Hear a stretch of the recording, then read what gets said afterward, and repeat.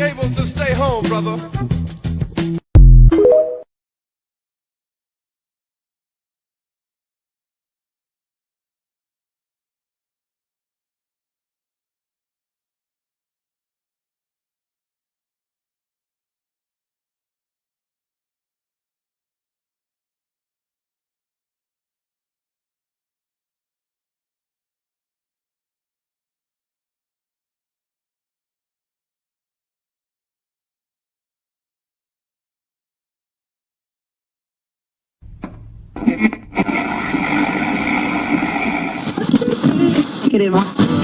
You're listening to the NWA, the Nubian Wrestling Advocates.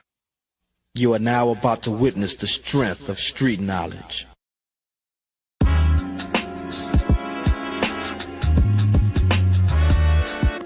Yo, it's Righteous Reg. It's a case for the safe, keep a space for the Nubians. Unfiltered, off-kilter, the professor, the godfather. Post-wrestling, the NWA, not keep guessing, The views and expressions, you know the rest, it's pod excellence, get the message. Advocates for Nubian wrestling, you're listening to the best again. Black wrestling in the ring we invested in. Nubian kings and queens we invested in. It's for the culture and we reppin' it. It's for the culture and we reppin' it.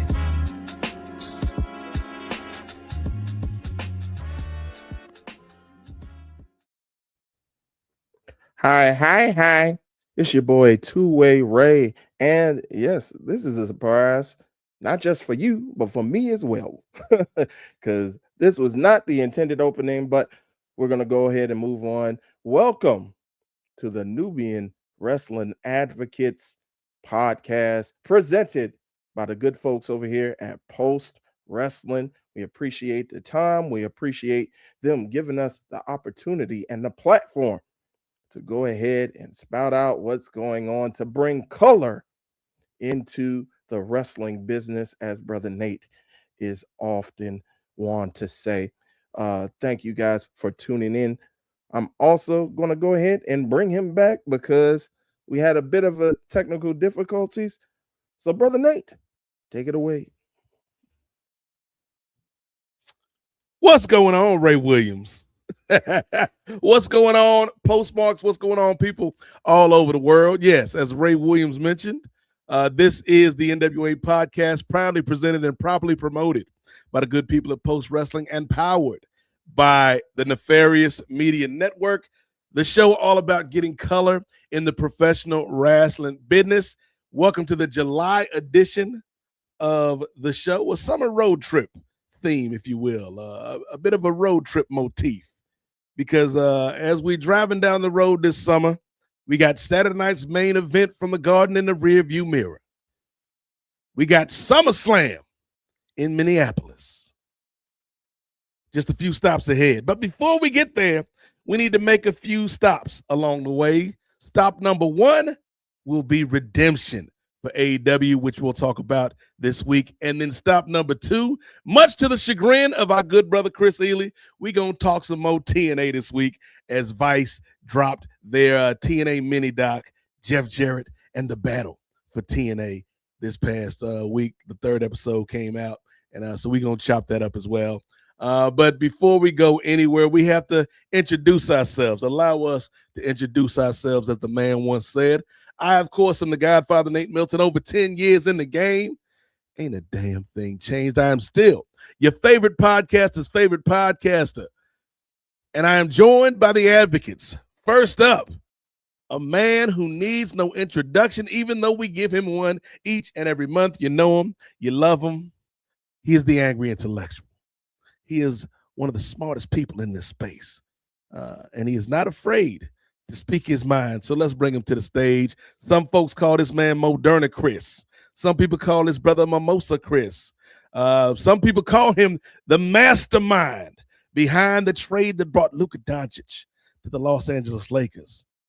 But around these parts, we just call him the professor. So y'all give it up for Chris from LA, a.k.a. the Professor Chris Ely. Can we rock? What's up, Doc? Man, chilling. And yeah, last month, I'll admit, wasn't super excited about reviewing TNA. One of our watchers actually got at me on the Blue Sky, and forgive me if I can't remember your name at the moment. You could you could DM me or DM the show or message the show if you want me to remember. But he was like, "Hey, if I gotta watch TNA, then so do you." And I was like, "Who's making you watch TNA? That's not a rule for watching our show. It's mandated." Yeah, it's like no one's making you watch that shit, man. But anyway, yeah. Now I'm mentally prepared more for TNA now. So if it comes up again, I will be up on my TNA. And and TNA from the past is very, like you were saying before the show, Nate. That's a lot easier for me to talk about. Not because it was great, but because at that time it was only TNA and WWE. So I could give ample energy to TNAs and split the difference with them in WWE. Now that there's an AEW, not just that there's an AEW, but there's a lot of AEW, TNA, NXT, all that like extra shit, ROH. Those don't always get to the front of my radar. Yeah. Now, but I also think part of what makes what we're going to talk about with TNA later in the show, Chris, a little bit more interesting for you at least than the predictions we did last month is we talking about the messy history of TNA, Impact Wrestling, all that stuff, man. Jeff Jarrett and Dixie Carter, and we're going to get into it. But speaking of messy, shout out, salute to your new World Cup champions of the world. Spain, they beat Messi and Argentina in what is likely Messi's final World Cup game. But, we're not here to talk about soccer, but I did want to inform you if you haven't heard yet. But let's bring it to a brother who I'm sure was glued to the screen for the final today. He is still, despite his title, a man that advocates for those brothers and sisters in the mid-card, the leader of the mid-card mafia, mid-card marauders. Stand up and show love and acknowledge your leader and your hero, the holder of the Shula Fala, one half of the team at Ring Theory, which you can find each and every month at Nefarious Media Network. And contrary to what some people in this business, Chris, will have you believe, I'm sorry, Sister Monet, but this brother is neither dumb nor stupid, but he is a good man. Let's bring him to the stage. Brother Jay Lacey. What's good, main event Jay Lacey? PTSD is not good, but it's all right. It's all right. You know what? Ray once said that, all publicity is good publicity, and I'm going to vehemently deny that. It's not all good publicity, bro, but it's all right. It's at least I'm known for that. I'm known for the mid-card mafia. I'm known for Go Home Jay, hashtag Go Home Jay. That's a collision thing. I'll see you on that. And so other than that, man, I'm really itching to talk about, speaking of all the messy stuff, talking about TNA, looking to get into that because when I was growing up, they said stay out of grown folk business, and we getting a peek into some grown folk in their company. So I'm looking to get into that. So yes, sir. No doubt. Looking forward to that conversation. But you mentioned the fourth member of our team, and we may be joined by the fifth horseman, if you will, Gerard Downtown Brown, a little bit later. But let's bring on this man who he think he's slick, Chris. He think he's slick, Jay. Talking about we had technical difficulties off the top of the show. But what we really saw, how, much like we see with Cody and Punk, right? When they win a match or whatever, they do a tag team type of thing, and Cody pick up the belt and he just kind of look at it for a little bit before he give it back to Punk. That's what Ray did at the top of the show, y'all. Y'all didn't pick it up, but I've been in this business. I've been in this game way too long, Chris. I seen the lust for the throne in Ray Williams' eyes. He was like, let's see how the people would respond if I started the show and then pass the championship belt back to Nate, back to QB1 on these streets. But it's okay, right? It's okay. We still love you, brother. But let's bring out this man. Normally we call him two-way Ray Williams. I don't know if this episode I should call him two-timing Ray Williams. But he is one of the greatest producers in the podcast game today, and he is fresh off another great appearance on AEW Collision Course, which is hosted here at Post Wrestling by a good sis, Kate from Montreal. Ray and Kate did their thing last night. So all the beef and animosity aside, Ray Williams, come on to the stage. Y'all give it up for two-way Ray Williams. What's going on? What's going on, good brothers? And yeah, I would never do that to you, brother. As one troubled individual once said, no one man should have all that power. I don't want that power. That's like the ring of power in Lord of the Rings. I don't want it, brother. I let you go ahead. With great power comes great responsibility. Another quote that was said as well. So all I know, Ray, is you, me, Jay, and Chris, we were standing with chairs and we was out looking into the ring. And the next thing I know, that like, what is this sensation hitting my back that feels like a metal folding chair? Ray Rollins on these streets. Ray Rollins. He knows. I wouldn't do that. I wouldn't sell out or buy in on you, brother. We are brothers. But now we're gonna have some fun this week. As we mentioned, a lot of things to talk about and get into. And if you want to join the conversation, easy way to do it, man.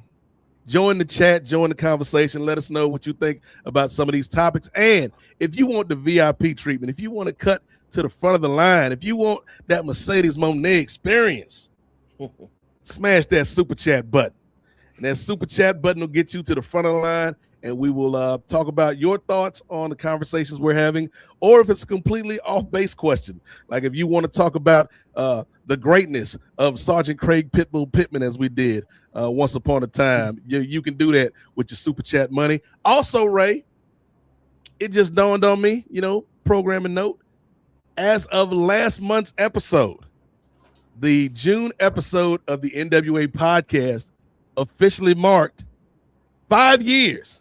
Wow. 5 years of the NWA podcast on Post Wrestling. Like, where has the time gone, Chris? Yeah, I know, man. Shoot, it seemed like just yesterday. We did a show, Yeah, like June of 2021, like straight in the middle of the pandemic. We was in like pandemic chapter 3. And then we dropped debuted the first episode here on Post Wrestling with Chris, myself. I believe Sister Maria was on that first show here at Post Wrestling, and I want to say the nephew Andrew Thompson was with us on that first show doing the news segment. So shout out to the controversy back then. I remember that's like it was yesterday. Okay, it was I want to say it was ACH. Yeah, Jordan Miles with the T-shirt. Yep. Yeah, and he didn't want to carry people's bags. We were just like, the fuck, man? Like, I'm not, like, no. And I think the argument, like Mark Henry and other people were saying, it's just paying your dues. And I was like, look, man, you could carry your own fucky ass bags. You know what I'm saying? It's like, it was one of those kind of things. And that just kind of set the tone for what this show would be for the next 5 years. Yeah, because we were already doing it at the Kings of Sport Patreon back in the day, which is now the Nefarious Media Patreon. And then, we had that legendary, that famous outing at Post Podcast Day. We need to do another one of those, John and Way. Like, that was a fun day. But then after that, John and Way reached out to us and asked us if we'd like to bring our show to the network. And, we agreed. And so 5 years later, here we are. So salute to John and Way for offering up the platform, and salute to the audience. Salute to the Postmarks and anybody else that is checking out the show for rocking with us for 5 years, man. Whether you agree with us or disagree with us, it's always been love. It's always been a good conversation, even when things get serious around these parts. So with all that being said, let's get serious when it comes to what we witnessed last night, Ray Williams. New York City, the Mecca, Madison Square Garden, bing bong, the home of champions. We witnessed Saturday night's main event. And if you missed it, it's up on Peacock on demand. Or if you don't want to spend your time watching it, John and Wade did an excellent review Saturday night, which you can find here at Post Wrestling. Or if you don't want to spend the time right now to go listen to John and Wade, I'll give you the Cliffs Notes version. Only 2 of the matches had a decent finish. 2 of the women in the matches got busted up and was bleeding hard way. Dan Haslam was out here with his shenanigans. We saw Carl Anthony Towns. We saw Jalen Brunson. We saw Roman Reigns. And Nick Aldis is out on these streets. And that has been your Saturday night main event review. So, first of all, fellas, did y'all have a chance to watch Saturday Night's Live, Saturday night main event? And what did you think about the show, if you did, as we head down the road to SummerSlam? And we can start with you, Ray. I saw clips online, so I didn't get a chance to watch the whole thing. I was actually watching AEW Collision, where I had the pleasure of joining our good friend over here at Post Wrestling, K from Montreal, to review Collision on Collision Course. So check that out if you didn't get a chance. But yeah, I was too busy watching AEW Collision and also trying to catch up with some of the MMA that was going on. So I did not get a chance to watch it live, but I did check out some clips on YouTube with Saturday night's main event. Yeah, like you said, there wasn't a lot of thing like turnover that we should have been looking forward to, other than what should have been the main event match or the last thing on air, but ended up being maybe the co-main event to the actual main event. But yes, just to see the fallout from that tag match, to see if we were going to have a singles competition for the WWE Championship or a fatal 4-way. So that was pretty much the only big thing that was going to be kind of reflected into what would go on later on in SummerSlam, which is a couple weeks away. So time passes by pretty fast. Like you pretty much summed it up, brother Nate. Not much to really look forward to. Trick Williams did get a match, so that good for that, brother. But yeah, I me, Ray, the star of the night, even though I thought the match was a little bit clunky, and the reason why it was clunky is because Bird Lady caught like a elbow straight to the nose. Straight to the beak, if you will, Ray, to further the analogy, and was just bleeding all over the damn place. But I thought, and Way mentioned this on their review of Saturday night's main event, like the blood between the blood and the new finisher, like it added a lot to a character that I think was still kind of pretty cold in this heel version of Lyra Valkyria. They still got to do some work with her because, they changed up the theme song a little bit, where it's like the sad Bird Lady song now. It's like bum bum bum woo, bum bum bum woo, bum bum bum. It's like okay, I see what you did there, but they got to do something with the character, I think, to really solidify it. But in terms of everything else, Jay, I thought the tag match was good. Like, it was a really good tag match, and you had 4 veteran competitors in there with Sammy, Cody, Punk, and Slim Walt on these streets. But then we had the interference from Nick Aldis, which now branches off to a Aldis Gunther match at SummerSlam. You got Punk and Cody going 1v1 at SummerSlam, and you got Sammy as kind of the odd man out. But did you get a chance to check out Saturday night's main event? And if so, what were your thoughts? No, I did not. I had other things to do. Watching paint dry. And honestly, this is going to be a hot take alert. So people in New York, get ready. I am sorry, not sorry, but this is exactly what I knew was going to happen when the Knicks won the championship. This is exactly, I knew it, because it's like, look, it's been 53 long years. I'm a Knicks fan. I was a recovering Knicks fan. I was a Knicks fan. That was back in 90. I'm sorry. I went from I became a Laker fan back in 07, right? Okay. So all growing up, New York, Bam, whatever, man. right? And they couldn't get it done. They finally get it done. Now all you hear is New York this, New York. Y'all just going crazy. Y'all got Fat Joe coming up on the ESPYs and everything. Like, dude, Fat Joe ain't had a hit in a decade plus, right? I'm happy for you. All right, we can be happy for like 2 weeks. He all the way up, dog. He all the way up. We stretching this all the way out, and it's ridiculous. Y'all gotta stop. Y'all gotta stop. No. And WWE is leaning all the way into this, and it's embarrassing, bro. I know y'all in New York. I know y'all in Madison Square Garden, the Mecca, whatever.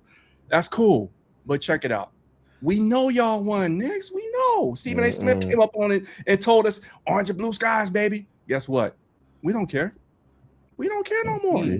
And so WWE is leaning all the way into it, and it became, I think he was on post too, is like Saturday Knicks main event. That's what it was. I mean, unless you were in the building, you felt the energy. I wasn't in the building. I saw like a little bit of the clips on YouTube. I heard the review from John and Way, and it's like, yeah, I'm glad I kind of skipped it and just basically like got my Cliff Notes version of it, because it wasn't a watchable episode.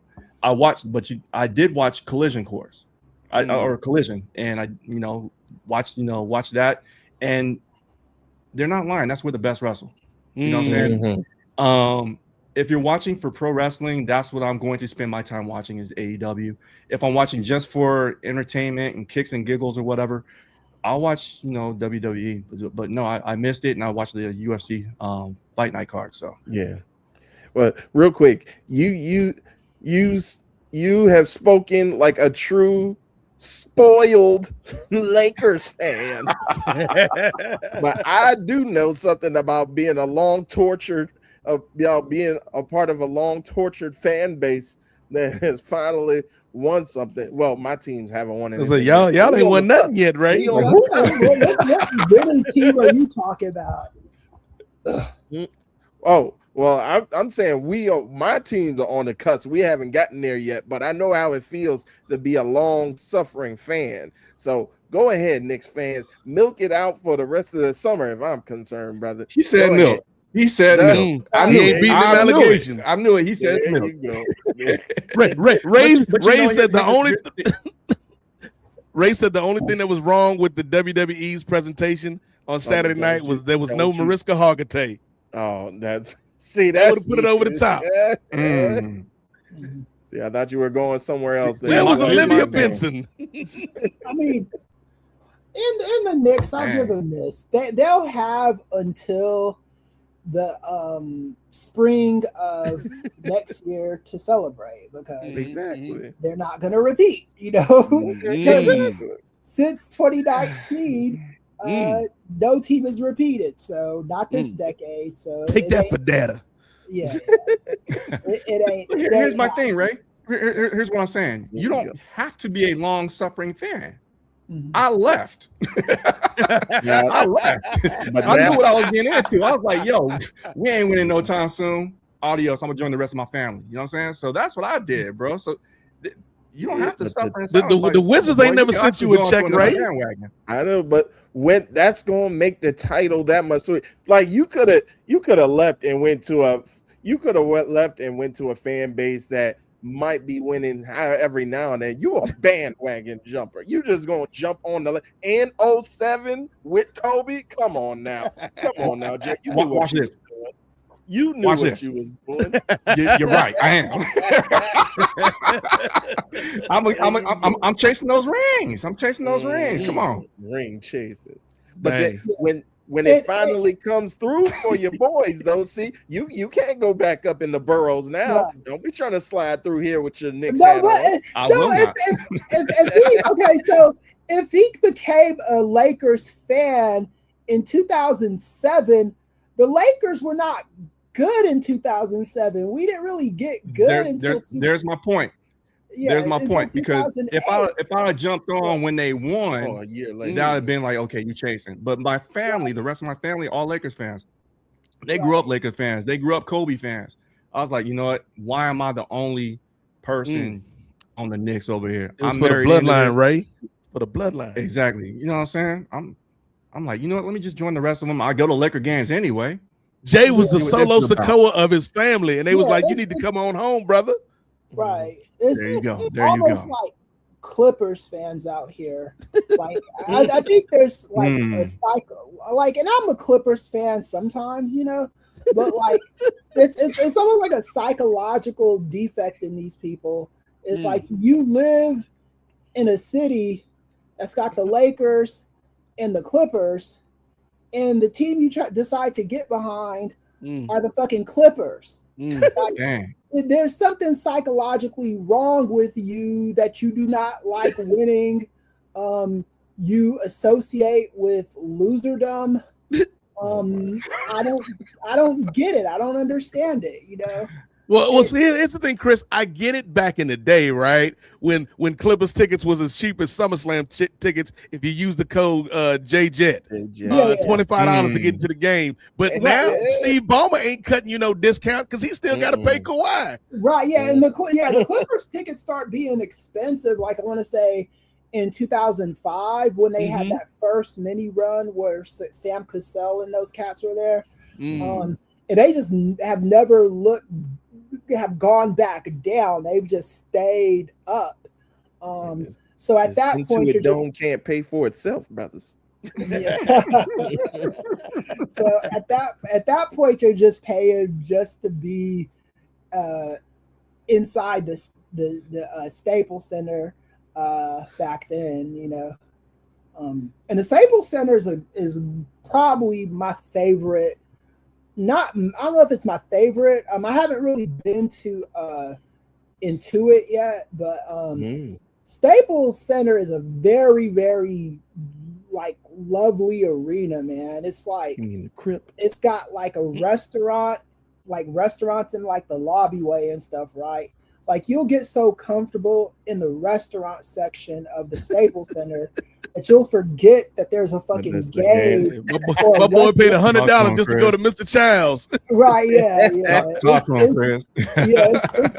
nuts, man. It's like I'm like the most comfortable when I go to arenas is probably at Staples. I'd say I have gone to the Target Center. I think that was in Minnesota. That was cool. Madison Square Garden, when I went there, it was horrible, but they've done renovations and stuff in that. And Barclays is good too. Barclays is really good. Barclays is real nice for a team that is terrible. And that one arena in Chicago is the most garbage arena. The United Center. Yeah, is that the one where it's the one where they had that one Chicago WrestleMania, and that's where they had that indie show, that the first All In, where Nick Aldis and Cody Rhodes. You talking about the old Rosemont Horizon? That's where it was. My God, man, that is the most garbage arena ever. It's historic, Chris. It's historic. Yeah, it's garbage. Like historic garbage. There's like a single file line to get into the bathroom there.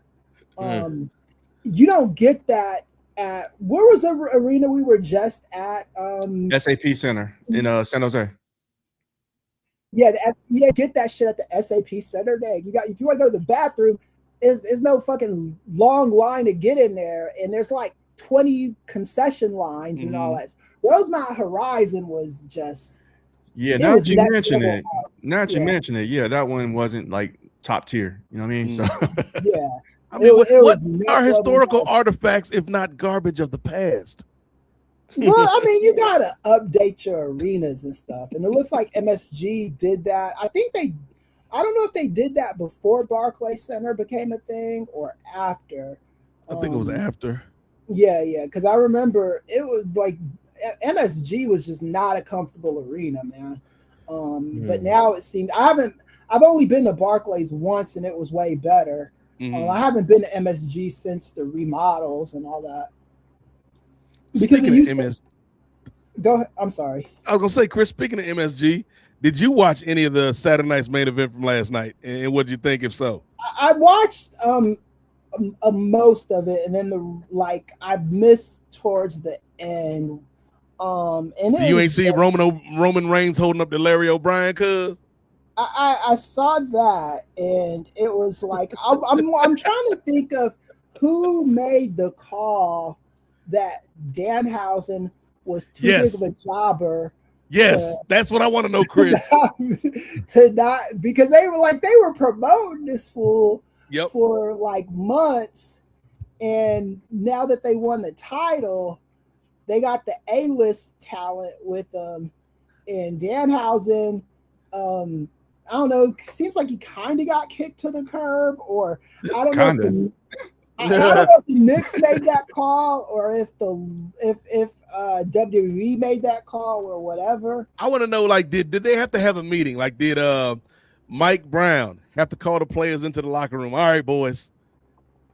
Jalen's the king of New York, so he's gonna be out there with Roman Reigns. We need somebody to do this Danhausen skit. Josh Hart, it's gonna be you. OG, you want this? All right, I guess we got to give it to the bodega cat. Get out there, Carl. But to his credit, though, them choke slams look kind of clean. I'll give him that. Oh yeah, they did. It looked like he practiced them too. It looked like he looked real fluid doing that stuff. Like Jose Alvarado couldn't have did that spot. No offense to Jose Alvarado. Yeah, and of course the people who did he choke slam again? Was it those Vision doofuses? No, it was the Judgment Day dude. Yeah, Judgment Day. I get confused with those. I mean, although in Judgment Day's defense, they aren't the worst faction in WWE history. No, unlike the Vision. And I know what you're saying. Like, oh yeah, there was PMS and there was next pools and all that stuff. The Vision is the worst faction in WWE history because with PMS was never slotted to be like a main event faction. Right. You know, they were always gonna be Terry Runnels and Jacqueline just mad and making turning meat into a sex slave and all that. Meat wasn't fighting for no titles.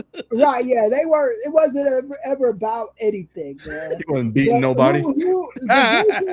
Like every faction is better than the Vision. What's the motherfuckers? With Retribution, though. Gangrel and the Brood. Yeah, the Brood was way better. Brood is better. Man, their theme song and walkout was top tier. Though. Right, yeah. Yeah, like every single faction in WWE is better than the Vision. Damn. It just is what it is. Here's the thing. I want to dispute Chris's point because we've seen like Retribution, we've seen like the new Nexus, we've seen some of these cats out here, but the Vision is so bad. How bad are they? Paul Heyman this past week was like, "Nah, you got it from here, cuz Maxine got y'all. I'm out." Like they ain't even the manager gone. Like half the team injured. Like who wants to be part of the White Vision anymore? But that's the thing, though. To be fair, this is not where they were aiming on going. Like you said, with those aforementioned injuries, like this was supposed to be Seth Rollins's group. He was supposed to be the champ, and he's supposed to be leading with the Braun and Braun Express, but little Braun Brunson Reed got hurt. So it like he got hurt. That's not a defense, man. But it's injuries, though, Chris. You can't blame them on injuries, but it's not a defense. It's what you are naming is what happened. That's not a defense. That's what fucking happened. You got injured and stuff like that. The road to the worst is just however you got to be the worst, you know. Kwame Brown was supposed to be all kinds of stuff when he got to the NBA. Stop it right now. He got to the NBA. Damn, you cut right deep with the Kwame Brown, Chris. And he was what he was. I mean, look, we suffered through Kwame Brown until we didn't have to suffer through him anymore. Now, I did think Stephen A. Smith's like crack on him when we traded him for Pau Gasol. I thought that was a little much, but I can't lie, man. When we made that trade for Pau Gasol and Kwame Brown, I was like, what did I do so great in life to deserve this? It was like, I don't ever remember being as happy as I was at a trade. Damn. Transfer that to the Vision. You know, yeah. The Vision. I mean, the Vision is like, yeah, injuries happen. So who is the Vision now? It's Logan Paul. Mm-hmm. It's Austin Theory and Maxine. Yeah, it's like you put a bunch of potential good people together, and it just, for whatever reason, together they were snake bitten. You know, it's like Halle Berry and Eric Benet. You know, damn. Separately, they're fine. You know, like Halle Berry's a fine actress. Eric Benet is a fine soul singer. They're good, but you put them together, it's just it just doesn't work. To further the basketball analogy, Chris, this is like when Brooklyn tried to put together their big three, with Kyrie, James Harden, and Kevin Durant. Great players, but we never saw it because they was always hurt. So that was a bad team. Right? Yeah. So it's not like, and you could say like, and I'm including the injuries in the fact that makes them bad. You know, it's like, that doesn't excuse them for being bad. It's like, no, that's part of what made you guys so fucking horrible. No, I'm saying that you shouldn't count that against the people for being bad, because they can't help that people get hurt inside the faction. You can't put that against a Seth Rollins and against a Braun Breaker, that they got hurt at times and that they had to switch things up. Now you could blame who put the steps in front of them to move forward from there, like who thought Austin Theory would be a good addition to the video. You could blame that stuff and then say that that's bad. Nobody. But you can't blame the group. And then how we going to compare? Like, ain't nobody think, not on this planet, not on this universe, not on Earth 616. Nowhere did somebody say Kwame Brown going to be the best because he number one. Ain't nobody say that. Michael Jordan said it. Whoever drafted him number one did. And we see where Michael Jordan is as far as ownership and as far as general managership. That brother is back in North Carolina where the ceiling is the floor or the ceiling is the roof or whatever he said. Right. Yeah, there were Wild people. takes. I heard people hyping up Kwame Brown when he first got to the NBA. I didn't know what he was going to be. I was in high school and I was like, nah, this ain't it.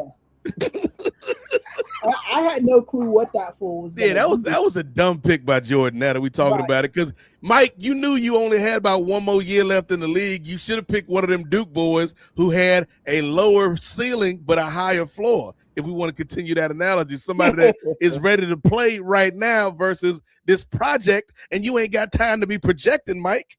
Right. Well, and that's look. So what you saying? Okay, Ray. I see what you're saying now. So Paul Heyman in this analogy is Michael Jordan because he picked all these bums that got hurt and underachieved and was Austin Theory. And if you want to make excuses for your boy Seth Rollins is only really good faction he was in was the Shield. Everything else after that was kind of garbage or mutt or a little bit of both. I mean, the Authority, that wasn't like that was memorable thing. You know, it's like he had some memorable moments, like with Sting and stuff like that. But other than that,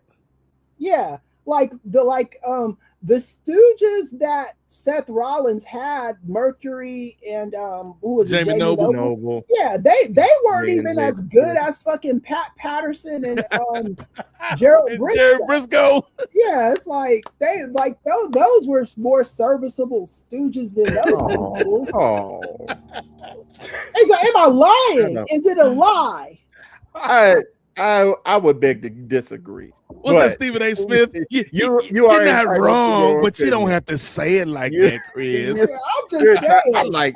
I like J&J Security, but I did like them, but to Chris's point, like Pat and Jerry, I think played the Stooges roles better. Well, that's because they was like old dudes. They were the original Stooges. Like, oh, look at these. Yeah, old but Jerry Briscoe was still putting the boots to people even back then, though. Like Jerry Briscoe, like I've heard so many wrestling stories because he was an amateur wrestler. Oh yeah. And like anytime one of those young dudes would try to like, fuck with him, he'd like take him down and stuff, Like I think they said the only one he really couldn't do anything with was like Shelton Benjamin. Right. And maybe that was it. Like Jerry Briscoe was still, but I think the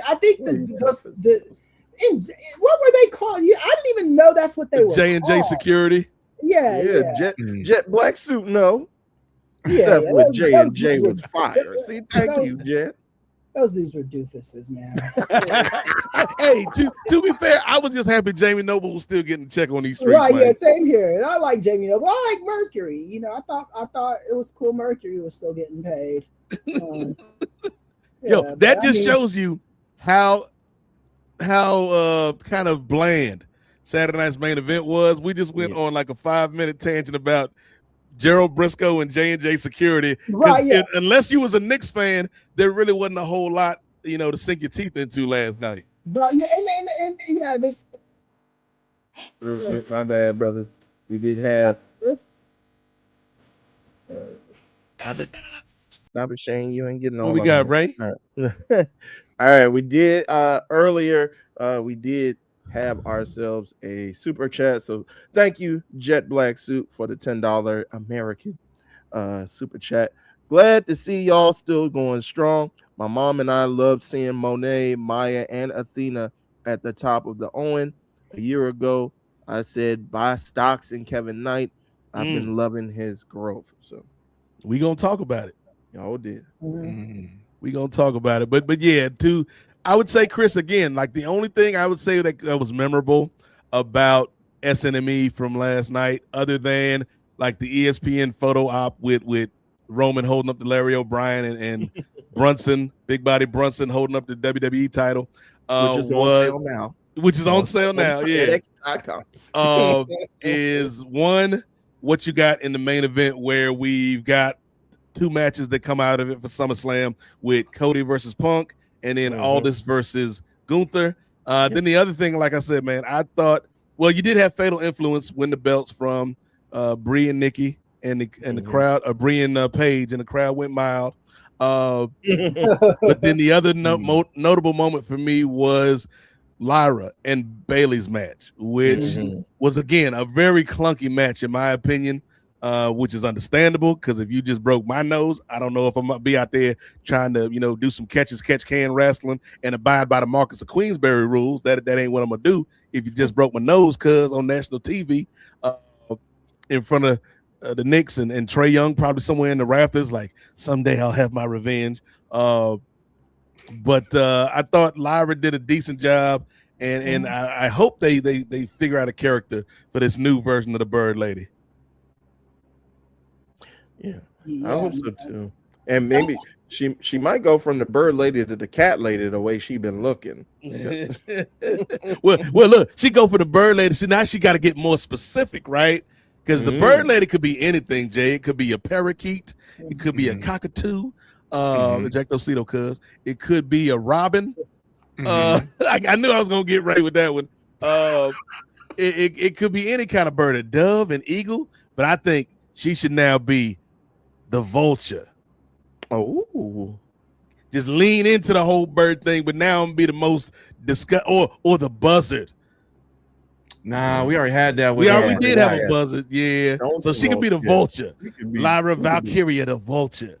Yeah. Can't do crow because that's been thing, yeah. What's the worst bird? The ostrich. Dodo bird. The dodo bird. Be like a seagull.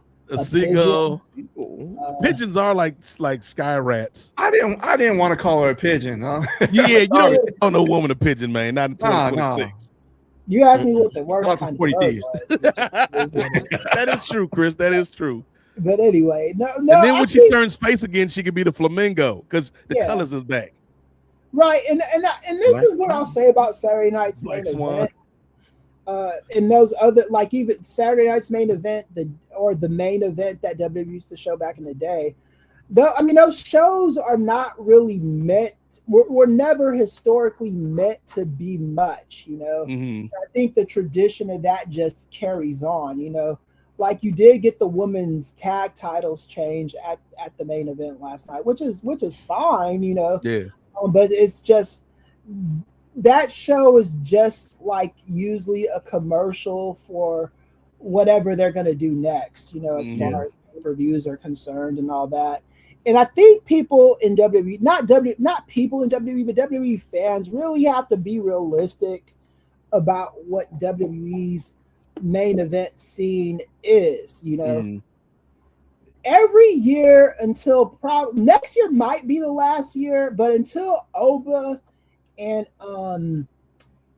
Trick become main eventers, like official main eventers, every main event, right, for the time being, is gonna be some variation of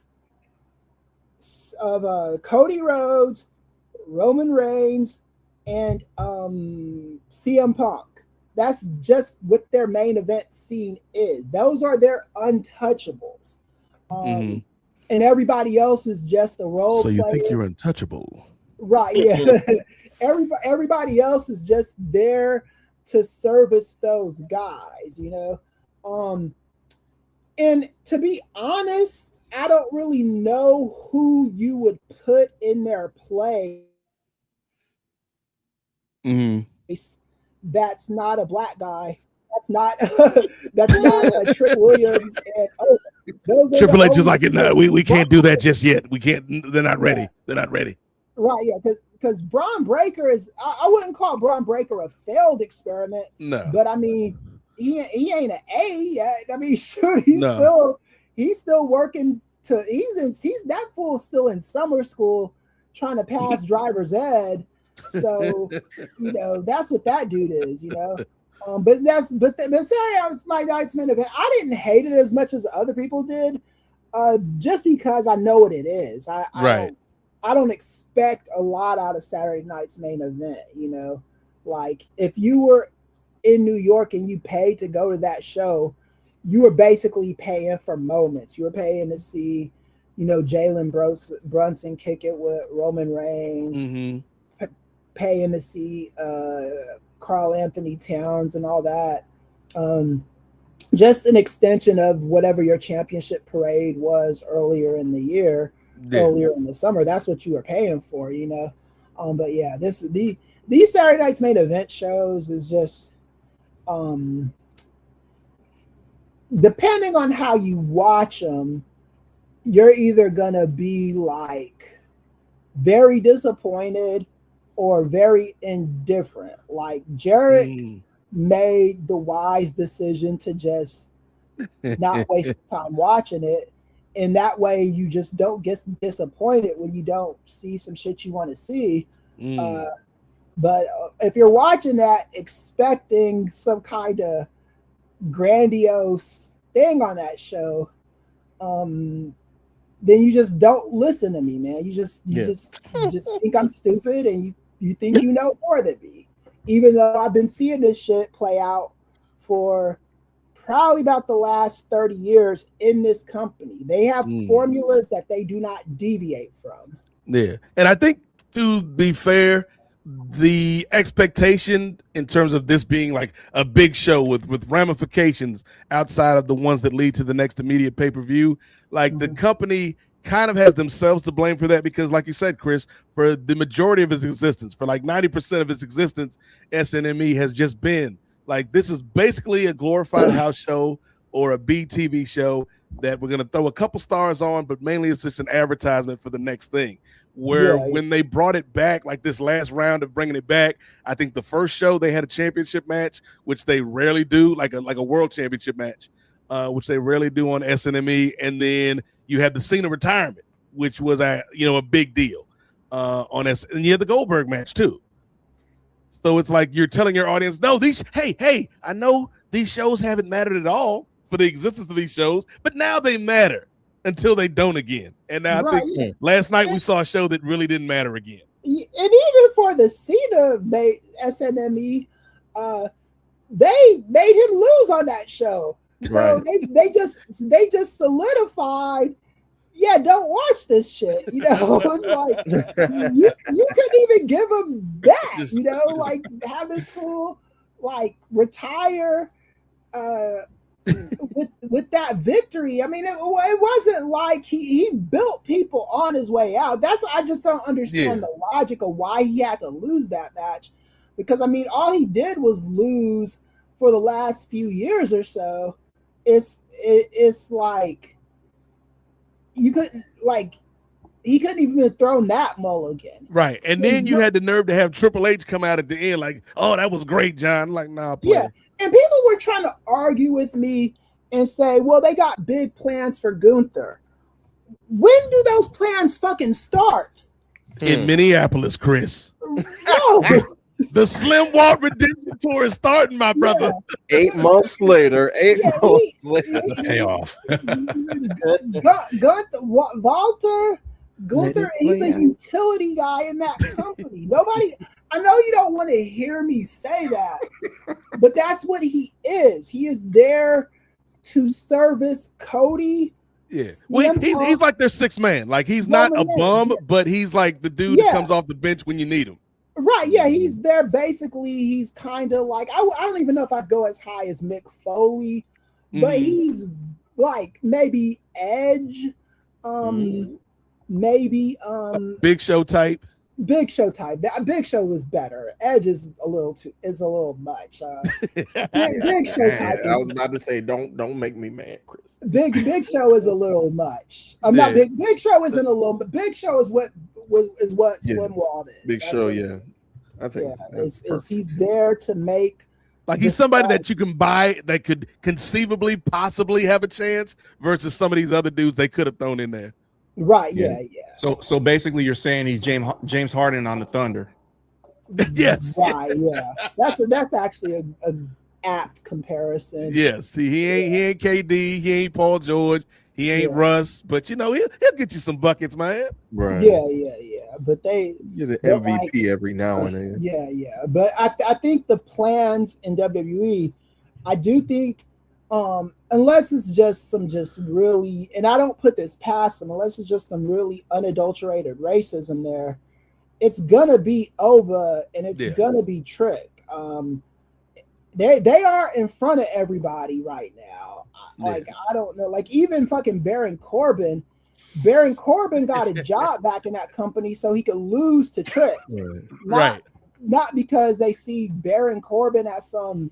Oh yeah, we didn't treat you like the main eventer you were the first time, Right.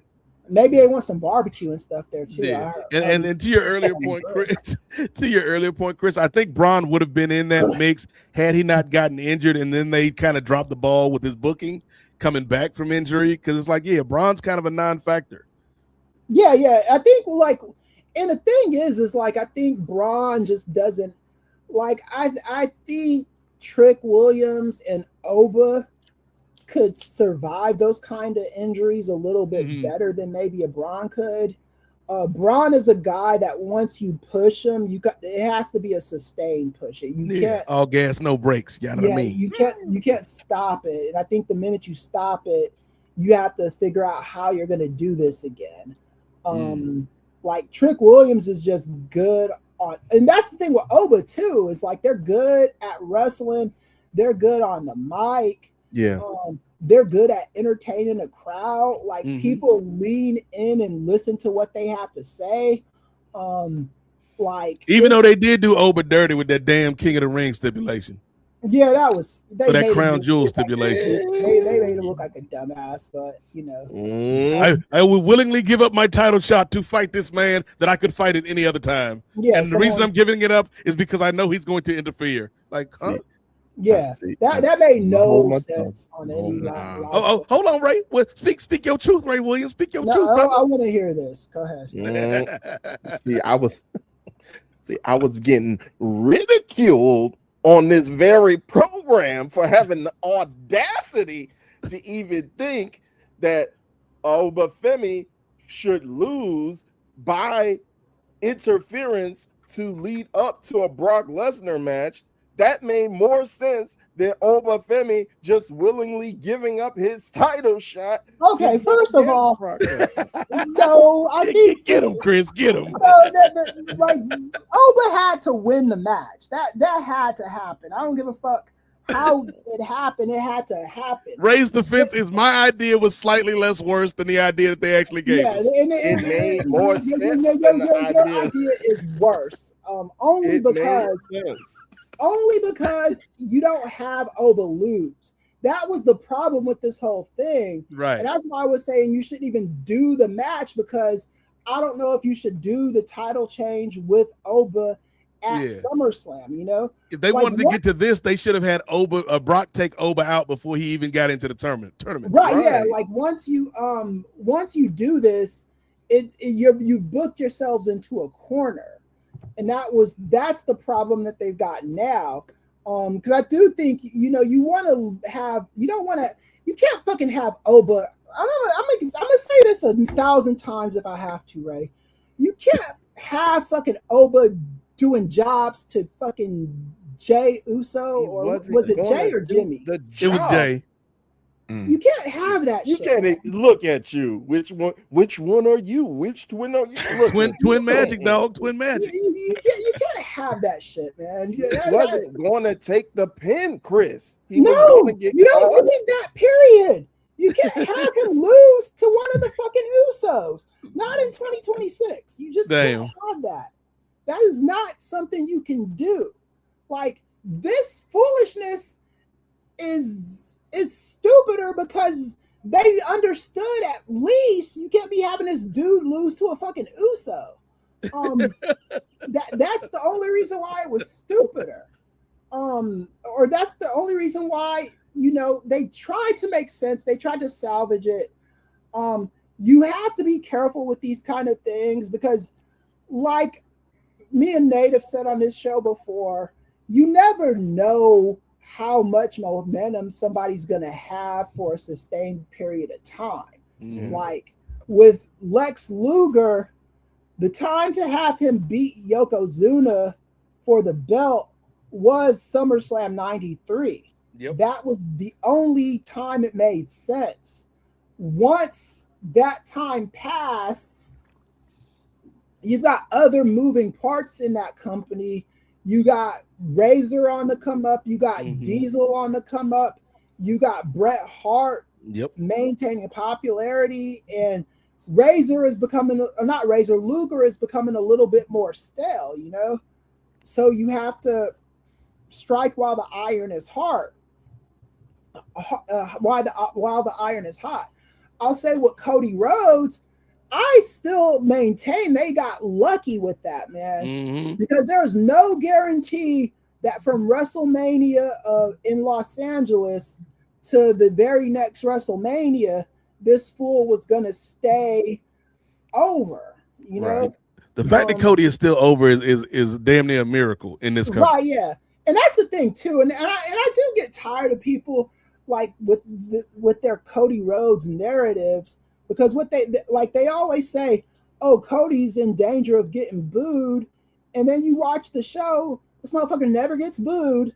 They say, well, Cody Rhodes is not as hot as he used to be. Every time you watch the show, he's getting a lot of cheers, you know? Yeah. I don't necessarily love this incarnation of Cody Rhodes, but he's over. The guy is not getting any kind of Cena reaction ever. And when I say Cena reaction, I'm talking about the Cena reactions from like, Super Cena era. Yeah, those CNET reactions. Cody Rhodes doesn't get that. Cody Rhodes gets cheered.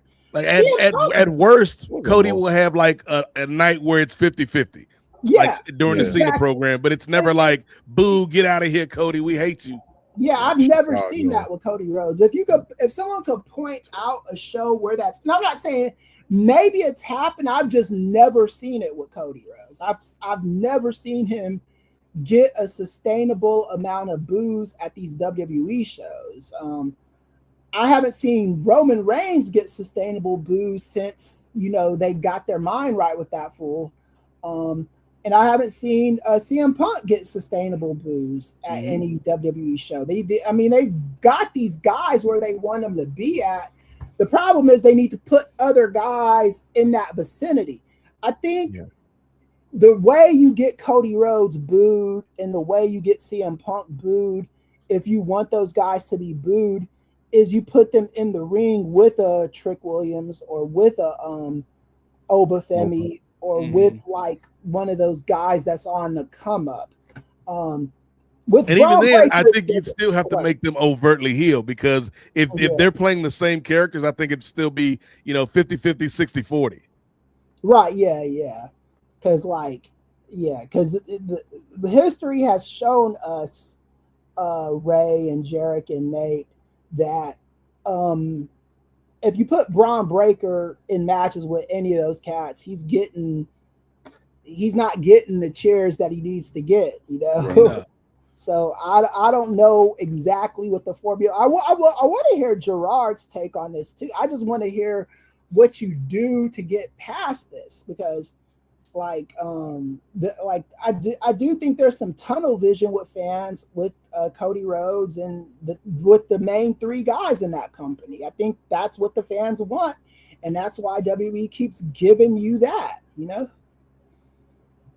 Yeah, and I think as we kind of position and transition to one of our patented prediction segments, fellas, I think out of the crop that's on the come up, to me, Oba's the leader in the clubhouse, regardless of this dumb decision that they made, which is slightly worse somehow than Ray's idea of having Jey Uso go over clean with a super kick and an Uso splash in 3 minutes at the pay-per-view.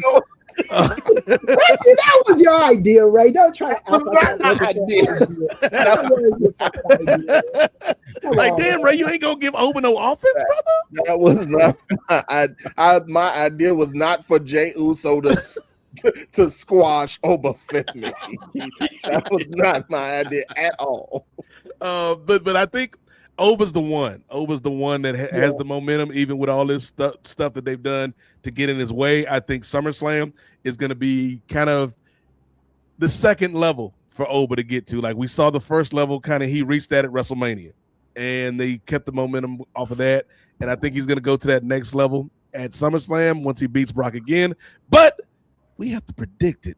I can't predict it until it's been predicted, Ray. So let's get into our patented prediction segments with SummerSlam coming from Minneapolis, Minnesota. And hey, by the way, if you tight on cash right now, you're struggling with your finances, if you maybe only have $10 in your pocket and 3 of those, you send it to the Nefarious Media Network Patreon, patreon.com/Nefarious Media. $3 gets you in the door. If you want to pay more, we won't stop you. But if you do want to save some money, hit that promo code, because apparently tickets for SummerSlam is $25 rate, not 25% off, $25 American dollars for SummerSlam. Indeed. Let me go ahead and get off of this. No, don't say it. Ray was trying to bring up some B-roll of Jey Uso showing us why he should have beat Oba. Look at the spear. Look at that spear. I was willing to forget all about that stuff. I was willing to come out here and never bring that up again. Remind me of that Jey Uso nonsense.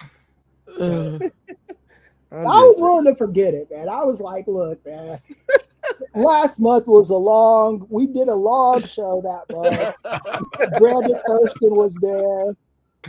People were missing their families and friends. The economy was shitter.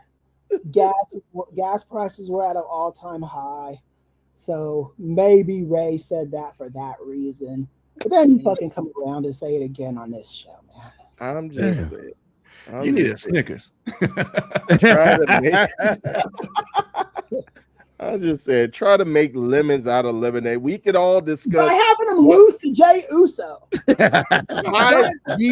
you to lead up to by having him lose by any measure at all. By any means, unnecessary. No, you cannot do that, man. He already lost. Just give him what's one more loss?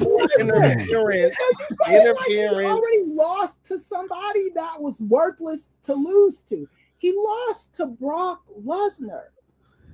Jay Uso and Brock Lesnar are not the same. Damn. But Brock Lesnar would cost him the match to lead up to the Hell in a Cell. No, Ray. No. All three of your brothers is like, Ray, you just got to take the L, Ray. I'm just saying to make chicken salad. We all know Ray, take the L and the W. The L is the fact that was a bad prediction. The W is that it's at least smarter than what they actually did. It makes more sense. I'm just saying, take the good with the bad, Ray. Make lemons out of these lemonades. Make lemonade out of the lemon of your pick. All right, let's move on. All right, like you said, two-night SummerSlam coming from Minneapolis, Minnesota. As you saw in that graphic Ray just put up, they are now selling tickets starting at $25 with that promo code because they need some butts in seats. And apparently, them tickets moving about as fast as these Moana tickets is at the box office right now. Indeed. I think they asked Rock, like, Rock, what do you think about the poor performance at the box office? He was like, chee-hoo. The saddest chee-hoo ever. But what we got, Ray? Well, yeah, ain't nobody saying you're welcome to that, brother, right now. Especially not Disney. They're like, we paid this brother how much? Where's my money? $15 million for the wig alone? What? Rock better have my money. He was trying not to cause division, you know. Well, he's united everybody and not seeing his movie, which is terrible. And when the time comes to talk about all that, I got some stuff. It's sad because the first Moana, like the animated Moana, that's a great movie. Right. Mm-hmm. The live action one isn't horrible. It's fine. It's just we've seen something better. Yes, it's The Rock. The Rock is just, I don't know what his problem is these days, you know. But I'll save my comments on that to when we talk about that. The SummerSlam predictions. So. Well, one place we know that The Rock isn't going to be is WWE SummerSlam taking place at Minnesota. You never know, Ray. He got to make this money up somehow. I don't think so. We'll see. I didn't think one person, like you guys mentioned, I didn't think one person who was facing allegations would be brought back on last SummerSlam, but what do you know? But yes. SummerSlam taking place on August 1st and 2nd in Minneapolis, Minnesota. Sorry, Minnesota, no WrestleMania for you, but you do get SummerSlam. Now, the matches, there have been 8 announced matches. There have not been a delineation between what's going on Saturday's show opposed to Sunday's show, but we'll just go through all the matches that were listed. That sound good, brothers? Sounds good, Brad. Yeah, that's So let's go ahead and start off with the aforementioned, very, very renowned in Chris's eyes, Usos, Jimmy and Jay, along with Jacob Fatu to take on Royce Keys, LA Knight, and Solo Sikoa in a 6-man tag match. So we'll start with you, brother Nate. Who you got? First of all, this is a WWE 2K ass match. And what I mean by that is, you know, like, spoiler alert, we about to have a video game show at some point on the Nefarious Media Network called Put Your Own Game. And I'm sure one day you might see me or Ray or Gerard or Jay or Chris or whoever streaming, you know, some WWE 2K, because it kind of combines the world of wrestling and the video games. And this is if me and Ray was like, all right, we're gonna play this 6-man match, and Ray's like, all right, I'm gonna go first. Of course, I'm gonna pick Jey Uso because he's the greatest wrestler in the game today. And then the game, already knowing that Jay and Jimmy are a tag team and in a faction with Jacob, automatically fills out Ray's team. And he's like, all right, Nate, who you gonna run with? And I'm like, I'm gonna run with good old random. And I hit the random button. And I get LA Knight. Yeah. I hit the random button again, and I get Powerhouse Royce Keys. I hit the random button again, and I get, in Chris's words at one time, the definition of generic, Solo Sikoa in the building. And it's just like, what are we doing here? Like, I get it that they're trying to create a stable that is effective enough to stand up against the Bloodline, and they have not succeeded, because this is a stable that is effective to stand up against the Bloodline's second stringers. Roman is nowhere to be found on this poster, fellas.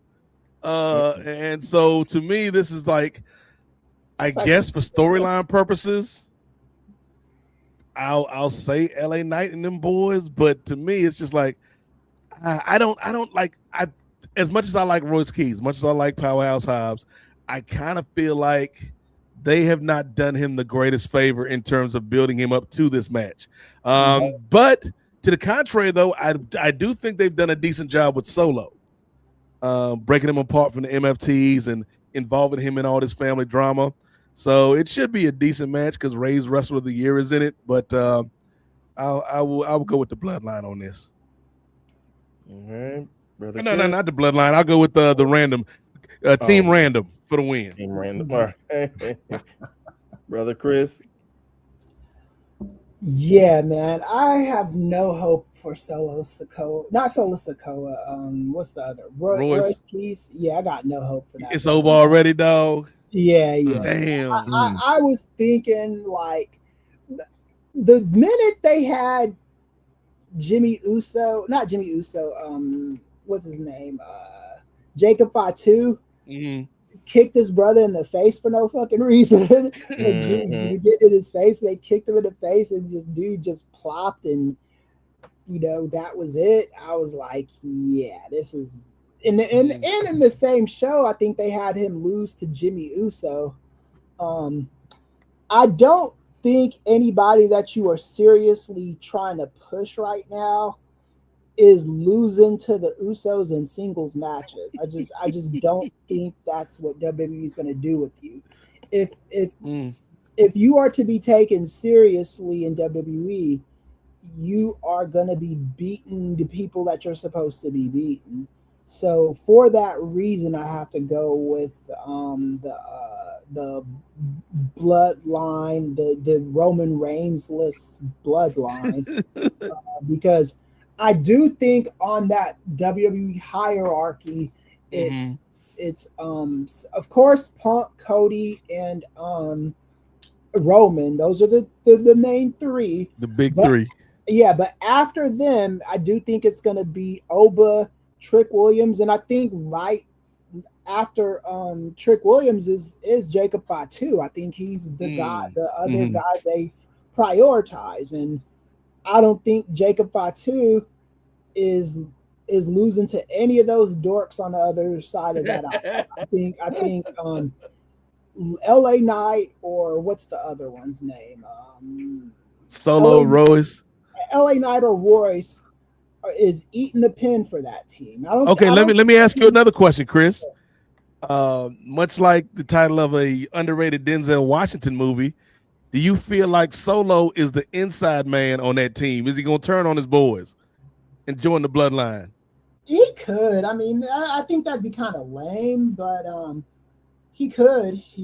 I think Solo's got to, because I think Solo makes more sense leading a faction, and I do think that Royce Keys and LA Knight are quality guys to be in charge of. Even though Royce, they've jobbed him a little bit more than I like him being jobbed.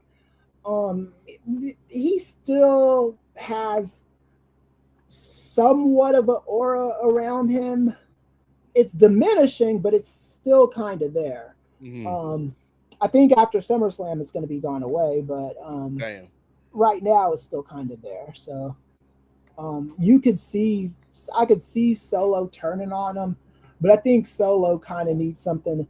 Because I mean, to be honest with you, none of those three out of the club random, like Nate puts it, none of those three have been setting the world on fire, you know. So I mean, shit. They should put that on a t-shirt. Club random, yeah. Yeah. Like, does it really even matter who takes the pin on that team? That's another good question. Like, that's the thing. Who's taking the pin? Because if they were seriously pushing Royce, we'd all be saying, "Oh, you can't have Royce get pinned," right? But because he's not been, pushed to that level, it's like, yeah, who cares if he's pinned? It doesn't matter. So same with LA Knight, and he was somebody who was like on the outskirts of the title picture, and it's like, yeah, we don't believe you. You need more people. Then he was like, all right, I got 2 more people. It's like, we still don't believe you, brother. Yeah. That's like if Royce wasn't on the team, if it was just LA Knight and Solo, I'd call them like team periphery because they stay right there on the periphery. Royce has never made it to the periphery in WWE. Well, I guess you could call him team periphery because he was on the periphery in AEW. See, hold on, Chris. Now you might be cooking because if you team periphery, all right, another synonym which could be used for your peripheral, Jay Lacey, is something outside your immediate field of vision. All team periphery needs is Javon Williams Evans, and they could be we team outside your periphery. And I still have hope for Javon Williams. I do too. I don't have the only reason why I have hope for Javon Williams is he's a smaller guy that knows how to wrestle, and he's super young. I think anytime you got that combination of things, you're always going to have a fight. Like he's somebody that can kind of cook on the mid card for years and then take that next step. Yeah, he could be a Shawn Michaels or a Bret Hart, He could be, because if they didn't it took them about 8 years to be like main event players, Yeah. It took them like 8 years just to win the fucking IC title, And I think Evans is already in that mix.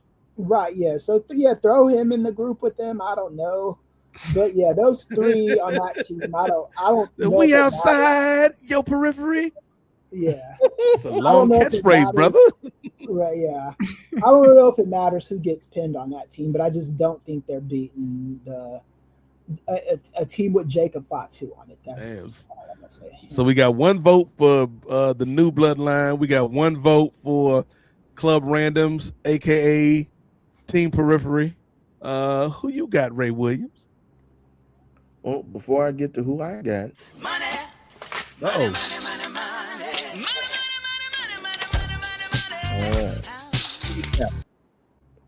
right, let's go ahead to the super chats.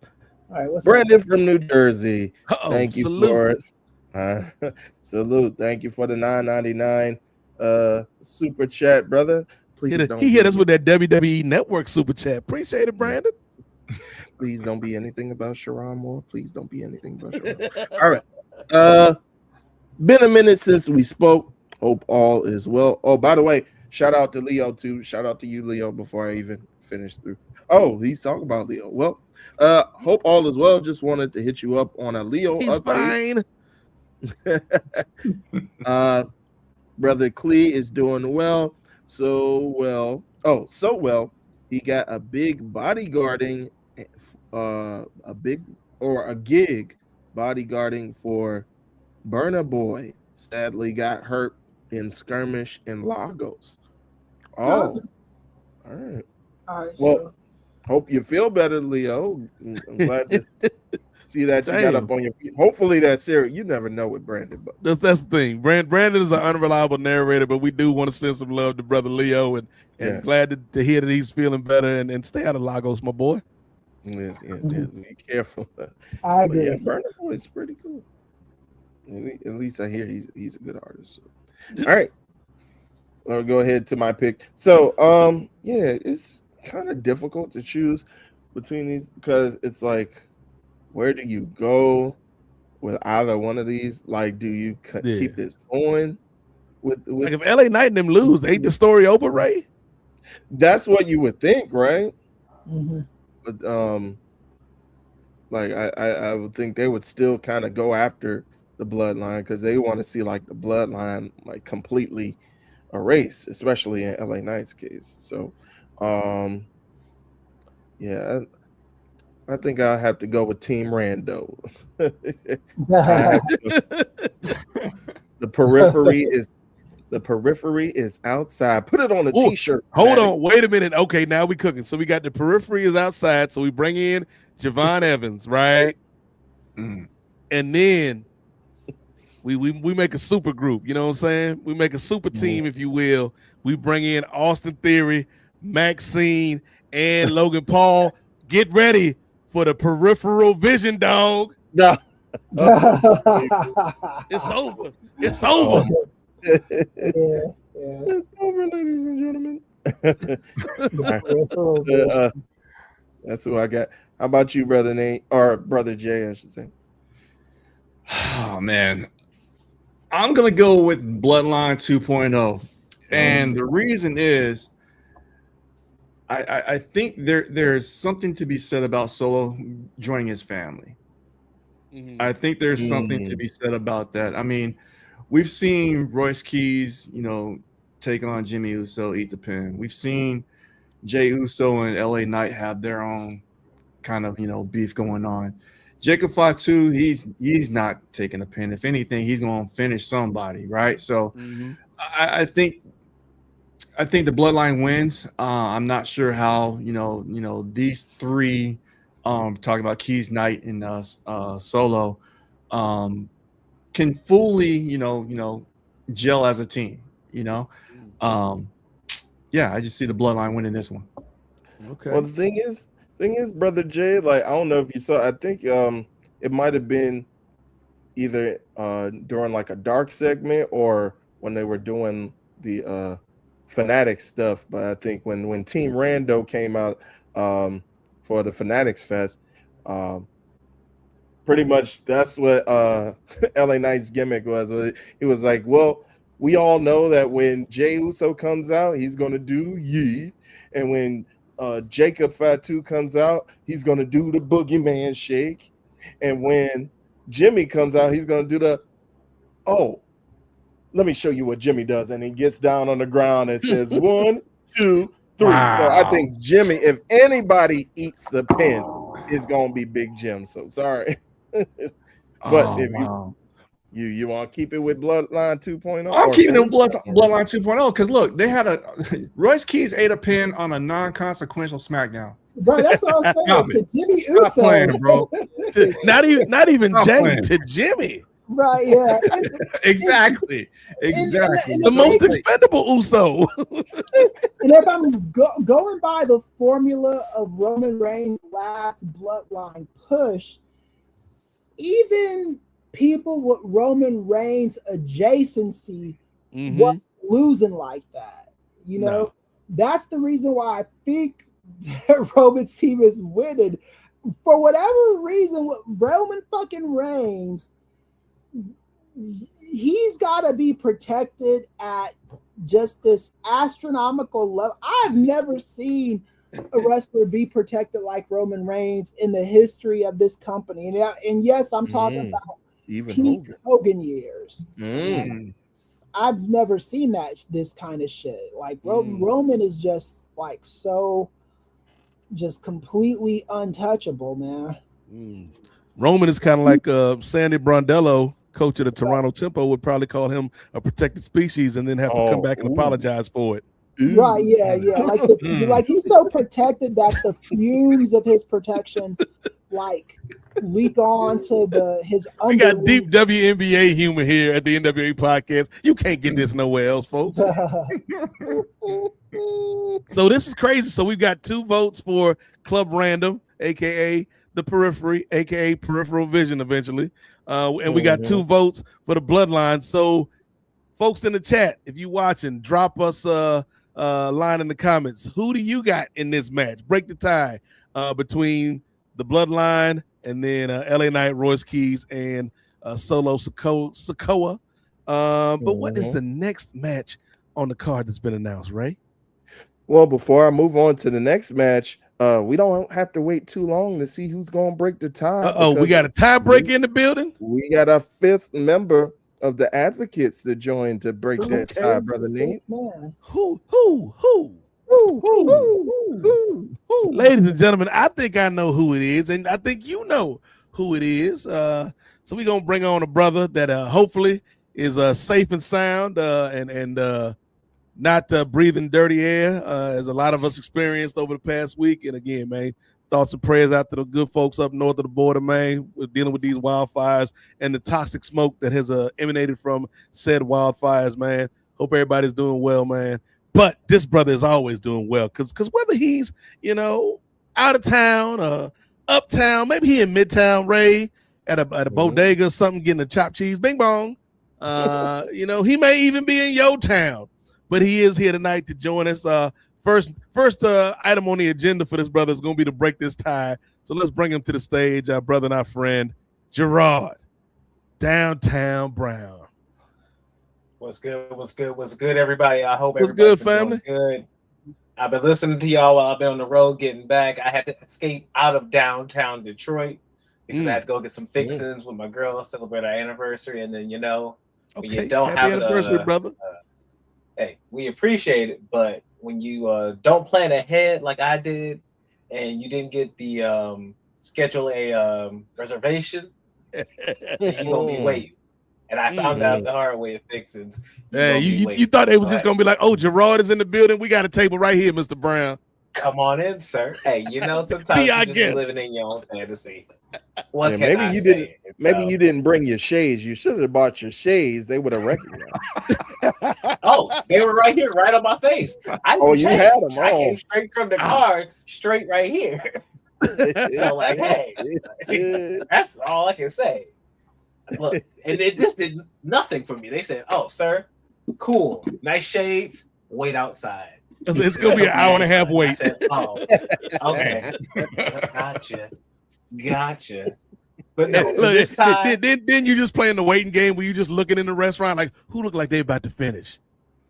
Yeah, right. Oh, I'm like, because then my plate gonna be here. It's my time to shine. So, but no, great food, fixings, highly recommend. I heard it's a fancy soul food chain. I heard it's nice across. I heard there's one in LA. I've heard for my LA folks, definitely get you some fixings. I definitely recommend. I highly enjoyed myself. But when it comes to a tiebreaker, it's easy, it's simple. Jacob ain't here to be with these punks, and so if the punks lose, that don't mean Jacob lost. He might be on the losing team, but hey, he ain't claiming that loss. And so right. I think it's team random, as Nate had put it earlier. That will be the team that wins this because Royce needs it.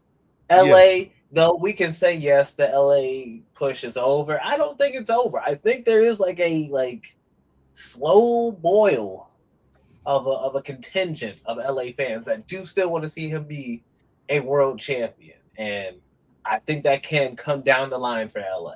It should come down the line for LA. And so with that said, I mean, look, Tammy got it in a very disrespectful fashion. I can go on and rant about all day long. No, Go ahead, because you want me to talk about this tunnel. No, right? I want to make clear about my thoughts on LA Knight. I don't think LA Knight is in a diminished role, and I don't think he's in any danger of being pushed. I think he's in his role in WWE. I think I don't think he's ever gonna be like a Funaki level jobber or a fucking I don't even think he's ever gonna be in danger to be like Dominic Mysterio. I think he's always gonna be one of those guys that you keep in the main event scene. I just don't think he's ever gonna be. He like on that Gunther level. Yeah, he's not gonna be the guy, but I think he's gonna be comfortable in that spot. getting a decent check and all that. I don't think they're ever going to drop him to rock bottom. Is my thing with him, and I think he'll get maybe one transitional world title reign eventually, if they do like a special LA house show and it's not on TV, you know. Damn, it's real specific. He gets like a Men on a Mission world tag team title run. LA Knight was a 3-day champion. He won the title at a house show in Pacoima. Poughkeepsie. Wilkes-Barre. And they will take some Polaroids of him with the belt. Not Polaroids, those are Polaroids. They'll get that. Not the Polaroids.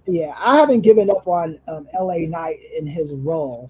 I think he's where he's gonna be at. Gotcha. I think he could go higher. I genuinely think he could be a world champion in the next 2 years. Which I think that's like I know that's like he's getting old, he's up, whatever. Like, but I think he has it in him. I think he gets at least one, just a solid one, like a solid substantial run. Okay, so length. Is he gonna be an Iron Sheik world champion, or is he gonna be like a Edge world champion? And I'm talking about all of his other titles. Iron Sheik was transitional, right? Yeah, Iron Sheik was transitional. Sergeant Slaughter was transitional. Yeah. So what kind of title? Because I do see him being a transitional title. I don't ever see him being a guy that's world champ on week-to-week television in this carnation of him. Put it that way. I genuinely think he gets a Jey Uso run. Mm-hmm. Okay, so that's a decent run. And here's the thing: if he can go further, if the crowd gets behind him in a bigger way, I think it goes even further and even further for LA. But it's all about actually pulling the trigger on him. But that's the thing. We don't know how to pull the trigger sometimes in this company. Not in a good way. I mean, we can't pull the trigger with LA. We couldn't pull the trigger with Jacob. Which, like, now that I know what this SummerSlam match is, because I was like, oh yeah, you know, Jacob can't be world champion because like it's gonna be him and Oba. You don't want that because like you want Oba to be the bigger one. Like, okay, it's gonna be a Roman. It's not. Oh, okay, he's giving up title shot. Okay, whatever. I guess we can't pull the trigger on King of the Ring anymore.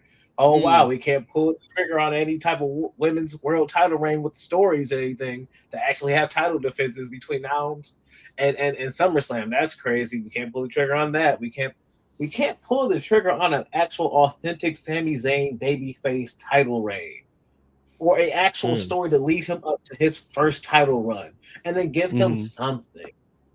I'm not mad at who he lost it to. I'm chill.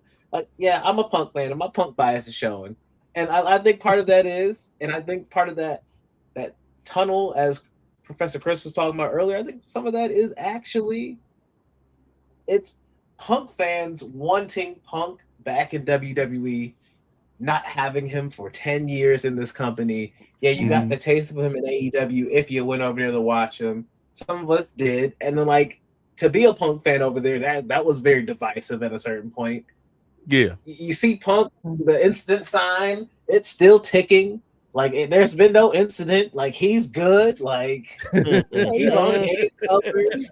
They did 2 main events and an authentic main event, if you want to call it that, with the Night 2 version, if it's really low, which Night 1's not authentic. They gave him Night 2 then as well. Like, he's now coming back and winning world titles. Like, yeah, like I get it. Like, as a fan who didn't have him, it's kind of nice to have him here. And like, I'm not gonna hold you. He's not on steroids, but like, homie's in shape. And I think that's part of the reason why he wasn't, because I watch his AEW stuff. He was really soft and smaller back then. He's put on some muscle now. You can actually see that he can take what he's doing. And so, like, people are probably not mad at Cody. Here's why Cody pushes continue. I think I was flabbergasted being in there in 39 and him losing. I was like, okay, they're picking somebody else to beat Roman. There's no way he'll make it to next year. But that tag team run with Jay, him and Jay both having that press conference, the authenticity there of them being able to laugh and be drunk and have fun. It wasn't very WWE. It didn't feel very clean and polished. It felt like two boys just kind of having fun. And so it said, oh, hey, he's not just this polished politician. Like, he could actually be chill and have fun. And, like, he's on this now redemption story with Jey Uso to help him right his wrongs on Raw against his past enemies. That helped take some time off. Oh, now he's battling the Judgment Day. Cool. He had the Brock Lesnar story that also took some time. He had to battle a beast and put the beast away for a few years. Cool. He had enough distracting things along the way for that year that people had, like, they gave him stories. And because they gave him stories, we all stayed hooked on the whole time for the ride. With fun stuff, some ebb and flows. Oh, he won the tag team titles. Great. And Jay did it with somebody other than his brother. Cool. Like, oh, stories along the way. They're not really doing, I don't know. WWE feels very lazy right now, man. I don't know. Yeah. Like, why is JPJ not in this ladder match, man? Right, like, what's right. going on? What's going on? Why is Sami Zayn and Gunther not? It should be a 4-way. Because here's the thing. I thought we all would have this match at WrestleMania. Yeah, make it a 4-way and then have the match at WrestleMania. No, they were never doing. Give Sami something. Give Gunther something, because you know Sami ain't even got a match now. Yeah, no, they're not. They weren't gonna put those two fools in the main event at SummerSlam. You gave him AJ. You gave Gunther AJ. Just give him a damn title match. AJ was a disposable career on it. Do something with it. I don't AJ care. was a disposable gift. AJ was like the hand-me-down Jordans that you didn't wear anymore. Don't just call my man no Space hand Jam. Don't just call my man no hand me down. Get ready to fly. Yeah. That's what he was too. You know, it's like, and AJ was one of those guys that was never gonna be out of the main event scene. That's what AJ's role was, to be what they needed him to be when they needed him to be it. You know. And I think that's what Gunther and Sammy's roles are. They're not gonna be main event no fucking SummerSlam with what's his name, Cody Rhodes, and I can't even say it with a straight face. Cody Rhodes and CM Punk. Those are their guys, man. And the thing with CM Punk, something you said that I 100% agree with, Gerard. CM Punk is over at a different level. I don't always love CM Punk. I don't always like CM Punk, and I continue to call him a hypocrite for doing those Saudi shows. But you can't deny that this guy way back in 2011 struck a chord with not just the WWE audience, but the wrestling audience. Yes. Not other wrestlers have been able to strike, you know. Yep. Right. People want to see this man wrestle. People want to be in his vicinity. And even if he's not getting booed anytime soon, because people, he's like too much of a reflection of like society, all the good things about society, all the bad things about society. And I think CM Punk encompasses that with multiple different demographics of people. So I don't think he's ever going to be out of that main event. So small sample size here, Chris. So I got a buddy that at the shoot job that watches wrestling, man. And he was like, hey, man, the WWE's coming to Norfolk Scope August 10th. I'm trying to get some tickets, man. You interested? I'm like, I'll think about it. When he went to the ticket site to get the tickets, when he first looked at them, they were about $40 for some decent seats. Yeah. Those same seats, after it was announced that Punk would be on the show defending the title, which is like, spoiler alert, because that's 9 days after SummerSlam. Those tickets that were $40 jumped up to $100. Right, yeah. And it's like, like Punk still is a needle mover, and in a way that, like Sammy, like everybody loves Sammy, man. Ain't nobody got nothing bad to say about that brother. That he put his time in. He's a very easy person to root for from a sentimental standpoint, but from a business standpoint, like the numbers don't lie. Like Punk is still a needle mover to this day. To this day, Ray Williams. And so yeah, like I like Chris and I were talking before the show. Like I think they gave us a plausible situation where we could have seen a 4-way, and if they had gone that route, I'd have been like, okay, that kind of makes sense because you got all these things entangled around Cody, and Cody is tangled with Punk, so Cody just brought his baggage with him to this match.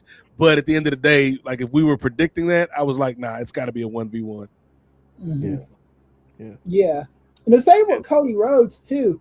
Like, because once Cody Rhodes went through his crucibles in AEW, and he started getting booed for curing racism and all that stuff. Once he made it past that and he hit his rhythm in WWE, he hasn't looked back. I don't think there's a reality where the fans turn on this guy. I think he's a made man now, maybe if he goes back to AEW, he risks it. But I don't even think that's realistic. No, I think they look at him as like the conquering hero has returned. Right, yeah. I think Cody Rhodes is just a made man in wrestling for just the foreseeable future. The only way I see him getting booed, Chris, is if he's like, hey, Oba, I know we both for the culture, but when you come for this title, we gonna do that. We're gonna run back the Booker T Triple H storyline. That's the only way I see Cody getting booed. I only see Cody, Roman, or Punk getting booed if they fight the next level guys, which I do think are like Jacob Fatu, Obafemi, and Trick. I don't see nobody else on that roster.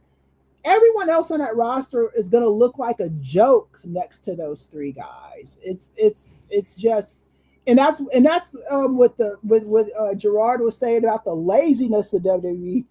I'm not gonna go as far as to say it's laziness with WWE. It's just they've got formulas with those guys that they understand, that fans respond to, and they are afraid of breaking away from those formulas, if that makes sense. Like it's a comfort zone. It's like when they were pushing Hogan in the 80s, it was a comfort zone. When they were pushing Macho Man in the 80s, it was a comfort zone, and when they were pushing Steve Austin and The Rock, it's a comfort zone. You have a Triple H or what's his name, Mick Foley sneak in every once in a while, and then Triple H, like when all the big stars left, he got the nepotism pushes those whole time. He's like, it's your time to shine, Hunter. Yeah, that was not the greatest era of wrestling, in my opinion, because on WWE you had Triple H booking himself to win all these fucking matches, and then in TNA you had Jeff Jarrett booking himself to win everything. It was like, what the hell? It wasn't me, Chris. It was Dixie Carter, man. Yeah, it was Dixie. Yeah, it is. And then that's like, come on, Jarrett, Double J. We know what's up. And it's like you had. I didn't want the belt, Chris. Dixon made me take the belt, man. And what was so bad about TNA is they had Marcus Corvan. Monty Brown. Monty Brown. Like, he was right there, and fans were like waiting for this dude to win. He could have been a breakout star for that company. Yeah. It's just sad stuff. In the same way, Booker T, like we never know what history would have been like for that company had they pulled the trigger, to Gerard's earlier analogy, with Booker T over Triple H at Seattle Mania. Yeah. Like Triple H cost them once we got past the Triple H Reign of Terror era.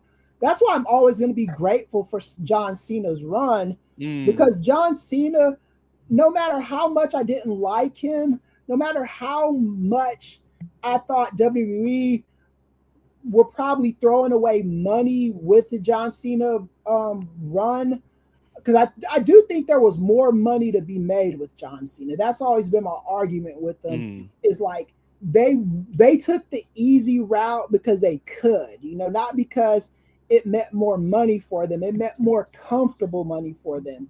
Because what got Cena over was his edginess. And they were like, okay, we're not going to do this with you anymore. So we're taking your FU, we're turning it into what they fucking call that shit? The AA. Attitude adjustment. Yeah, the attitude adjustment, like calling it the AA, make them sound like a recovering alcoholic. But that's better than the FU, I guess. They really tried to keep it PG. Yeah, and they gave them all those Fruity Pebbles shirts and stuff. But like I said, even though I think you could have gotten money out of edgy Cena, they still found a formula to get money out of the Fruity Pebbles Cena. What do they say? A bird in the hand is worth two in the bush, Chris. Right? Yeah. That Fruity Pebble bird right there. Get that. Yeah, exactly. You found your formula with them and you stuck with it. Yeah. In the Triple H era, his push never made any fucking sense to me, man. It was all over the fucking place. But when they get the stars that they want in these positions, the way they book makes sense from their point of view when you're just looking at it strictly from and that's what always made WCW and even AEW different from WWE is they are more willing to take risks and be a company with a heel champion for long periods of time and then see who catches fire at a particular season. WWE is like, if we find a babyface and this motherfucker's printing money out for us, this is our guy. And they are just fortunately enough to be in an era with 3 of those motherfuckers. Yeah. Now, the problem, Chris, and I agree 100% with everything you're saying, is remember, like the example you gave, they had back in the 80s, they had Hogan, they had Macho Man. There was like a 5-year gap where WWF sucked. Yeah, exactly. History tends to repeat itself, right? So we got Cody at a certain level. We got Roman at a certain level. We got CM Punk at a certain level. And we got these next tier people who I think, like to your point, they're scared to pull the trigger on. So, I mean, because they're painting by numbers, I mean, I just don't see this cycle lasting too much longer. Maybe another 18 to 24 months, but I mean, they need to create new stars. Right, yeah. I think we're getting one more WrestleMania where the main event is going to be some combination of CM Punk, Cody Rhodes, and Roman Reigns. They are going to be in the main event of next year's SummerSlam or next year's WrestleMania. And then I think the 4th guy to break through that is going to be Oba. Yeah. Once Oba breaks through that, I think he's gonna be that one of those guys for the next few years. Maybe Roman winds down, maybe Rose winds down. I don't know, but I think that right now they're just, like I said, it could be, and I'm not even writing what Gerard said off. It could be laziness, but for me, it just seems more like comfort, just because I've just seen this company do this over and over and over again. Like even with Diesel, like they never really got there with Diesel, but they were trying to. They were trying to make Diesel like a corporate champion that kissing babies and all that shit. And have that be a thing that prints money out for them. And they did that, and that worked with Bret Hart when Hogan left.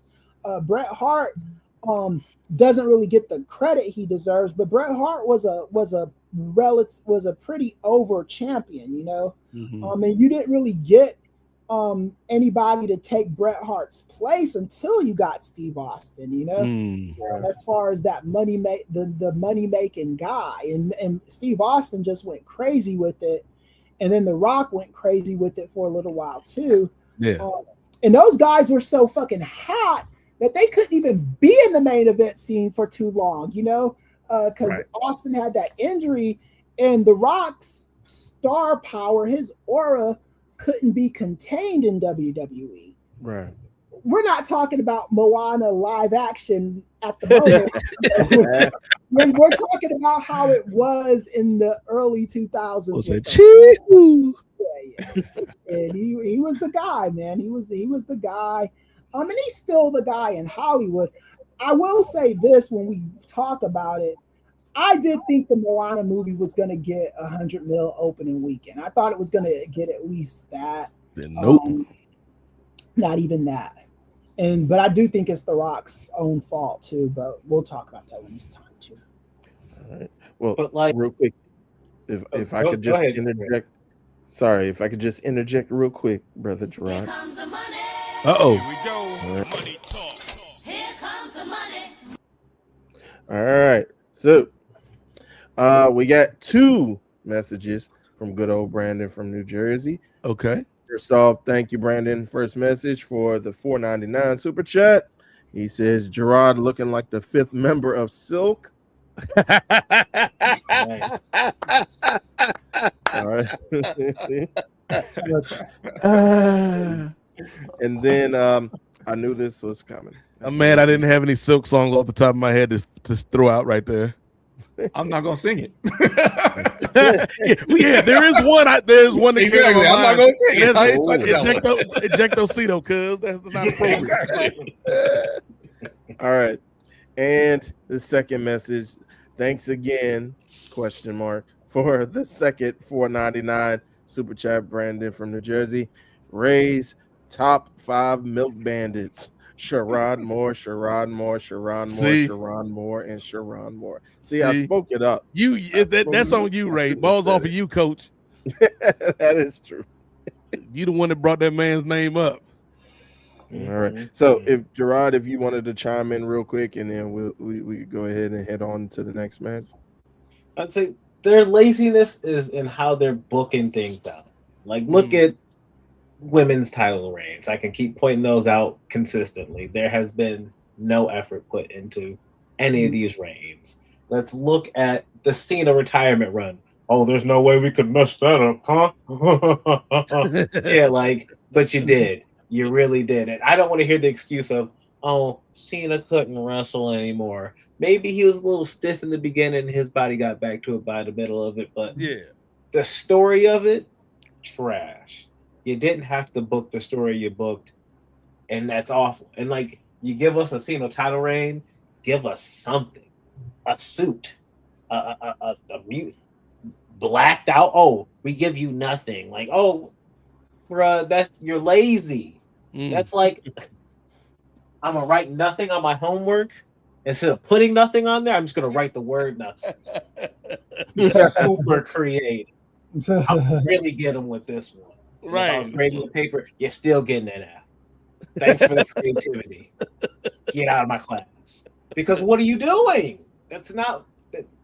They are lazy. They have a huge story that, yes, all those shirts they sold, they could have showed literally double the shirts. They could have literally cleared out all the warehouses if they would have booked it the way it needed to go.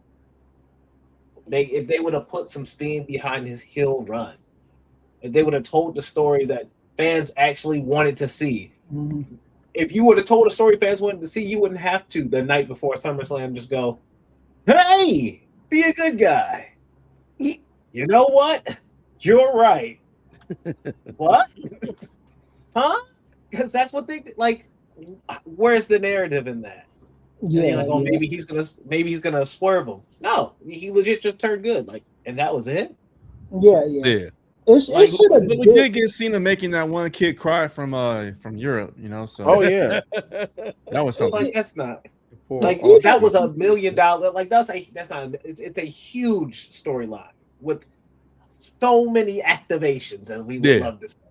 So much money behind it. They wasted the whole R-Truth portion of it. Right. Cena's title reign should have been the second greatest title reign of all time, possibly the first, because I don't think anything's ever going to type Hulk Hogan's heel turn in '96. I just that was just so much magic in that shit.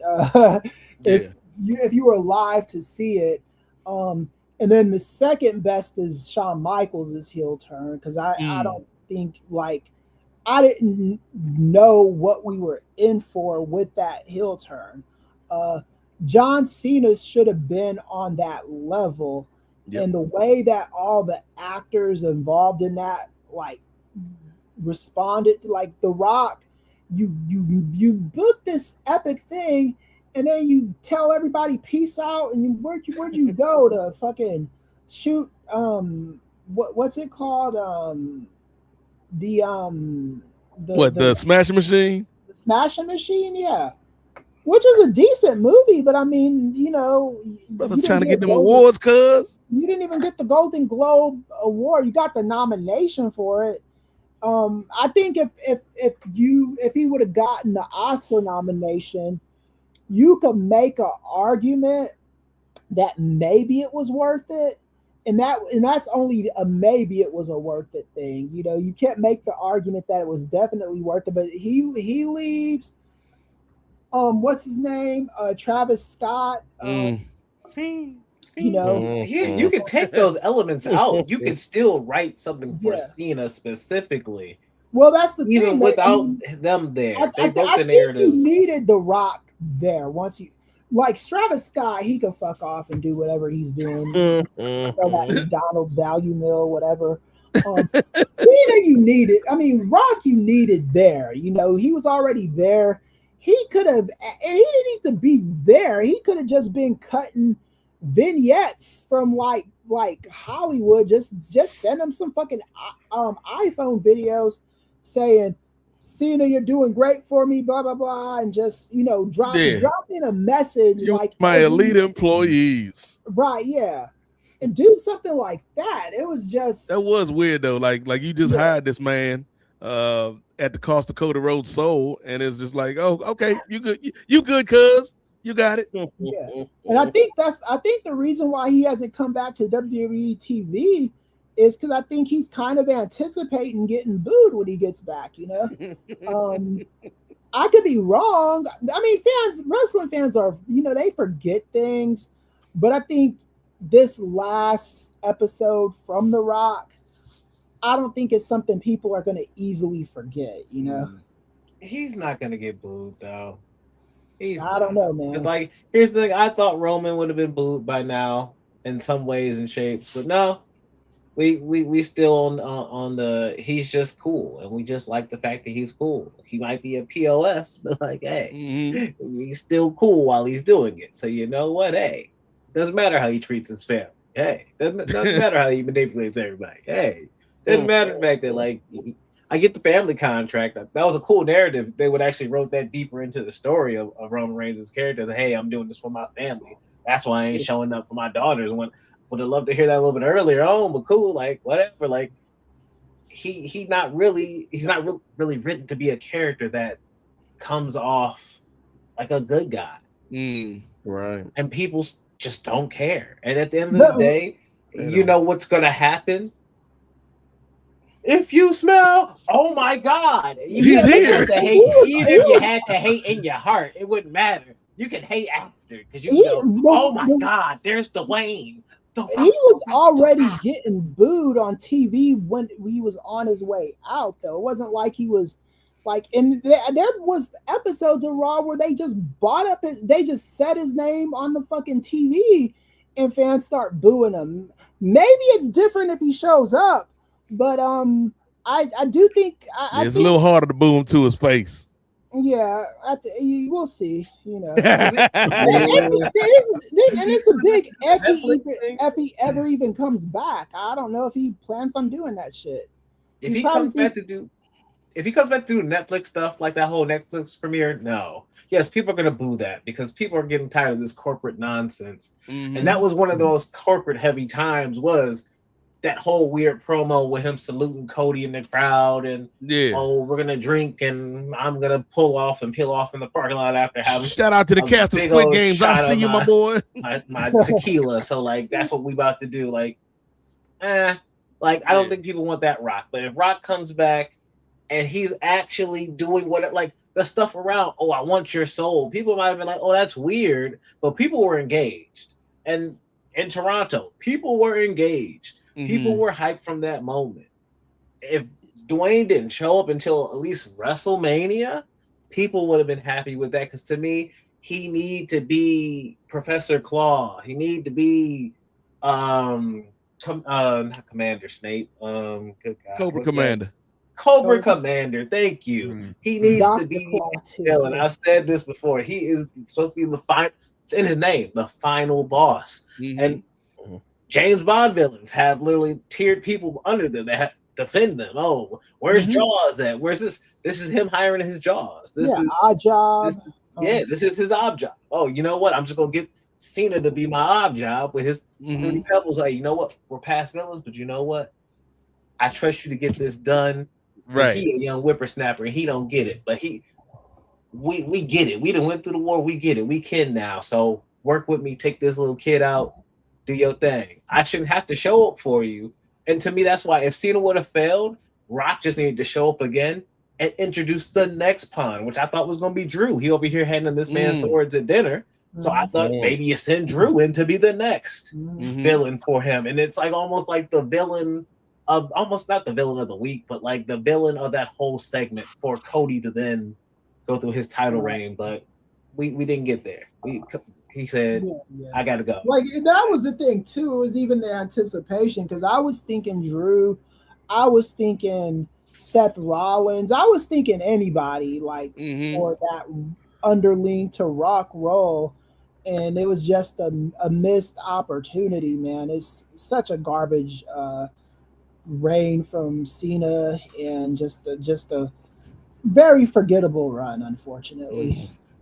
All right. Well, and that concludes our predictions for the first match of WWE SummerSlam. Shout out to Team Random. Yes. Six hours. Here we come. All right. So let's go ahead. You knew what it was when you signed up for this, Ray. Let's go ahead. I'll blast through the rest of these. All right. I think some of these I think they're gonna get some short and quick answers, or short, quick, easy answers from us. All right, so for the next match, we have Penta defending his Intercontinental Championship against Chad Gable, no longer El Grande Americano. He has saw the error in his ways, and now he's facing up against Penta in his hometown of Minneapolis, Minnesota. So we'll go ahead. We'll do in reverse order. So, Brother Gerard, who you got?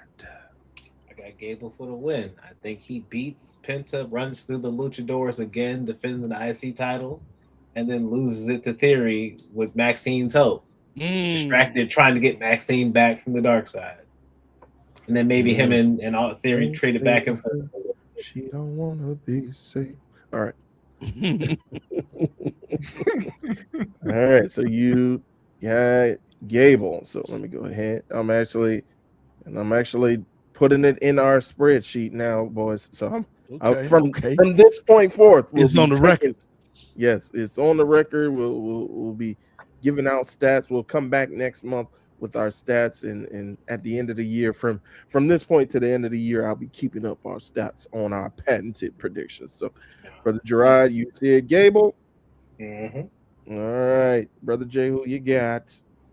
I got Gable. WWE is into making moments, and we've seen his daughter, talking about Gable's daughter, go on camera crying because of the loss or a few losses that Gable had. Most notably, the one where he fought Gunther for the title. So I think they're going to retcon that, and he's going to come back and win the Intercontinental Championship off of Penta. Gotcha. All right, we'll go on to me. We're going to make it 3-0 for Gable because I believe he's going to be the only hometown hero. That part. Get some shine during this weekend. So I'm going to go ahead with Gable. Nate, who you got? Well, I guess I'm going to have to bring the lightning because Raiden stole my thunder. Because, like we got to give Minnesota something.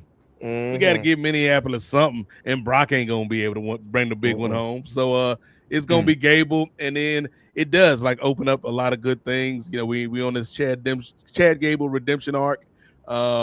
You know, and the IC division low key has a lot of interesting matchups in it. Not only with somebody like a Rusev or Penta, the other luchadors, but the aforementioned Javon Williams Evans on these streets. He's still outside, so I'm looking forward to seeing what they do with Gable. But yeah, I think he gets the big win, and then the whole extended post match with the family and everything, and it's gonna be a feel good moment. All right, and we'll end off with you, brother Chris. Oh yeah, I think it's gonna be Gable. Now I will say this though, if it's Gable and they have him end up losing to fucking Austin Theory's bitch ass, I will say this is a company that doesn't like having good things. Hey, it's not what I want, but they seem to love that man, Austin Theory. They do. They shoot him bail on every occasion. Yeah. All right, with that, we'll move on to the next match. So we talked about it during our review of Saturday night's main event. Two deserving people who did not get an opportunity to earn their way into a 4-way title match for the WWE Championship, and it's all because of a vindictive, bitter general manager from WWE SmackDown. And now, will he get his comeuppance against the Ring General, or will the career killer put somebody who was in retirement back in retirement? We're gonna go with Gunther versus Nick Aldis. So we'll start with you, brother Nate. Well, you know what, Ray? I think we're gonna have our second consecutive clean sweep. But here's the thing, man. Right, the man on the picture. This is false advertising. Card subject to change. Because the man they showing you on this picture, Gerard, that's Nick Aldis. That's the SmackDown general manager. That ain't gonna be the dude that's pulling up to Minneapolis. We about to see Big Magnus back on these streets, fellas. Y'all don't know nothing about this man Magnus out here. You ain't seen him for a little minute. He been on, on sabbatical. He been retired, but as we've seen in this company in a match we'll talk about later, retirements don't really matter. So he back on these streets. You know, he did what he had to do. Got his hands dirty, man. And I think, man, I just hope that it's a decent match, because it's a fine line, because this in storyline, this should be somebody that Gunther walks through easily. Because he's a non-active participant. Yeah, he's a former wrestler, but he ain't wrestled in a minute. He's part of the office. He's part of management. So Gunther should run through this dude. But I hope they give Aldis some decent spots, man. Because anybody that saw this man in TNA back in the day, know he a decent wrestler, man. So I hope they at least give him some good promos or something up to the fight. Yes. I'm gonna go ahead on, like you said, presumable sweep for this one as well. I'm gonna go ahead with Gunther as well. We've seen Gunther get in there with folks who pretty much had no business being in there, i.e. yeah, at least give Aldis as much as you gave Pat Dan McAfee. Yeah. So I think he's a good hand on the good side, and I think he'll be able to at least give Nick Aldis something, especially with him being a former NWA heavyweight champion and all. So I think he's going to be able to do a little bit of something, but in the end, he can't keep up with the Ring General, and it'll be another career re-killed, came back from the dead, killed again like a zombie. Gunther will get the victory. Brother Jay, who you got? I'm going with Gunther as well. You guys made all the points I was going to make, I would hope that the WWE acknowledges the accomplishments of one Nick Aldis. For those that are not familiar with this man, I mean, he is a decorated champion and should be, respected at that level at least. That he's just not some scrub who's just coming up to just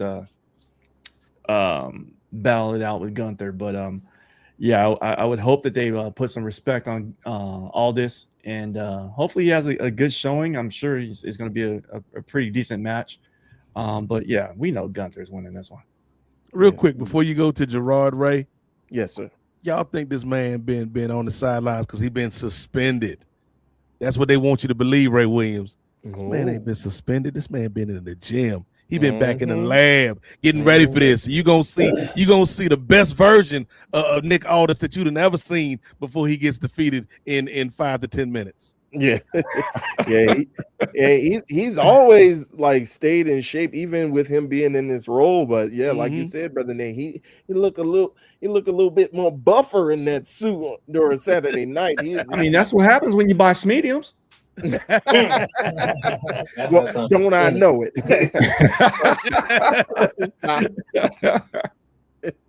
It's an optical illusion. All right, and T. Anthony Aldis correcting me. Hey Ray, that's former NWA World's Champion, the National Treasure, Nick Aldis to you. My bad. NWA and TNA World's Heavyweight Champion. Put some respect on his name, Ray. Yeah. Dixieland Champion. He should have been on a documentary. Like, I'd like to thank Dixie Carter. She did a great job for my career, mate. It's all love, cowboy shit, bro. Cowboy shit. And I met my wife there too. So. He did. So yeah, he should have been on a documentary. All right, hardcore Texas, hardcore country. That was her thing. Hardcore country shit, bro. Yeah. Oh my god. Gerard, this is the remix. This is the remix between Gunther and Nick Aldis. I mean, I got Gunther, but like he shouldn't be in this match. This should not be his SummerSlam match. I'm sorry, when you feed people to somebody, this should not be the result of that. Like him losing multiple times to Cody. He just don't put him with Cody. Hey, How about that? Just put him with somebody else, anybody else.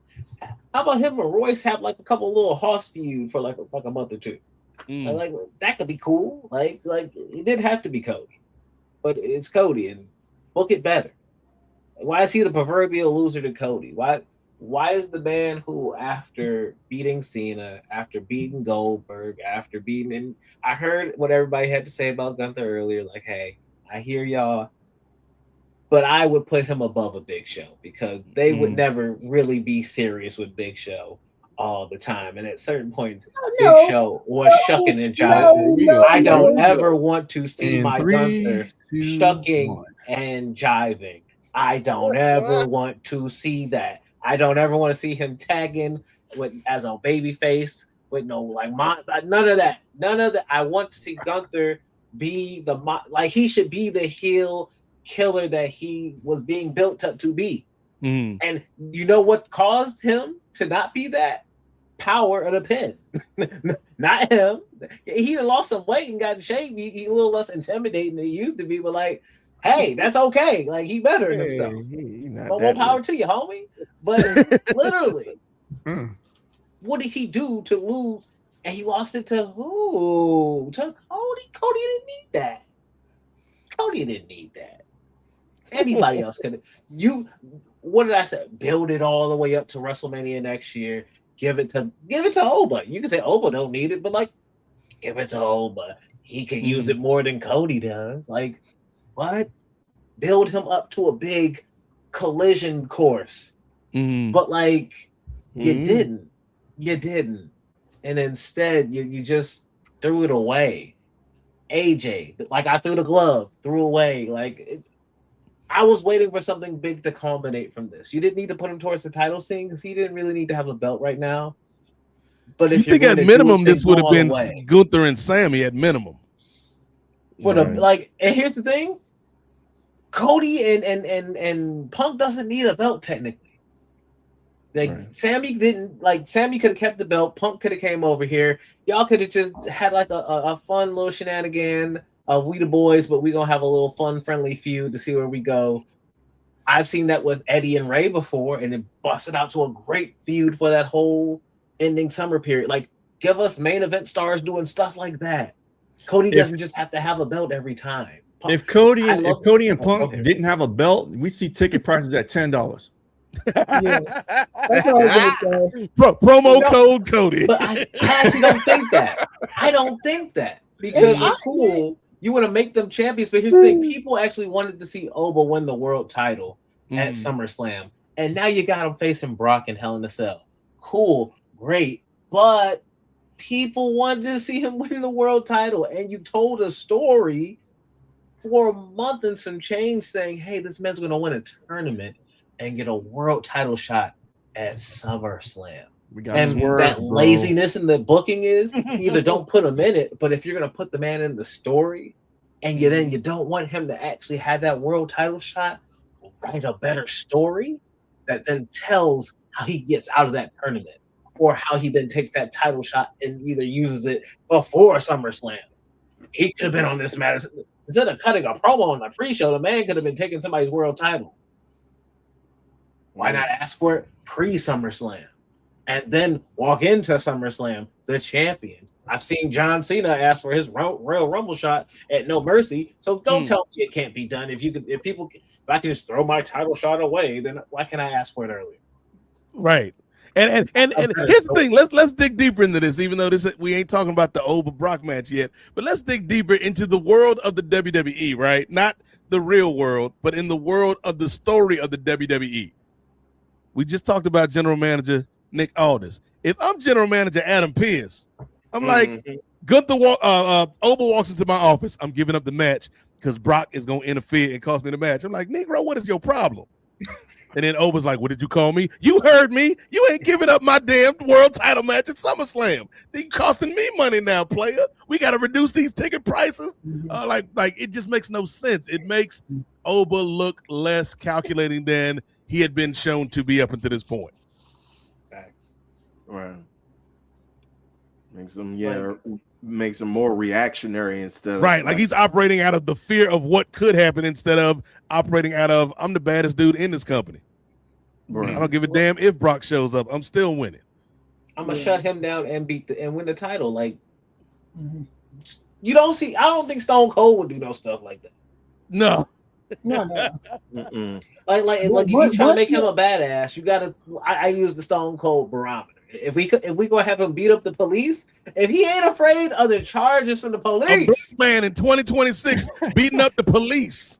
Exactly. But he afraid of Brock. Well, WWE's just got to stop doing that kind of stupid shit anyway, because they never do it in a believable way. With the one time where they beat it, where they did it with Roman, where these guys were wearing these shirts that said U.S. Marshals on them, and Roman Reigns just beats their ass, and then Paul Heyman just comes in and is like, "Yeah, they were fake U.S. Marshals." Yeah. Well, no fucking shit, because if you beat up a U.S. Marshal, that's a federal crime. Yeah, you are not making it out of that arena. You know, it's just that simple. It's very, very stupid. I do take some umbrage what you said about Big Show though. Because Big Show, not every title reign he had was unserious. He actually had a few very serious title reigns, right? When what's his name? Brock Lesnar got injured and they were planning on doing this big like babyface thing with Brock Lesnar. They had that double turn they did with Big Show and Lesnar, where Heyman became Big Show's manager. Big Show was a serious guy. Yeah, you knew he was serious because he put on pants. That's how you know he's serious. What? No, yeah, he did. He started wearing slacks instead of the singlet. He started wearing slacks with the they treated him like a serious guy during that reign, and they treated him like serious guys in other, like when he was doing the ECW shit. Big Show wasn't a fucking the only time that company ever did good by Big Show was when they put the world title on him. I think any other time he was kind of a joke. As far as Nick Aldis, Netflix. I got thoughts on this, man. No. Speak on it. Well, like Nick, I'm a little biased because Nick Aldis was my favorite wrestler circa 2015, 16, 17. Like Nick Aldis was like the guy. He didn't know. I flew to Chicago to watch him and Cody Rhodes at the first All In show. That was the first time I ever met TK. And I thought Big Show. I thought Aldis was just such a serious like contender, just a really good on the mic. When I thought he was going to WWE, I didn't necessarily think they were going to make him a main eventer, but I thought they were gonna like use him in a good utility role, like a AJ Styles or something like that, or even like a LA Knight type of guy. But he's been cast decent in this role. I didn't love Walter beating his ass the way he did the other day.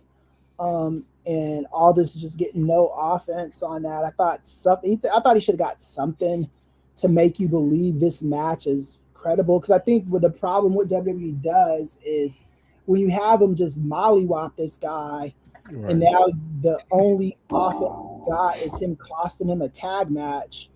And now you're supposed to believe he's going to beat Gunther. It's just it's just a tough sell for people, you know. But as far as the other shit though, man, Cody Rhodes is like Jarrett was saying, they have those guys, the world title winners in that company for a reason. They do not want they don't even want to imagine a scenario where it's Cody Rhodes or Roman Reigns or CM Punk out of the picture without the like if it was Cody Rhodes fighting Gunther at WrestleMania, it'd be Gunther having the world title and Cody Rhodes beating him for the world title at SummerSlam. I mean, if that's how it would go. Now that Gunther is not there to be beating fucking Cody Rhodes. He's there to play his role and be, you know, the big utility guy that they need for certain instances. Cody is there to draw the money. Reigns is there to draw money, and the other guy is there. And I don't even know if it's a matter of need or whatever, or one or anything like that. It's just a matter of fact. It's those WrestleNomics numbers that Brandon Thurston releases every week.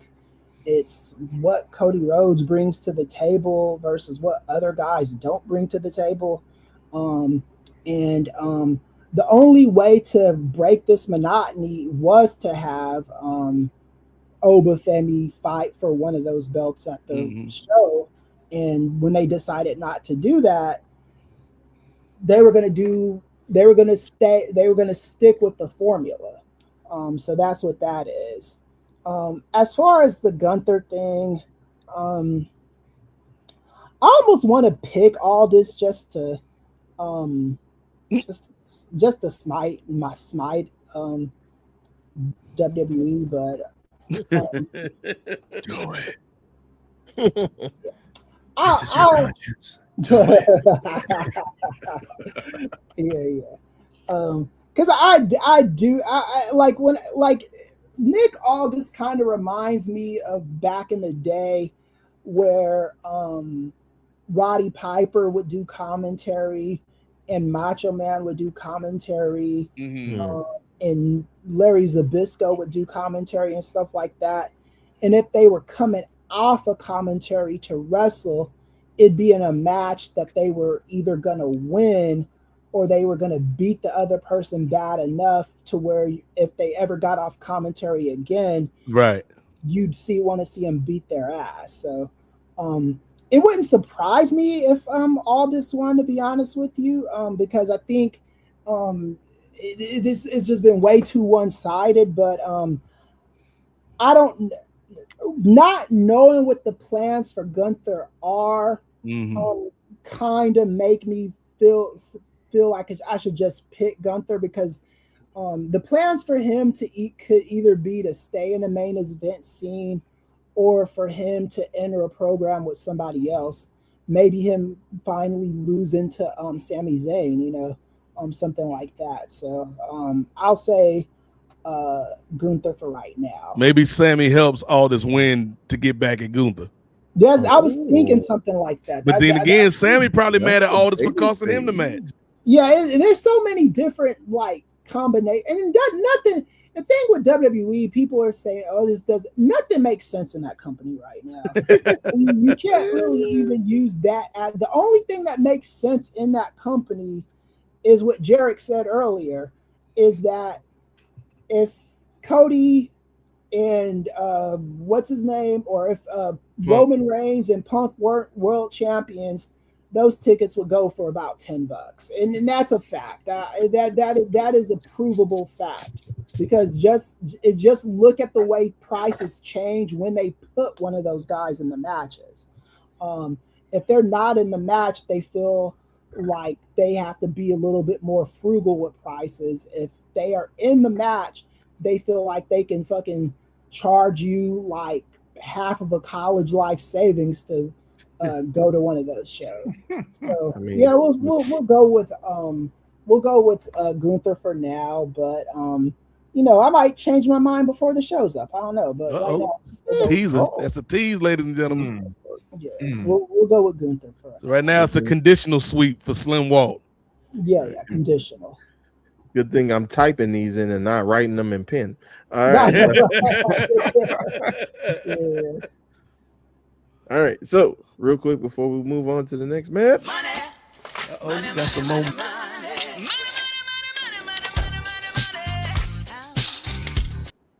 All right. Bring up the con. All right. So, T. Anthony, longtime contributor here. Appreciate it. Thank you very much for the $5 Canadian, brother. He says, do you think whatever the outcome to the Gunther versus Aldis match is, does Aldis become a wrestler full time, or it's just one and done? I already see the shaking of heads. No. I don't think he becomes a wrestler full time, but I do think I like him as a character that can be like a Roddy Piper that can be a wrestler at any time, or like a Macho. Like I like him as that character that, like, whenever he needs to put the boots to people, he's got the ability to be that. I like the style. Put it this way, I like the style of general manager that Aldis is than I do the style of manager that Vince McMahon was, or people like that. Because I want a general manager where you don't fuck with this guy because he might fuck with you back, Right. Yeah. So I want that, but I don't think he should be a full-time wrestler. He's got a daughter and stuff, and he gets to, go home to hot ass Mickey James every night. He's got his priorities in order. Hardcore country, bro. Yeah. He's got his priorities in order. I don't know if he wants to wrestle regularly. Yeah. No, I think like Chris said, he's not gonna become a full-time wrestler again, but he's somebody. He's gonna be like, hey, I keep that thing on me if I need to break it out. Right. And it's crazy because you have two similar people in those positions now, because y'all don't forgot about this man Scrap Iron on these streets. Oh yeah, I haven't forgotten about him. Another former NWA world. The problem with Pierce, so that's the criteria. So that means eventually we'll get Tyrus as one of these general managers. Oh no! Stop. There you go. The Oba's push is going down the drain. Then the problem with Pierce though is they've already booked him in so much goofy stuff in WWE. I think at least with Aldis, you can picture he hasn't been defined down as much as Pierce has been. I think with Pierce it would have to be somebody like the level of like an annoying heel, but like not a credible heel. And I'm trying to think who that would be, and it's kind of like. It is weird because he could be the answer for anything with this company, but like I think like Pierce getting bullied and picked on by Austin Theory, and eventually he's like, "Hold on, cuz I ain't got to take this. You Austin Theory. I'm me. Or Dominic Mysterio. Yeah, I was thinking of Dominic Mysterio too, or like a JD McDonough, like one of those kind of heels. Yeah, that makes sense. Yeah, like you said, that I don't see Nick Aldis coming back full time, but like y'all said, it's like, hey, I'm gonna let you know win or lose, I'm gonna put the pause on you. Just know that I ain't out the winner. I may not win the fight, but you gonna feel the damage once the fight is over. You ain't gonna come out unscathed. Right. So. Right. Yeah. All right. I beg to differ. Uh-oh. I think the man comes back. Ooh. I think another Englishman takes his place. I think Sir William Regal makes his appearance finally, taking his place as the general manager. I also think, yes, Nick has business with other people. There's people he has offended while being GM that Randy has RKO'd that man a couple of times. So whenever Randy shows his face, Nick has business with Randy. Nick easily can rekindle with Cody. And if you keep Nick at a certain level where he is facing the Randys, the Codys, all those folks, Sammy McIntyre, he could be somebody that not is world champion, but could float around and be a world champion challenger. Hey, I think him and LA Knight can have some fun.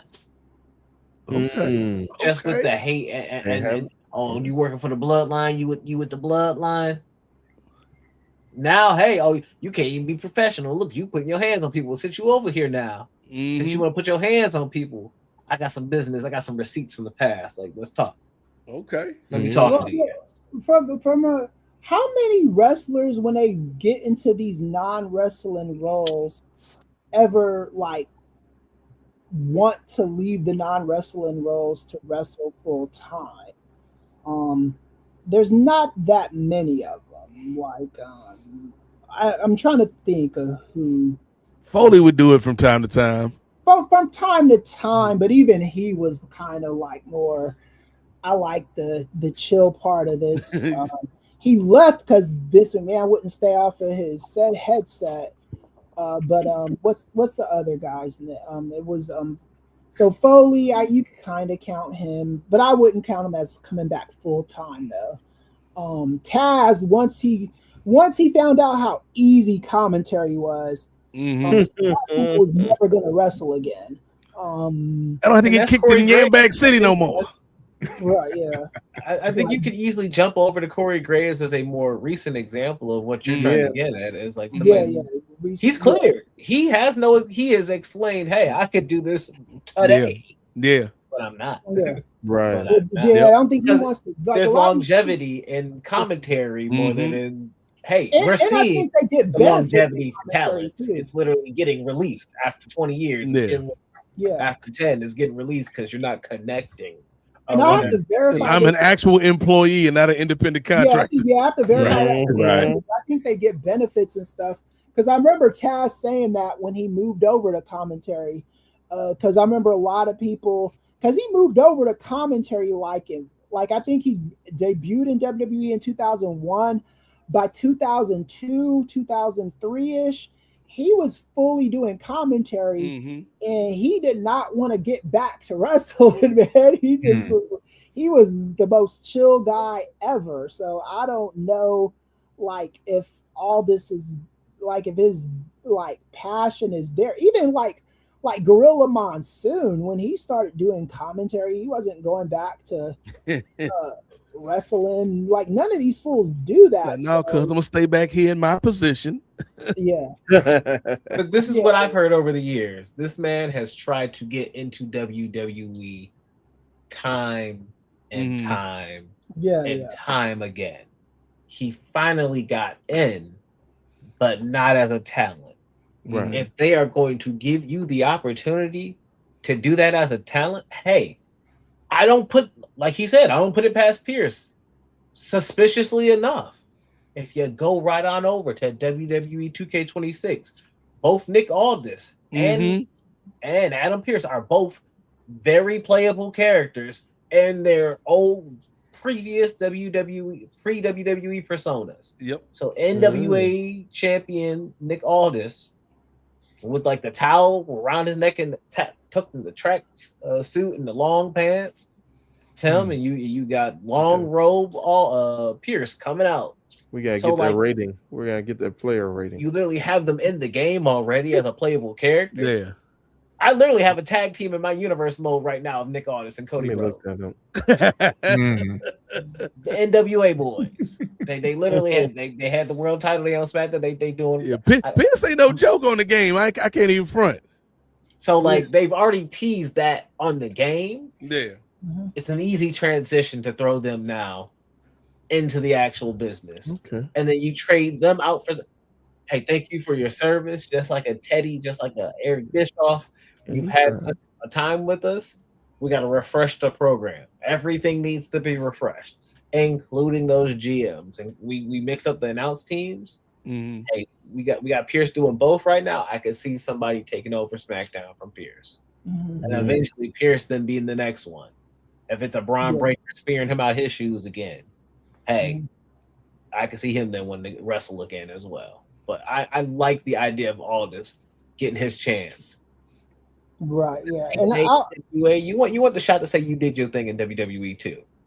Right. And there are like Macho Man would be a guy that did the commentary, got bored with it, and wanted to wrestle again. That's why he left WWE. He never wanted to go on commentary in the first place. Wasn't he forced on commentary in the first place? Yeah, I don't know if he was forced on it, but it was just kind of like Vince was like, "You old dog." Yeah.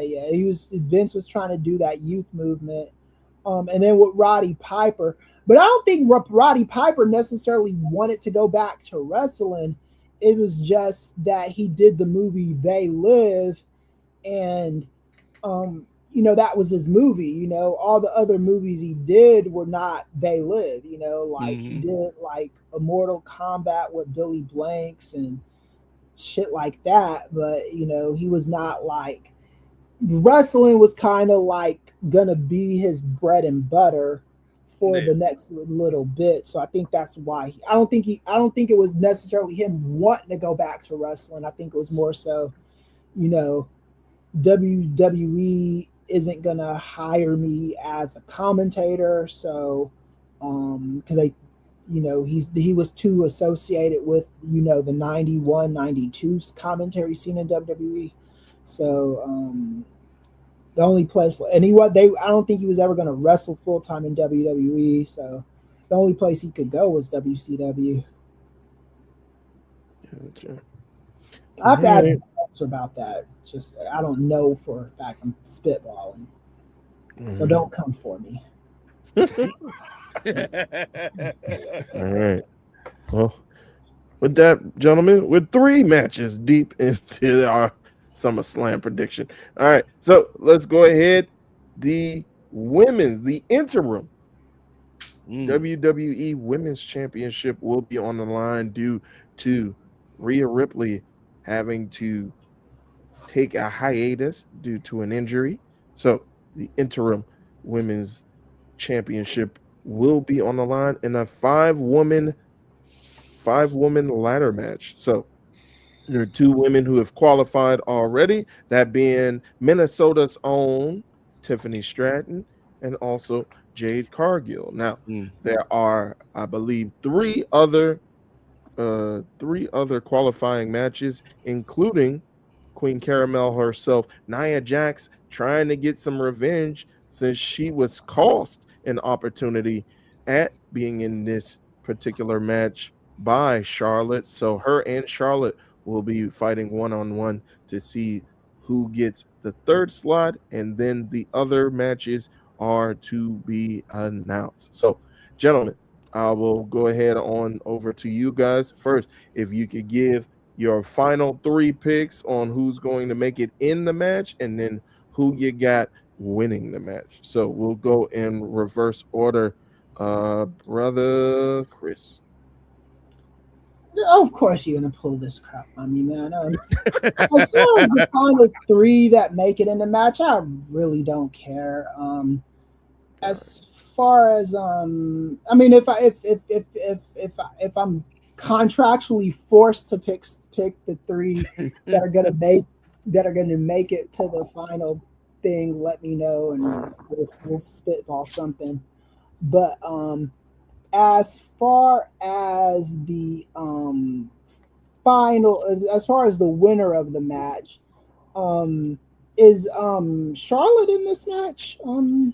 So she has to qualify against if she beats Nia Jax on this coming SmackDown, then she will qualify to be in the match. So well, Charlotte. I'm gonna pick Charlotte to win the match then. All right, so you at least got her making it in and winning the match. Okay. Yeah, and I don't care about the other 3 women. Whoever gets there, gets there.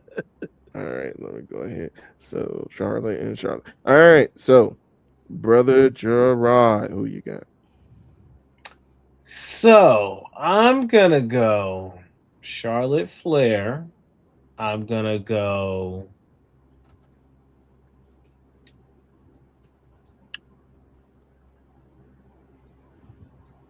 Alexa Bliss hasn't lost the match to get in, right? She has not. I don't know if she's injured or not, but yeah, she has not. Yeah, they pulmonized her arm like 2 weeks ago. Yeah, I saw that. You can't climb a ladder with one arm. It's very difficult. All right, so then I'm gonna go Charlotte Flair. I'm gonna go Julia, though I don't really think she has really been given the build for it. But then that helps me throw my next one in there. My winner of the match, Blake Monroe. Talk to him. The Phantom pulled up. Blake Monroe with the double. All right, so let me go ahead. So just put those, and then that is your winner. So we had Chris with Charlotte Flair winning, and we got Gerard with Blake Monroe. Brother Jay, who you got?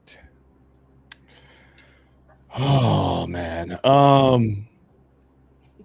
sheesh, I don't know. I would like to see Paige in the ladder match at some point. I mean, she doesn't have a belt now. She's true. Got nothing to do coming SummerSlam weekend now. So I think that would be pretty cool to see her there. Do I see her winning? Absolutely not. I also see Charlotte Flair winning. Adds more to her title count. So I'll say this will be a legacy run for her. Real quick, for my Charlotte Flair folks, do you not think the fact that her and Jade in the match would cancel each other out? I think Nia Jax is going to get in the match. Oh, okay. No, wait, she can't get in the match if Charlotte's there. I mean, she can if they do the same dumb storyline that they did this past week, where she was disqualified. Jade gets in on disqualification. Then they do the same thing this week, and Charlotte gets in on disqualification. Nia gets another match from GM Pierce, and she finally wins a match. But like, this whole thing is crazy. Yeah. I'm gonna let you finish, Jay, but this whole thing is crazy. Yeah, that's why I'm like, there's so many intangibles over here. So I'm like, I'm picking Charlotte just out of, maybe, like I said, legacy pool. I would like to see them get some new blood in there. I mean, because let's be honest, they had a chance to do it Friday, but they ain't do it.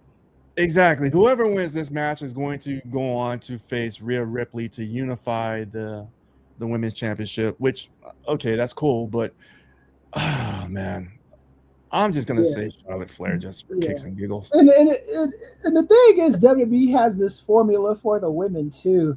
And without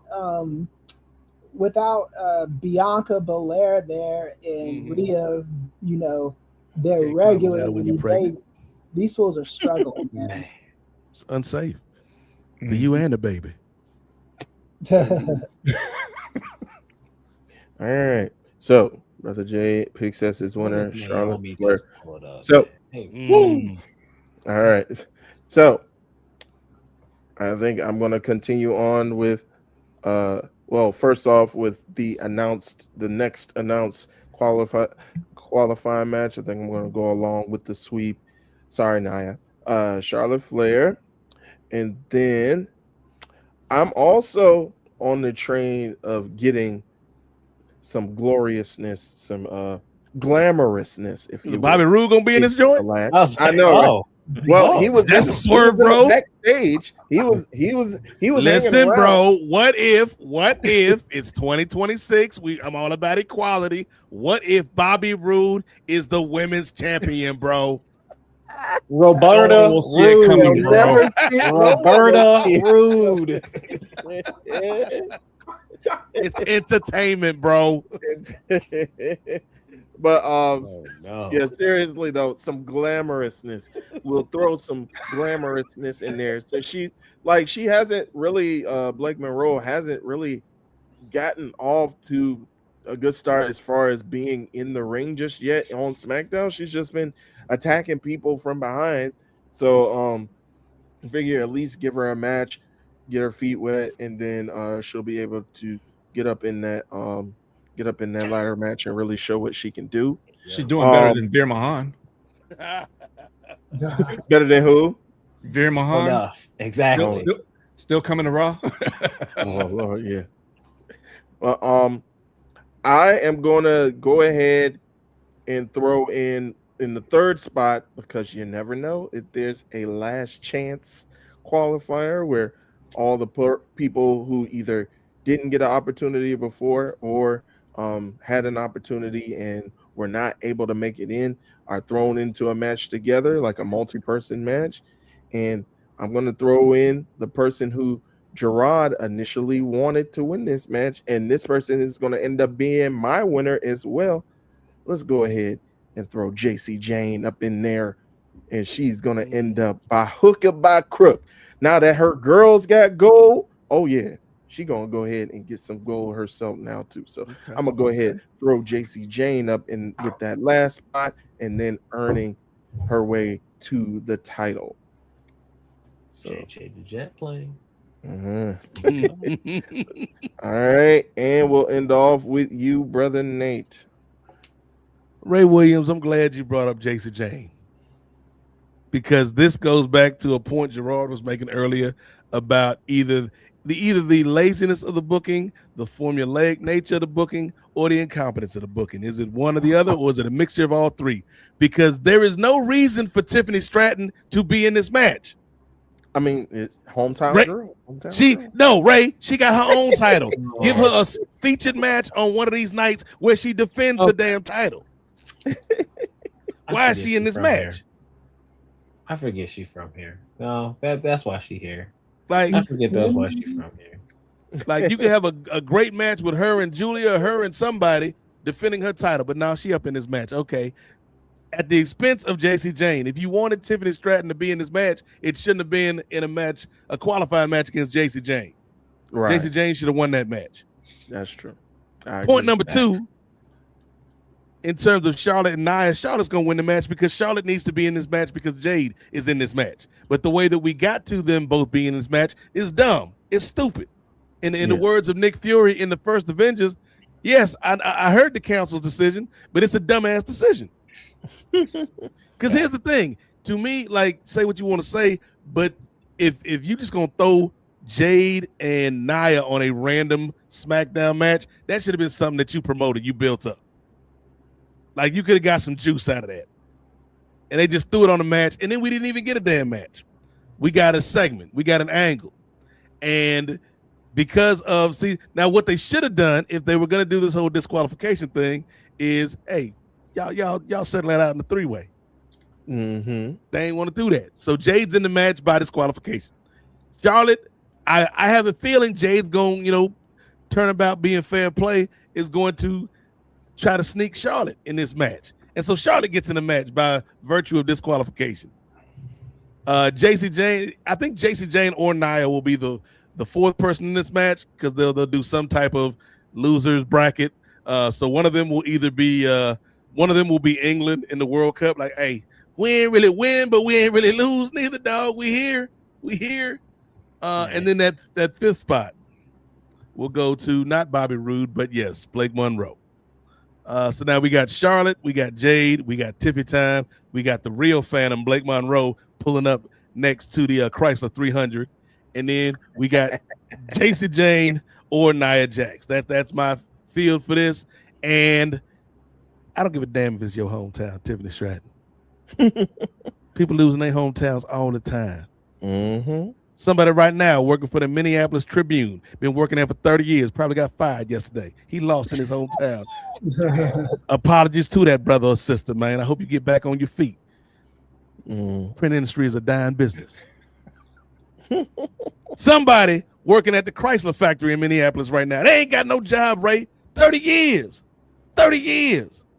They gave him a gold watch, kicked him in the butt and said, hey, I took your job, daddy. Hard times in Minneapolis. Prince is dead. He ain't coming back. But Prince did have a song back in the day, Ray, called Let's Go Crazy. In the course of the song, it was let's go crazy, let's get nuts, slip on a purple banana till they throw us in the truck. And that's what this booking has been. They went crazy, they went nuts, but they're gonna end up slipping into a good situation because that Phantom is gonna pull up and she's gonna win the match. Because I still think Charlotte could win, but I think you could spin Charlotte and Jade off into their own thing that doesn't need a title right now. And I think there's some intrigue because Rhea's coming back eventually. We've already seen Rhea and Jade. Rhea's coming back eventually. We've already seen Rhea and Charlotte. It's good. It's always good, but we've seen it. Rhea and Tiffany time. Don't know about it. Tiffany's family don't even want to see that match. Rhea and JC, that could be intriguing. I like that. But I think I like Rhea and Blake even more. Because we ain't even seen what this lady Blake Monroe can do. So far, all she's been doing is showing up to SmackDown backstage, mink, just beating people up.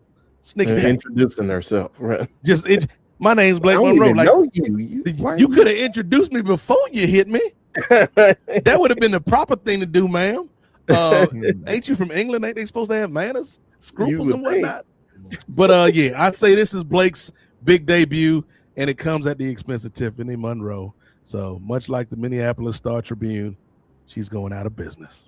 Gotcha. I don't even know if that's the paper's name in Minneapolis. Yeah.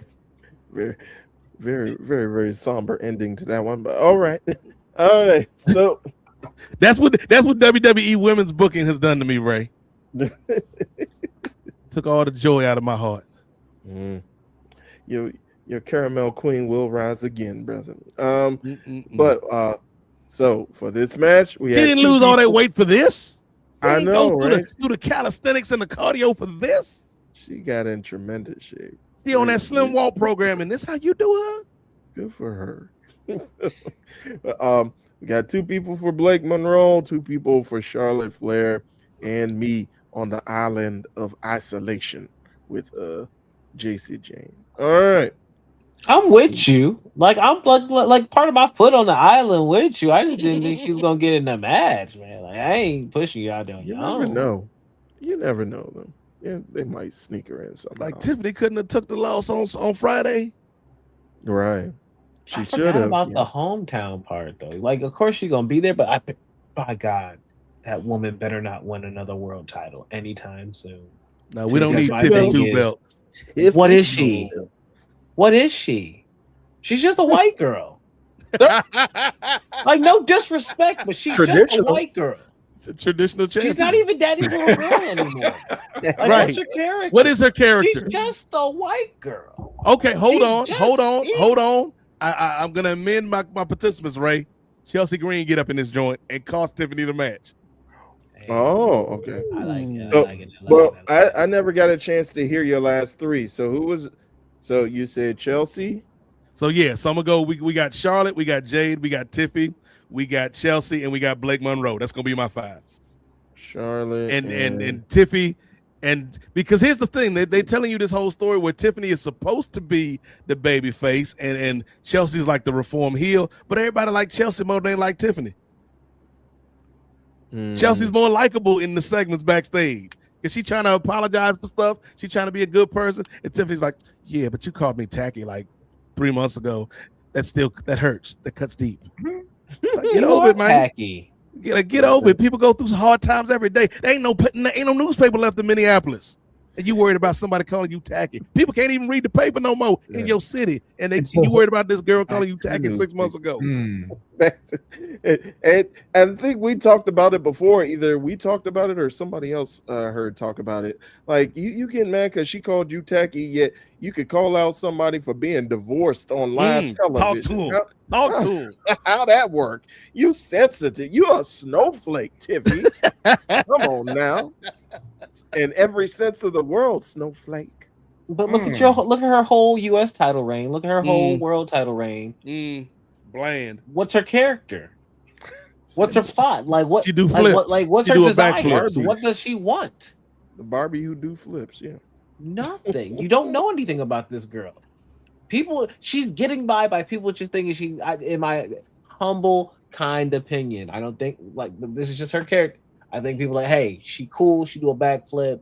I kind of like her catchphrase. Yeah. I don't really know this girl, but hey, I ain't got enough to boo her yet. So like, you know what? off of kindness alone, I'm just going, oh yay, it's Tiffy time. But it's like nobody's really like like it was back at Perth. This ain't Perth. This ain't none of that no more. She needs to evolve now. She's not evolving. She's just, I'm happy to be here, Tiffy. Like what is that? What are you doing? She's a baby face that's unlikable. So yeah, get Chelsea and get her up out of here. But and I didn't say it about the show last night, Ray, but it's like again another baby face that even though like personally as a human being we all love her. Character wise, like Bailey, like why you so mad that Lyra jumped you when like 3 months ago you was having whole sessions where you was talking to yourself and we could see your inner monologue with you switching back and forth between personas and you was sneaking up on that girl.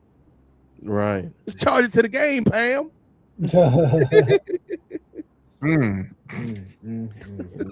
Indeed. Oh, real quick before we move on. Speaking of Pam, do you guys think I know Mercedes put up a graphic with Mercedes versus I think what was her Wrestle Dynasty or Wrestle Dream? Yeah, for Wrestle Dynasty. What was Bailey's something Rose, like Davina Rose. All right. Do you guys see Bailey leaving sometime soon? I hope so. Yes, please. I hope so. Free my homie Bailey. Like, because at this point, she has been disrespected promotional wise year after year. The woman won the Royal Rumble and was barely featured in anything. Yeah. Damn, he said Tiffany won't be around in 2 years. At the rate she moving, character wise, she's not connecting. Nope. Yeah. She was so much better in NXT. I don't think they'll get rid of her. I think they'll send her back to NXT before they. She a passion project. Yeah, they'll find something to do. No, I hate to say it. Nikita Lyons got a better character on IG than we've seen anything from Tiffy time on the main roster. She's just a weirdo that dances, and that's enough character for me. Dances and sings horribly. Dances and sings horribly. The new age the dance girl. Like she's just a weirdo that dances. Like she walks out to the ring, she's dancing. She finishes her promo and she does like the little shimmy off of the screen. Like, why is you dancing when ain't no music being played? But that's at least more of a character than we've gotten from Tiffany Stratton on the main roster. Right. Yeah. Well, at least do a two-step. Be Tiffy two-step. I don't know, man. It's time to two-step. She sound like she clap on the 1 and the 3. I don't know. Now this is called hip-hop dancing. Oh no! No! Yikes. We're talking about Say the Last Dance. Oh no! She needs to go to the Alvin Ailey Institute, like what's her you did.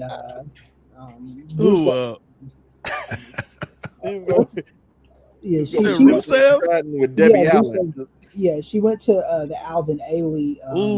Maybe that's a gimmick. Maybe we can have Debbie Allen show up, take it to the Alvin Ailey school. You want fame, Tiffy? This is where you start earning it. Debbie Allen still got CJ, it. that's what I'm Like talking 80. about. Lana. Oh, Lana, yeah. Lana. Yeah, you said Rusev. I was like, I didn't know Rusev was No, down like that. No, Rusev's woman is Lana. Oh, Lana. She learned how to dance. One of the places she trained at was the Alvin Ailey Dance Institute, which is okay, cool. Probably like the blackest place you could learn how to Yes. dance. Yeah. Rusev, just like, I was inspired by the works of Bill Bojangles Robinson, a young boy in Bulgaria. Yeah, I thought you were saying Tiffy need to go down there, but she need to do something because this ain't working. To Gerard's point, yeah, she needs seasoning. All right. Yeah, she is very bland right now. Very bland. All right, so but yes, Bailey, leave. Please leave, Bailey. Please. Yeah, free Bailey, free Bailey. Free Pam. Like imagine her in Stardom. Woo. Oh, cooking. Imagine her at AEW wrestling a spider, wrestling a CEO, wrestling the world, wrestling an alien, Maya world, wrestling the alien. Yep. Yeah. You know, wrestling Sheeta. Watch out for that kendo stick. Maybe even Athena. Throw Athena. Ooh. Hey, even potentially maybe a dentist one day. Oh, if she ever come back to our part-time job. They are still hired there. They still employed. Yeah, I'm about to say, come back to work, Britt, but she probably already at work. She's like, I am at work. Job. My office hours are from 9 to 5, Ray Williams. I'm telling you. All right, let's move on to our second women's championship that will be on the line, the WWE Women's World Championship, where Liv Morgan will be defending against the Queen of the Ring, Io Sky. So we'll go ahead. All right, we'll start from me, I guess. We'll start with me, and then go down and work our way around. So I'm gonna go ahead. I'm gonna pick Io, Genius of the Sky. No other explanation. I think she got some comeuppance, and I think it's time. And plus, we need to see when Vakeway is coming back. So it'll be a good thing to have Io hold that title for a bit. Brother Jay, who you got? I also have Io Sky. I think this whole Judgment Day thing is ran its course. Yeah. So I think they need to, all go their separate ways, talking about Roxanne and Roxanne. We went for the same joke with different genres.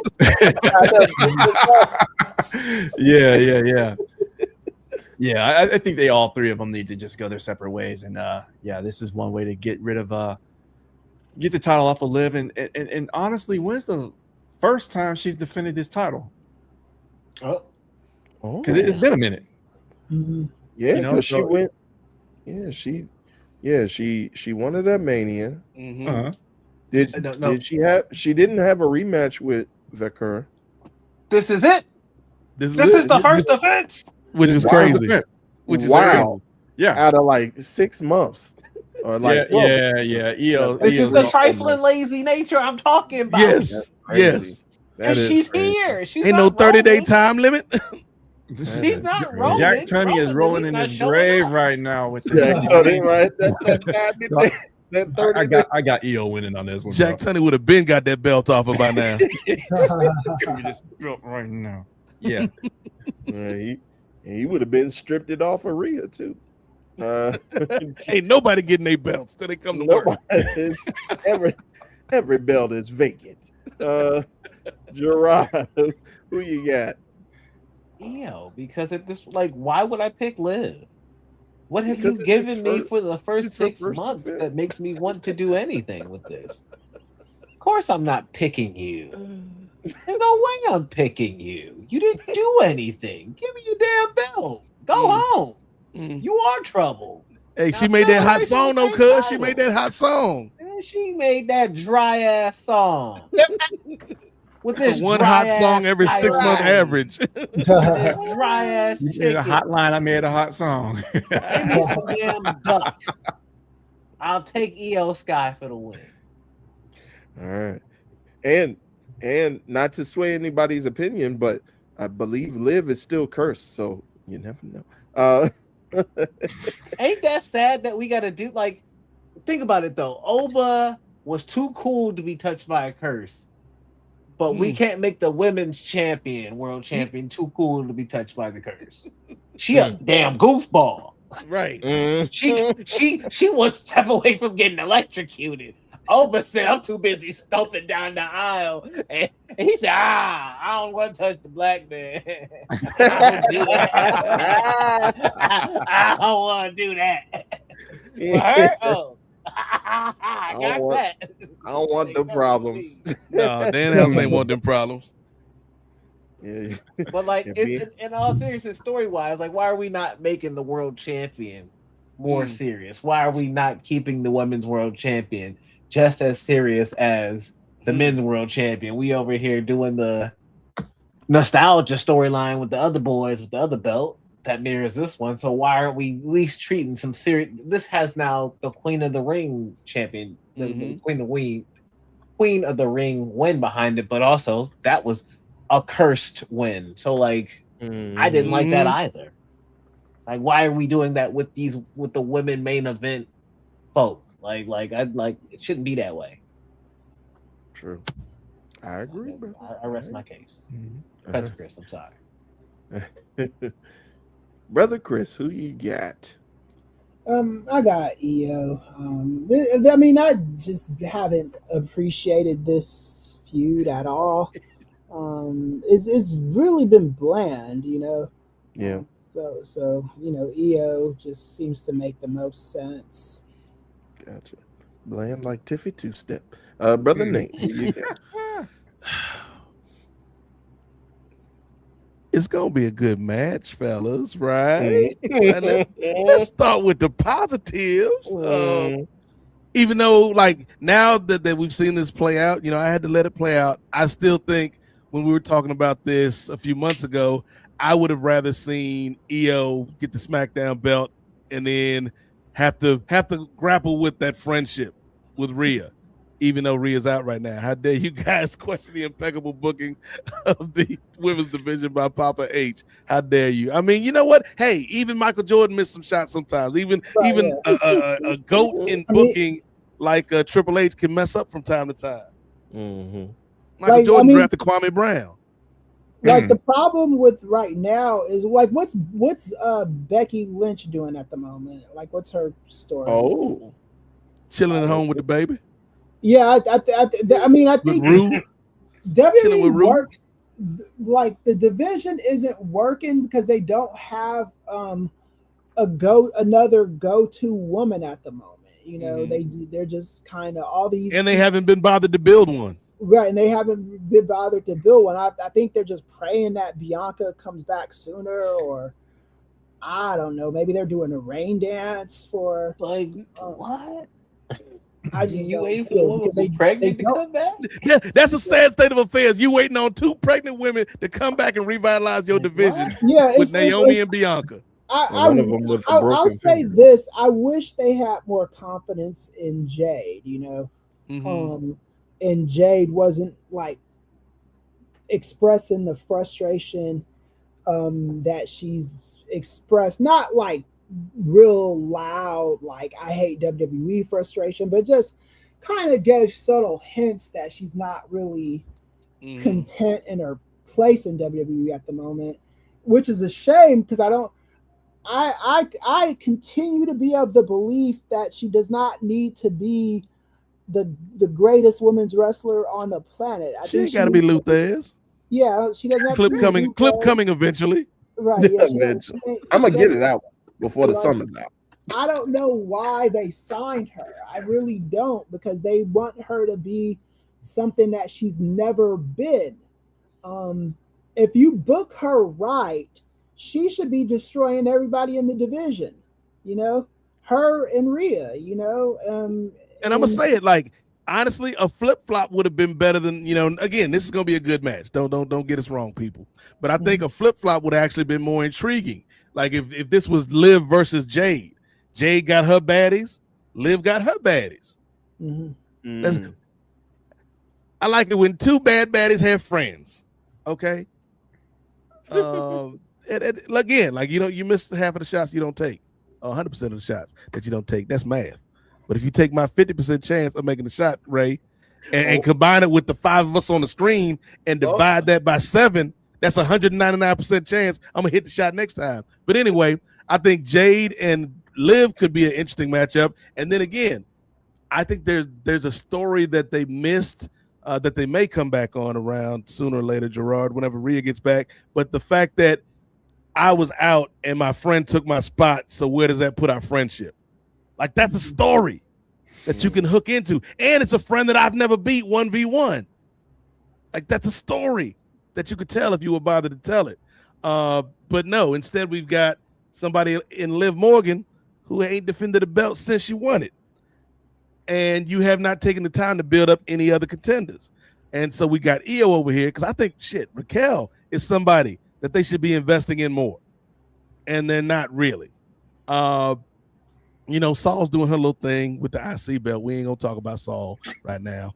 But I think Io's going to win just simply for the fact that we got to get this belt up off of Liv, man. You ain't did nothing with it. You ain't doing nothing with it. So it's like it's just a prop at this point. So let's give it to Io. So at least we can have some good matches on TV every week, if nothing else. I hope. I mean, remember Io's last reign where she then also disappeared with the world title? I hope. This is just a women's world championship problem for the most part. Since this company is kind of taken over with Triple H. A lot of these stories do not take off. A lot of these stories, they don't. I hear y'all saying build women up. You don't really have to, because you could have had Lyra and Lyra and Bayley could have won. Lyra could have won a battle royal with Bayley being the last one eliminated.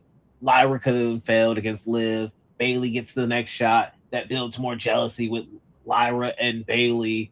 They both fail going against Liv. Because we don't need to just wait for Stephanie to come back. I don't know why that's the excuse that, no one else was ready. If people are here to lose, you could use those two with the women's world champion. Elevate Lyra at least to have a couple of matches for the belt, while then giving them more reason of why Lyra's jealous and mad, leading to their final split. What we got now. But I don't know. I hope. Why ain't Raquel and Roxanne? Like, why aren't they looking around saying, "Yo, how come you and Dom the only one in our family that got belts? Y'all ain't tried to put us on." Right. That's part of the story, I guess, because I think that's what they will tell after Liv loses the belt. But we didn't need to wait 6 months for this. They could have been doing something else with that world title on top of that, though. Yes. I agree. All right. Do better, Triple H. Do better. We're not enjoying the show, folks. Not at all. All right. All right. Clean sweep for Io Sky. All right. Now let's move into our big 3 matches of the weekend. We're going to start with the ruler, the conqueror, the mountain who cannot be climbed, the mountain who cannot be conquered. Obafemi versus the Beast. Brock Lesnar. Femi Lesnar 3. We'll go in reverse order. Brother Nate, who you got? This is gonna be good, Ray. I talked earlier about kind of the state of Minnesota right now. If there's anything that can revitalize the local economy, anything that can bring the Minneapolis Times-Tribune back to his former glory, it is Brock Lesnar on the headline page on Monday morning. Beast has conquered the ruler. Hometown hero does good. Stop it. You play too much. much. For that reason, that is why I think all of us here and everybody watching, you have to admit, you got to put your biases aside, fellas, okay? This is the Nubian Wrestling Advocates. We do have a particular perspective and lens that we view this sport through, but I got to put my biases aside when new information is presented in front of me, Chris. That's what happens with critical thinking. Swerve. And so with that, Brock Lesnar, it is time, brother. It is your time to finally retire, man. Get the hell up on my TV screen. There it is. The ruler, Obafemi, for the win. Even though in storyline, Obafemi is a ruler and he gonna win this match, but he's also a dumbass because why'd you give up that title shot? Nobody made you give up that title shot, dog. Yeah. I agree. Like you said, you could get it at any time, I guess. But we'll see what happens in the future with that particular prognostication on the part of the ruler.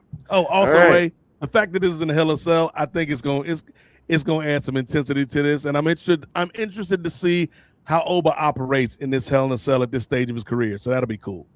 Yeah, that will be interesting, especially with Brock leading the way. So as far as calling the shots, so we'll see what happens. Brother Chris, good doctor, who you got? Yeah. Just think about Obafemi from just a regular work perspective. You know, like you've got a chance to get a promotion, but you know you're mad at somebody for embarrassing you for whatever reason, so you turn down the promotion so you can get revenge on some worthless person that's not going to be working there. Bill from accounting. Anyway, you know, because like that's the thing. Lesnar already said he's retired. He put in 2 weeks notice. Yeah, so it's like, why do you want this fool to come out? He retired because he was scared of you. Like, so yeah, he got in his last little lick. You can realistically meet him on the street or meet him when he comes to a WWE show and visit or some shit and get some revenge. Like, it's just he's just so astronomically stupid that it's just like, that's our baby face, folks. Right, yeah. It just really defines all reality. And stuff like this makes me less confident in his push. Fortunately for him, he still has the crowd in the palm of his hand. Mm-hmm. So I think he's going to be good for a little while. Can they hold off this momentum to WrestleMania? I honestly don't know. That's not me hating on Oba. It's just when the iron is hot in wrestling, you really gotta strike, man, because you don't know what can happen. Like, look at fucking Braun Breaker, man. He's someone that you waited on, and now it's like he's been usurped by guys lower on the card, you know, or who were lower on the card. Oba, you gotta get this shit out the way, man. So have him beat the fuck out of Lesnar, and don't have him be this fucking dumb again. You know, this is just not something you can't be booking baby faces like this. You know, and this is the second time this company has done this at a SummerSlam, because they did it in 1993 when Luger beats Yokozuna in the main event, but it's by count out, and he's over there fucking celebrating like yes, world hunger, you know, like he's got like the flag and waving it, and all the baby faces come out like dorks and chumps and cheering on this dude's half-ass measure. And you know they do like they revisit the feud at, what was it, Survivor Series, and it just ran out of gas, you know, and that is the danger that is what they're doing with Oba. Eric Bischoff said something the other day that was part stupid, but also part I can agree with. You know, you can't fucking play these games with these guys. You just can't do that shit. So yeah, Oba to win, but by God, get him off the stupid train fast. To crystallize this example, Ray, to crystallize this even further, this would be like if 3 years from now, iHeartRadio comes up to us and say, hey, Nefarious Media, we giving y'all $100 million contract to do programs for iHeartRadio. And I'm like, you know what? I appreciate that iHeartRadio. But 3 years ago on the Post Wrestling Network, Ray Williams tried to take my spot at the beginning of the NWA podcast one time in the summer. And I can't work with Ray no more. So I'm going to turn down that $100 million contract. For what? For who? Like me and Ray could squash whatever beef we may have had from those 3 years ago in private or in public, anywhere, uptown, downtown, out of town, on these streets. But why are you giving up this money, Oba? But Brother Nate, the $100 million will always be there. And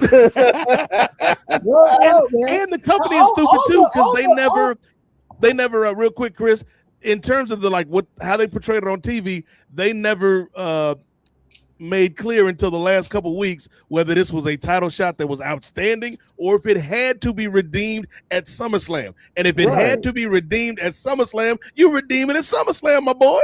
Exactly. Yeah.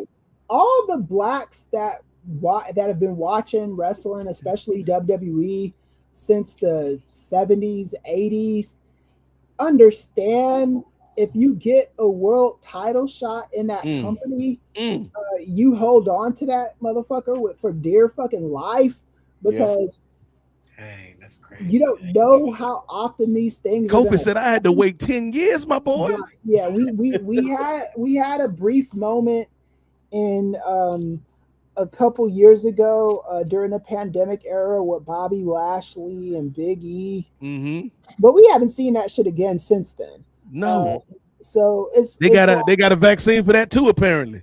Right? Yeah. Kofi Mania ended with a fizzle. The Rock, he had his run, and then before the Rock, we had nobody. So I mean, it's like you have to think of this from every single angle you can think of it from, and you are not putting Oba in a good light when you do dumb shit like this.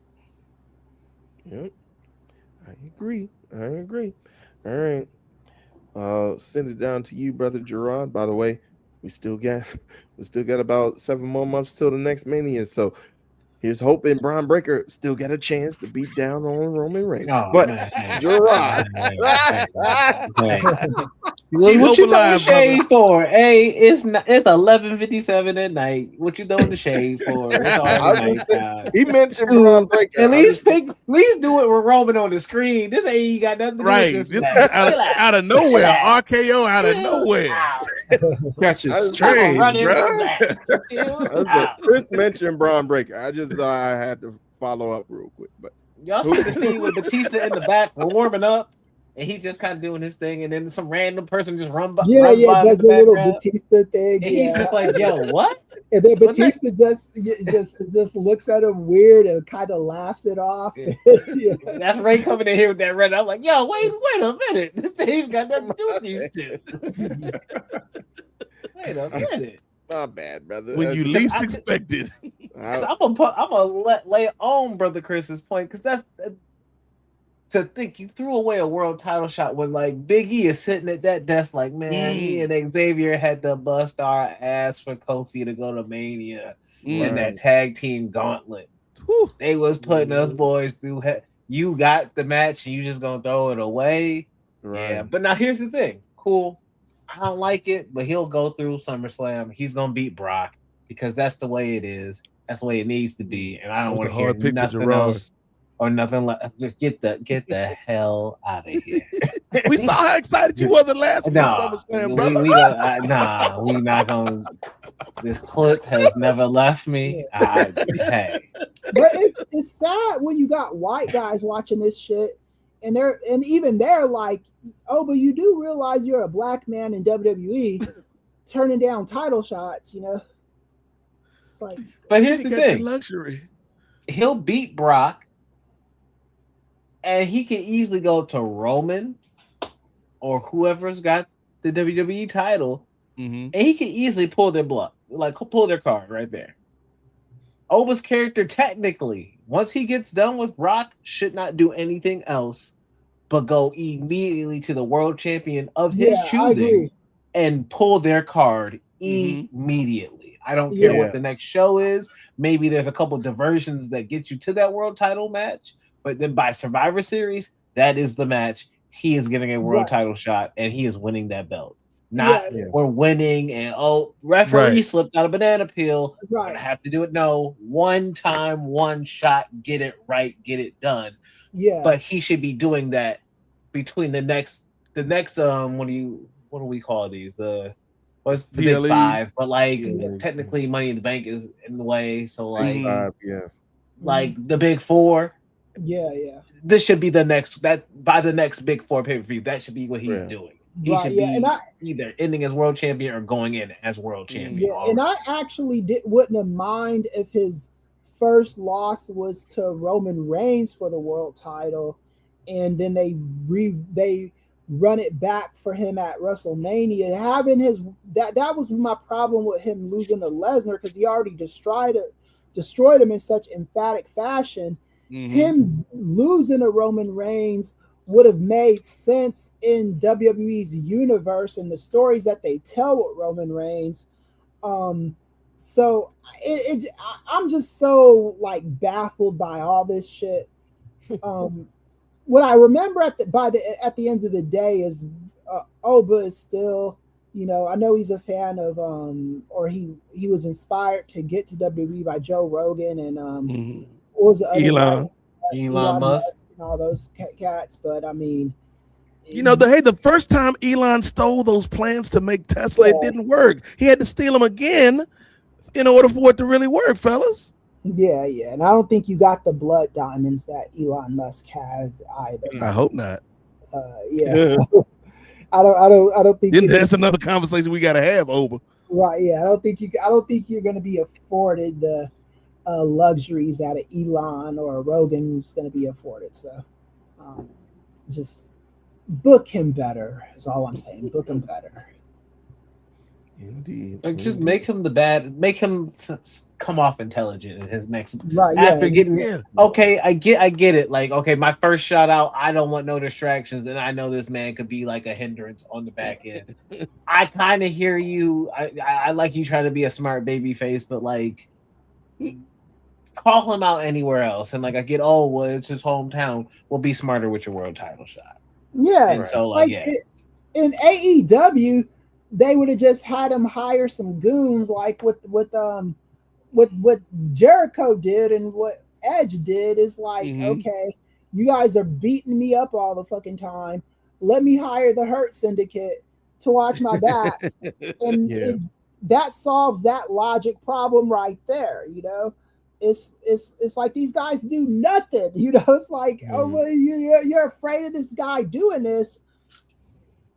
You make enough money now to like hire a couple jobbers to watch your back. Also, just because J&J security, but also just because it's his hometown, don't mean he gonna be there. The only reason he is here on this particular date is because y'all is fighting. Right, if y'all wasn't fighting, he might be up in Canada somewhere. Yeah, he don't like showing up to work. Hey. I mean, he knows Minneapolis ain't got no newspaper no more. What is he gonna read about? Yeah, he did come up to Cleveland last year for no reason, just to beat up on John Cena. Yeah, we don't want to talk about that. One member of the show was, doesn't the want to reason talk for about that was so he could beat up on John Cena. That was the reason for that. And he beat up on John Cena after the match. Oba after the match. Oba beat his ass already. Like, why would this dude come, from your logic standpoint, Oba? Why would he come back for more? He had to sneaky beat you when you guys wrestled. You beat his ass the first fucking time in pretty much a jobber match.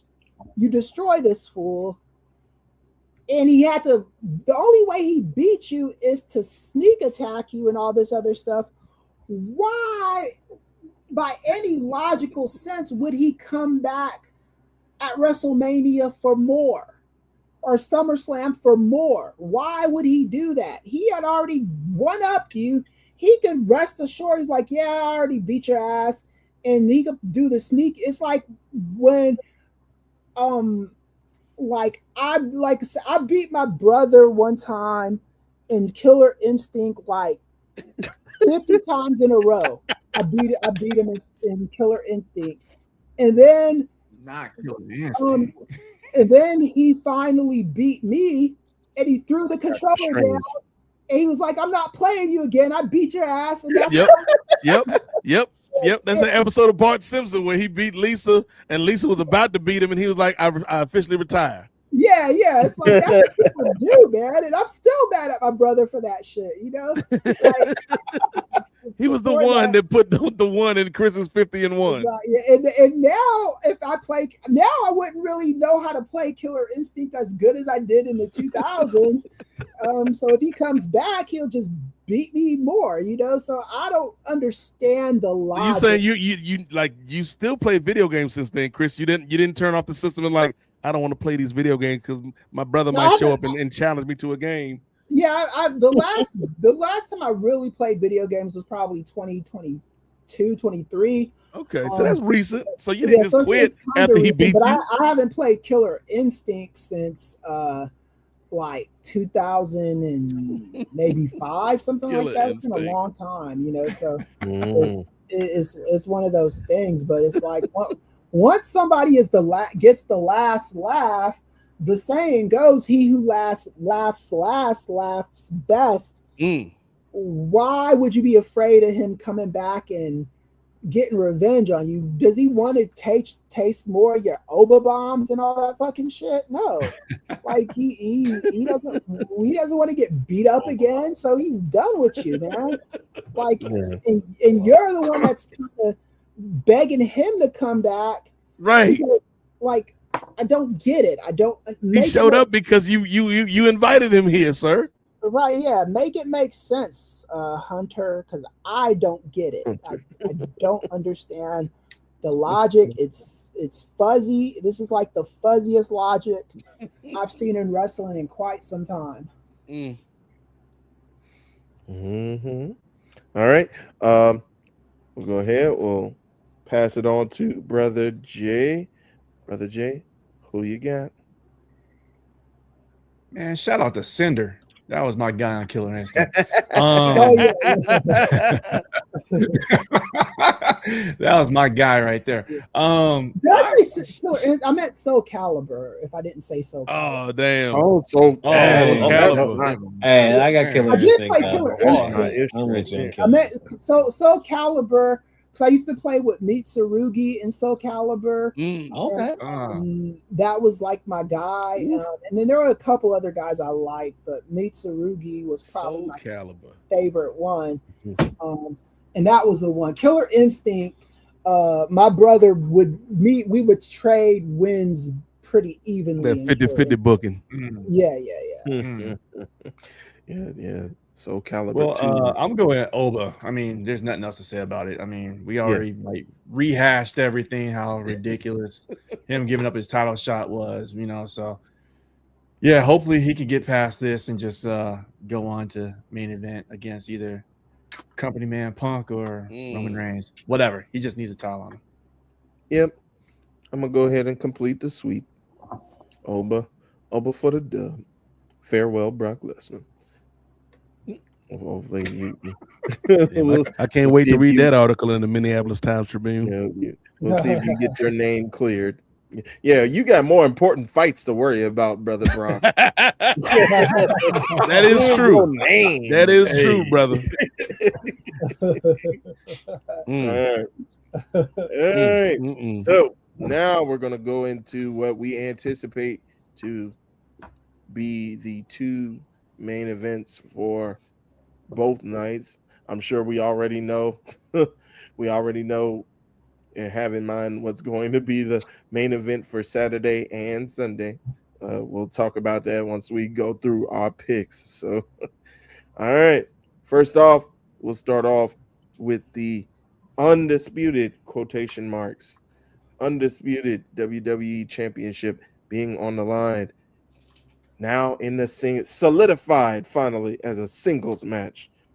The champion, CM Punk, who had a very lengthy title reign already in the span a week and a half, 2 weeks, will be defending against the American Nightmare, Cody Rhodes. So I'll go ahead and start this one off. I got ooh. Got 5 on it. Good one. Good one. On DraftKings. Don't bet on wrestling, folks. Don't bet on wrestling. I got Punk. I was second guessing a little bit, but I got Punk. I'm gonna go with Punk. Brother Jay, who you got? I'm also gonna go with Punk. I think there's going to be some shenanigans, and the reason why we're not seeing a Sami Zayn is because I think he's going to play a role in how this match ends. I think him and Cody have some unfinished business, and I'll just leave it at that. Punk wins. All right. Yeah. Brother Gerard. Punk wins. I hope and pray that if everything is good with the brother, he took it from his boy. I think it's perfect time for KO and Punk to have that feud and have their words on the mic. So I would love to get to that. And we need Cody can take a break from the title, and he can go do something else for a little while. That's how I feel. All right. 3-0 so far for Punk. Chris, who you got? Yeah, I got Punk too. I think under normal circumstances, I would have probably picked Cody, but I think with Punk right now, it's just I've heard a lot of like scuttle around the internet about one of them turning heel. I don't think that's gonna happen, but my ideal thing, if they were gonna turn one of them heel, would have been for like Jungle Boy to come back as like Cody's flunky. WWE. Boo and hiss. Boo and hiss. Yeah, I think that I don't think once what's his name, Jungle Boy hit the free agent market after all the fucking shit he caused in 2020, what was that? What year was that? May 22. Yeah, all that shit. I don't think WWE. If WWE's priority is Punk, if Punk doesn't want you in WWE, you ain't gonna be in WWE. So that hurts my feelings a little bit because I would have loved to seen that just as a little. Not saying Jungle Boy was going to be any kind of main event player in WWE, but just as that kind of little throwback, I would have thought it was cool. But yeah, I think Punk wins, and I think they run it back in Saudi Arabia where Punk loses. Running back. Oh, actually, then I have a question. Then you said you don't see either of them. I think, and here's the Punk character has said this on television. After a certain amount of time, change because of the title. He told Cody the belt changes you. That's a fact. When he had his long reign after Raw 1000, he literally changed from the I want to defend my belt baby face to the just back up off me heel. Like, I don't want to do nothing. I don't want to fight none of y'all. And so he had a shift in it. He could shift over this title reign. If he's gonna make it all the way to Mania with this belt, his last that started a little bit after SummerSlam. Well, this one's gonna be dang near the same length. So yeah, I think he should be heel about maybe 2 months into this reign, if not less. Yeah, I can see him turning heel. I don't know about any. Like, I mean, the thing is I don't put it this way. If WWE is hoping they turn him heel by having fans like naturally booing him over some fucking happenstance bullshit, it ain't gonna happen. Like because I think that's what they were angling for with Sami Zayn. Sami Zayn is a serviceable talent. I like him. Nobody is booing CM Punk over Sami Zayn. That's just not realistic. But at least not until you put the work in to have them boo him. Like, for instance, what Gerard's saying, like if he's the champion that never fights and not in a Liv Morgan, we don't know what to do with her way, but in an active, like, I'm too good for this. Ain't nobody in the locker room that can see me. I'm not fighting. Then it's like, man, get your ass to work. Even the tweets that wrestlers were tweeting at him were not even real like tweets. They were like, okay, you're a part-timer and coming back and taking the title. Everybody in that company's a fucking part-timer right now. It's not like Punk. I looked at his calendar dates because I think Meltzer or Alvarez, one of them posted it. He's wrestled all his dates. He hasn't skimped on anything. He's done his job. He hasn't like no-showed anything. He took a rest for a sabbatical for a little while after Mania because he's like, according to them, he's older than Methuselah.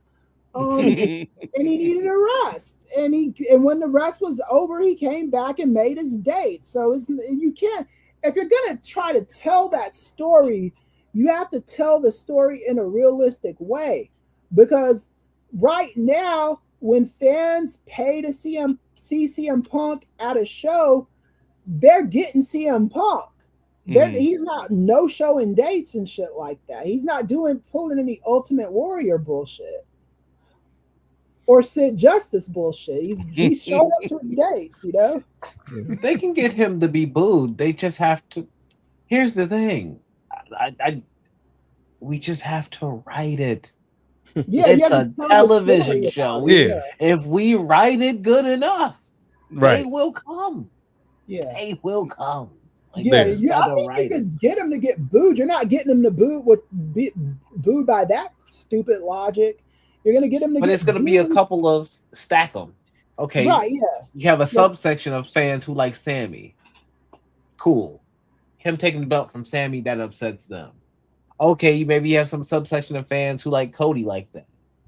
Him smacking the belt in Cody's face and disrespect and this, that, and the other, and leading into maybe him cheating at SummerSlam to get by Cody. Disrespect. But maybe he's not fully healed yet. But you're just stacking them and stacking them and stacking them. So if you hit every subsection of the CM Punk fan base and then give a big storyline reason, it all collapses, and now you have the boo birds coming in full force. And so you just have to write it. Here's the thing. If you want Cody to still be babyface, then you need to do what I'm saying. Otherwise, Punk will then make it where he's the more popular person, and Cody will be booed. And I mean, sadly, we've seen this with Randy. They tried to stack the odds with him, and Randy was still being cheered. They tried to do the same thing with Cena, and Cena was still being cheered. So, can they? I don't think they have the strongest writing ability to do that. Right. But I do think if you had that writing ability there, it could be done. Yeah, and the trick is to get them cheered, but make Cody get booed. What they've done, because in both of those instances, Randy Orton got cheered and Cena got cheered. But Cody Rhodes didn't get like this chorus of boos from everybody. It was like a smattering of boos. But to make that kind of stuff work, you got to get them to hate somebody in the match. You know? And I think with Cody, especially on that by the WrestleMania, I think people were just wanting Pat McAfee gone so bad that it was like, okay, if we got to sit through Cody Rhodes beating this fool, that's what we'll do, you know? And also, if we're looking at next year's WrestleMania, who's the person that's easier to boo for that audience? Oh, yeah, it'd be Punk.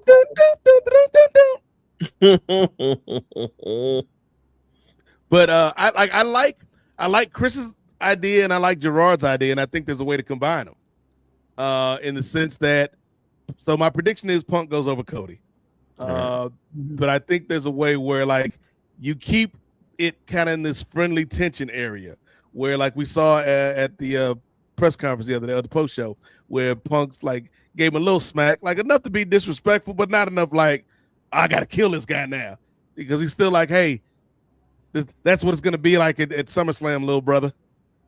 And so I think you have Punk go over Cody, have Punk, maybe even cheat to win, Gerard, and then we go to like, I love the Kevin Owens idea if he is good enough to go, because then you can have two concurrent storylines with KO and Punk, and then Cody and Sammy, and maybe we even get some tag matches between the four of them, which I think could be fantastic. But the whole time we're seeing Punk start to be more and more heelish, start to, that title keeps calling him like the Green Goblin mask.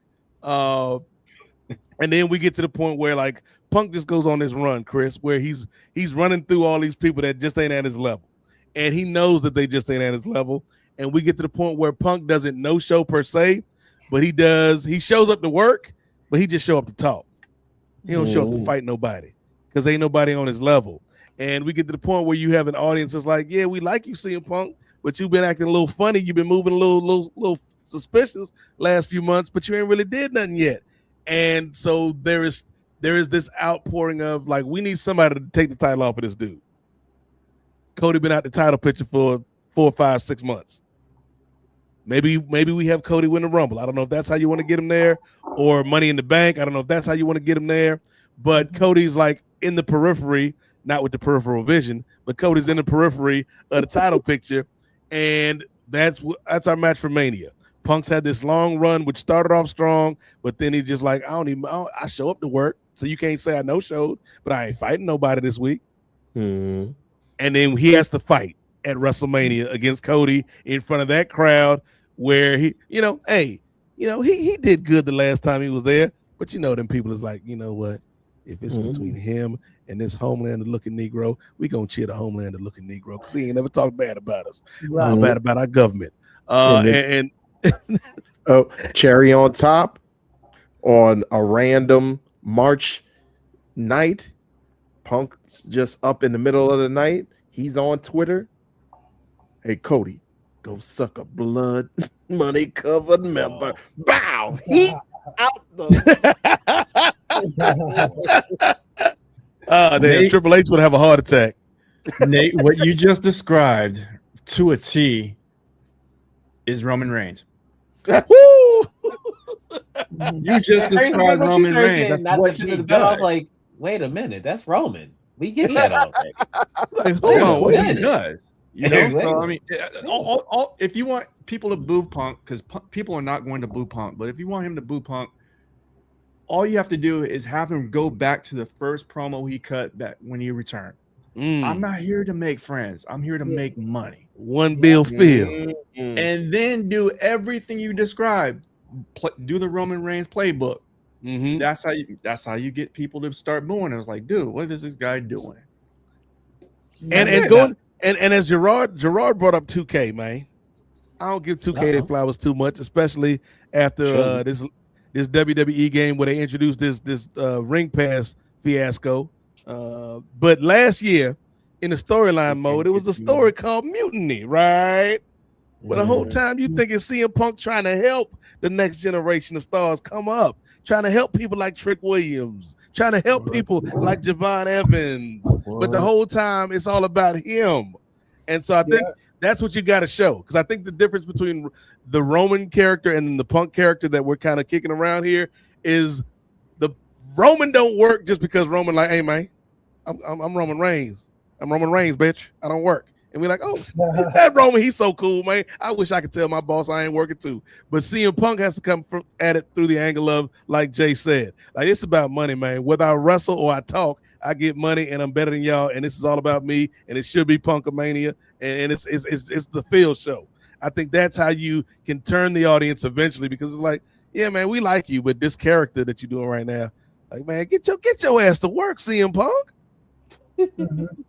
No, my heart loves your idea. Can we just trade out Cody for Sammy, and then book in this whole thing where Sammy gets it back from Unk and his whole okay.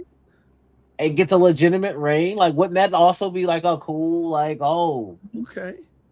Or you could just have him be a douchebag and get rid of the living color music. Have him come out to some douchebag shit like EMF. You're unbelievable or something. Hey, but that's gonna get maybe that'll get fans to boo him. The words you say, your contact just give me away. You're unbelievable. Oh, hickory dickory dock. Gonna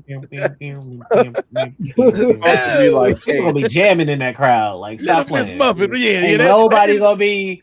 Yeah, that's a hot song. Nobody's gonna be like, boo. Nobody. Everybody's gonna be dancing, clapping. People jamming to you're unbelievable. I don't know, man. I might have. It's unbelievable. Yeah, but that might be too much of a bop, Chris. Yeah. We need a song that's not quite so catchy. Just some douchebag. That's a theme. Just that on a loop. On loop consistently. Yeah. I am Riyadh season. Like, hold on, player. Yeah. It should be called Phil season. Season. I'm here to pimp as much money as I can out of the Saudis. Told you pimping ain't easy. Yeah. I think we're going to be reviewing that soon. Oh, okay. So you made your choice. Yeah. We're doing WWF. Was that Aggression? Yeah. Okay, nice. Mm-hmm. But I think we're all kind of we're workshopping the same idea. But I think a heel Punk in Saudi versus I like the Sammy idea. But I like to Chris's point, they're gonna follow the formula and they're gonna do Punk Cody 2 at Mania. Yeah, I think so too. All right, and which leads to the last match, and then we'll get on to the burning question of the day, which is so burning that somebody spent a super chat on it. So, but I already had this question in the chamber, so you'll have to be just a little bit patient. I know we see you cut the line, but I've been boiling over this question already. They like Gerard. They're like, sorry, you cut the line, but you didn't have a reservation, sir. You'll have to wait. No, I'll be outside. We outside. For real. In this smoky air. Damn. Yeah, in this smoky air. You getting it worse than a lot of people because you right there. I said we looking over we can see the haze in the city. Like, it's more smoky outside than in the restaurant. You can't even smoke no more in the restaurant. Equipment is. A couple days ago, it was like, hey, you go outside, you basically smoking a pack every hour you out there. Yeah, that's crazy. Nah, we smooth, fam. We're good. Get them N95 masks on deck. Like, it was real bad down here, like Wednesday, Thursday last week, and I was like, I know if it was bad for us, y'all was like, nah, we ain't going outside for nothing. It was looking differently up here. All right, so let's go ahead to the last match that has been announced. The WWE World Championship will be on the line. Roman Reigns defending against Seth Rollins. So we'll start with Brother Jay. Brother Jay, who you got?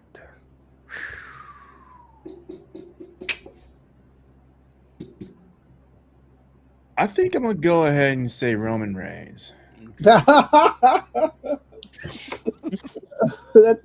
took a lot of thought. I mean, I was thinking like, okay, what type of reality do I see a Seth Rollins actually winning? I mean, it would be a good story to tell, but I mean, Roman Reigns chasing Rollins, I don't foresee that happening. That doesn't fit the tribal chief character. Right. That doesn't fit the tribal chief character. The last time they fought, if I remember correctly, is at a Royal Rumble, and that was a dope match. But it ended in disqualification, and that this left a sour taste in my mouth, and they haven't run it back since. Gotcha. I would like to see Rollins win, but I just don't see it happening. I think Roman Reigns is going to pull this one off and then continue with the bloodline story that's being told. So yeah, I see Rollins winning this. I'm sorry, losing this one to Reigns. I wish I was wrong though. All right, Brother Gerard, who you got? I wish I was more excited for this, but I think being teased at WrestleMania or the Royal Rumble was it Rumble? No, it was Mania with the post press conference. Oh, I'll see Oba later on. Oh, okay, cool. I've been thinking, okay, Roman and Oba for sure. And so anything less than that for Roman, for me, was going to be a disappointment. So we get to this.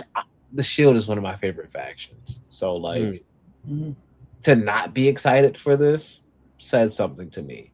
The story that they've built, though they're trying to pull on the past, it just doesn't, it's not singing to me. So I hope Roman wins, but that's just because I want Oba to pull his card later on. It doesn't make sense because like, okay, Seth could win and then lose it to Oba, and you could do Roman at Mania, but then in the back of my head, I'm thinking, oh yeah, Roman still did lose to Seth, so like, I'd rather protect Roman and just have these two unstoppable forces that have not lost recently collide and face each other. So I hope Roman wins, but I don't know. I just wish this was a different title. I wish this was a different match because I'm just not. They waited to pull this card, and since like I think that was like 2022, the Royal Rumble when that match happened, but they just didn't wait long enough. They had their match at Mania 2 years ago in the Triple Threat, and Seth won that, but I don't know. Seth doesn't deserve a world title. Like, you start the division, you get hurt, and then you leave. But like, I don't know. Yeah, get him out of here. Pack him up. Go ahead, Professor Chris. Oh yeah.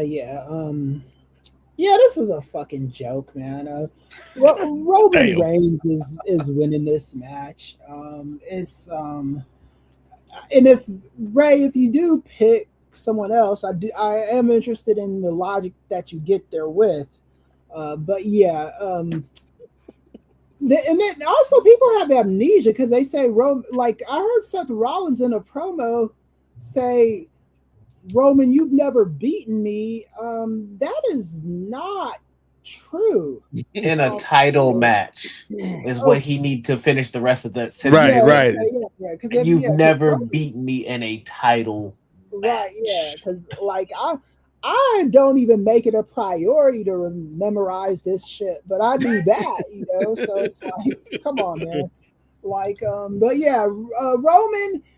WWE fans in 2026, they pay to go to these shows to see Roman Reigns, to just be in this man's presence, to get some of him by osmosis, to see him beat people down, make fun of people, acknowledge the brother, and they get their money's worth. So that's what they're going to get at SummerSlam. Roman Reigns is the man for the foreseeable future until him and Oba collide.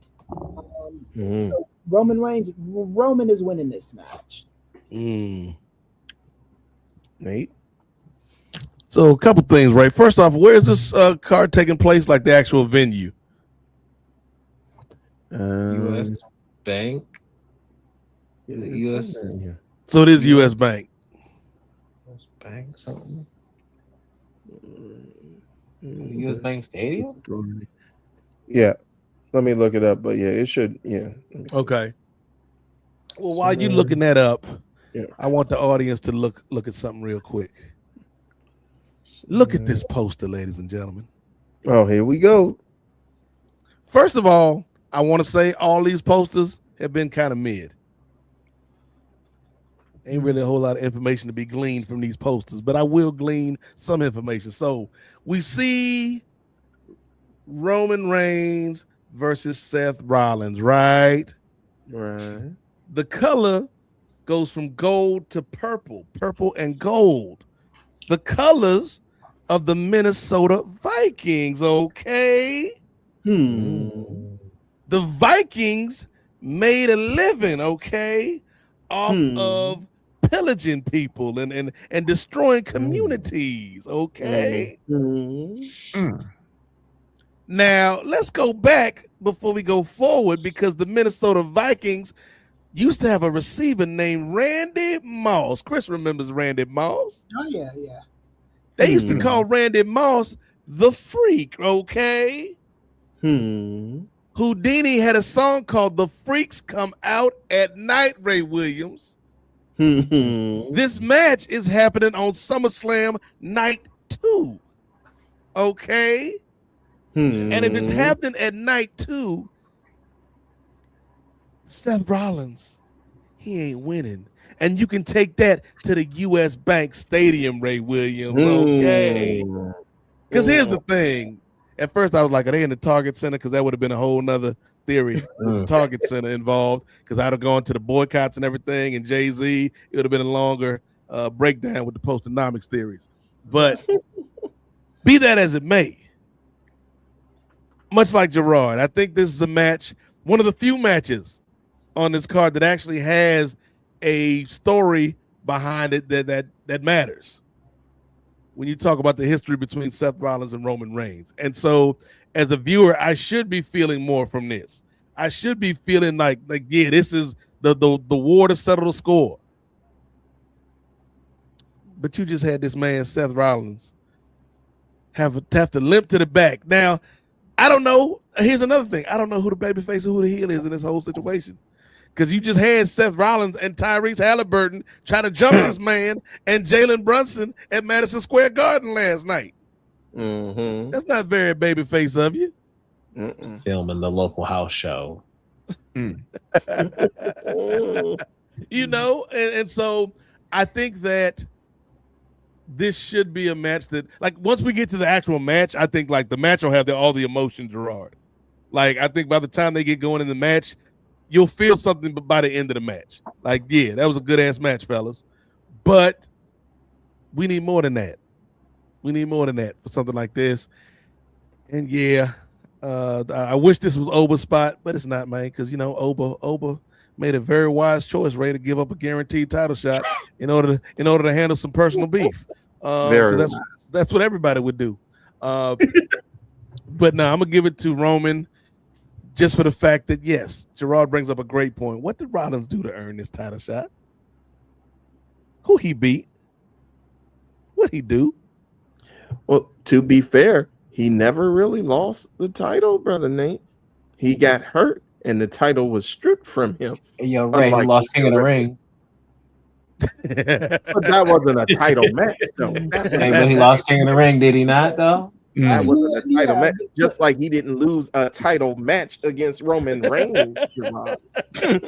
Hey, you want to bring up your man Jay Uso? You wanted to pick him to win King of the Ring so badly? He could have been here. He could have been here. They could have prepped your man. He was the runner-up. You could have been begging for this position, Ray. You could have been begging for him to be in Rollins' position. Why is Rollins in the tournament over Jay? Why is he getting a title shot and Jey Uso not? Come on, Ray, stand up for your man.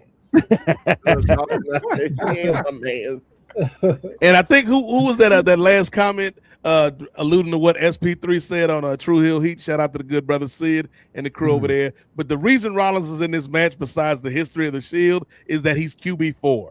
And we already got QB 1, 2, and 3 in the main events of these matches. So we're going to put QB4 up in there with him.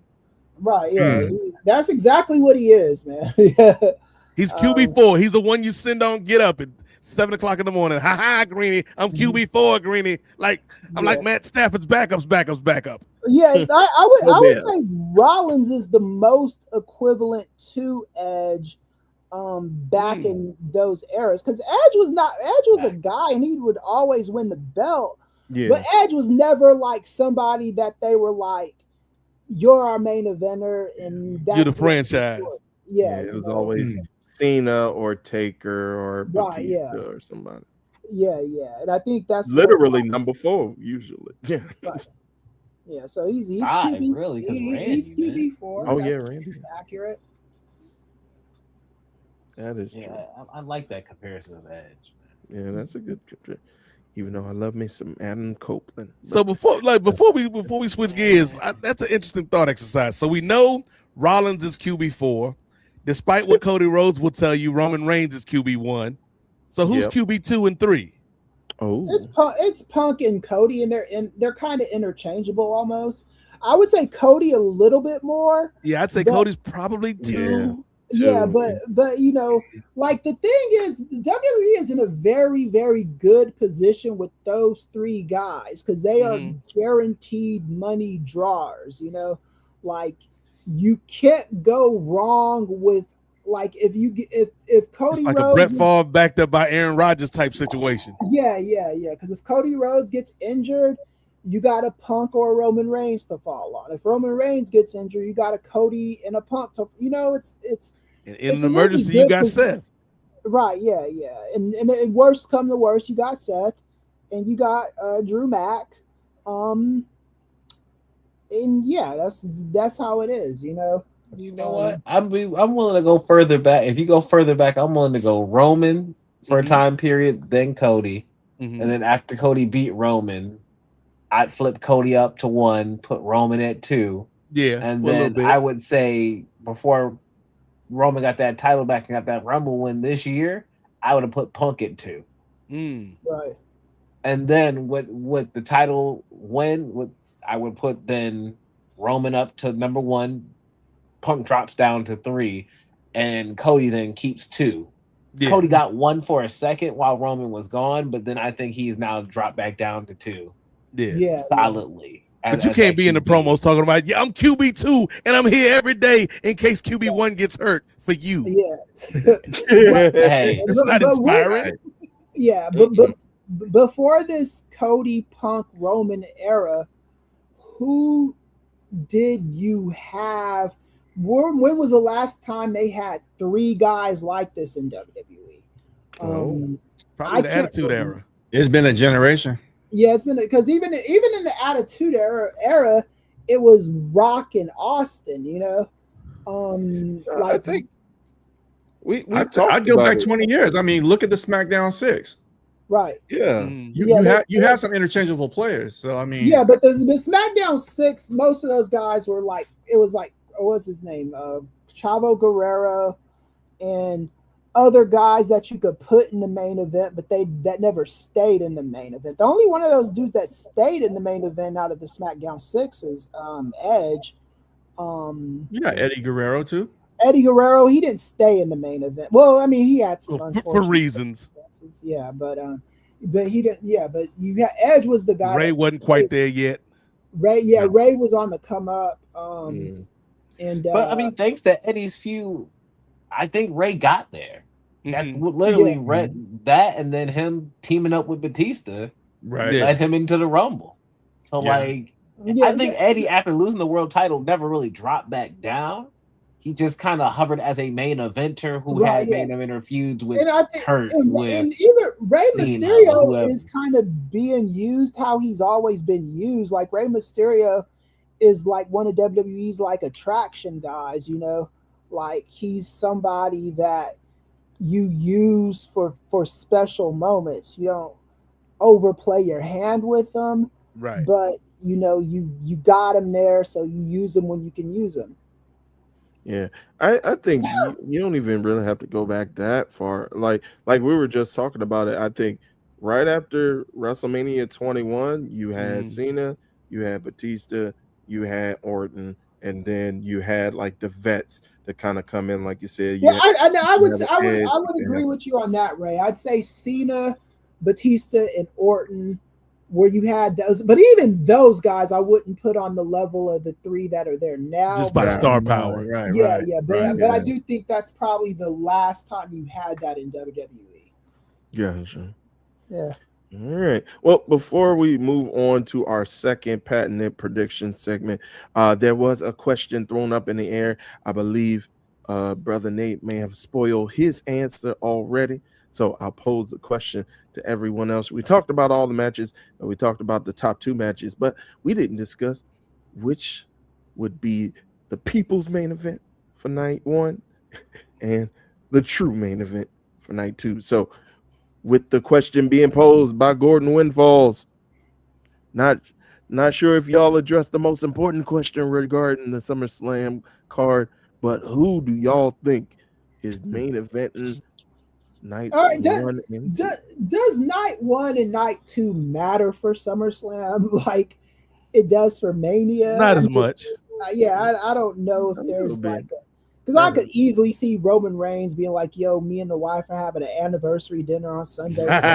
I'm not spending 2 days in Minneapolis. Yeah, you got work Sunday. They ain't got no newspapers up here. What am I doing? If it was like, I gotta read USA Today for 2 nights. No, thank you. Yeah, where if it was like WrestleMania, Roman would be like, okay, I'll do what I need to do to main event night 2. I don't know if SummerSlam gets the night 1, night 2 thing like WrestleMania gets it.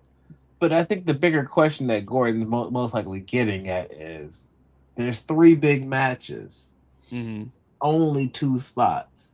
What gets the 2 spots? Hell in a Cell or one of the 2 title matches? What's Hell in a Cell, Cody versus Punk, Roman versus Seth. That's 3 big matches right there. Which one of them gets night 1 and which gets night 2? Because it's not just about the world title matches. To me, Hell in a Cell, you can open and you the gotta, show with you got to it. throw Yeah, in the ESPN portion. That should be closing. That match should close because what I want from a Hell in a Cell is a match that's tearing up the ring. I want that Undertaker Brock match, that second Hell in a Cell they had when they were literally destroying the ring by the end of it after the dick kick at SummerSlam. That's what I want for Brock and Oba this time. Right. Are both nights on ESPN or is one on ESPN2, Ray? Oh, I gotta look it up for the first hour. Because if both nights are on ESPN regular, Chris, I think they could get away with opening night 1 with Cody Punk and closing with Brock Oba on night 1, and then Roman Seth. I think Roman Seth is main event night 2, regardless, most likely. And then you could have a moment where Oba comes out to look at Roman. That's what I was gonna say. I was gonna say, like, at the end of night 2, when Roman Reigns wins, Oba needs to come out and point at.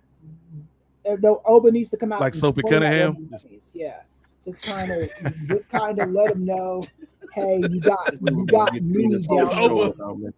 Yeah.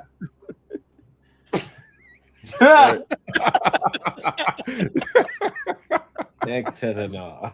This brother means business.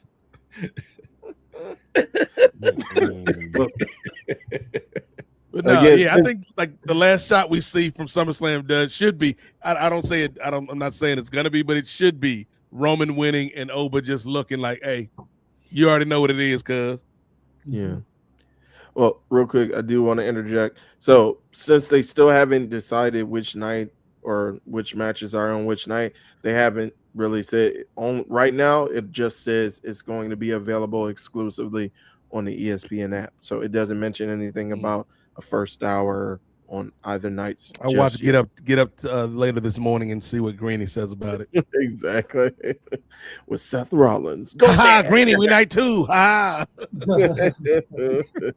But I could definitely, now that you mentioned that them having the possibility of having the first hour on ESPN proper, like I could definitely see Punk, Cody, night 1 being the first match, and then like you said, give them like 30-40 minutes, like eat up the majority of that first hour on ESPN with that title match. Like that'd be interesting.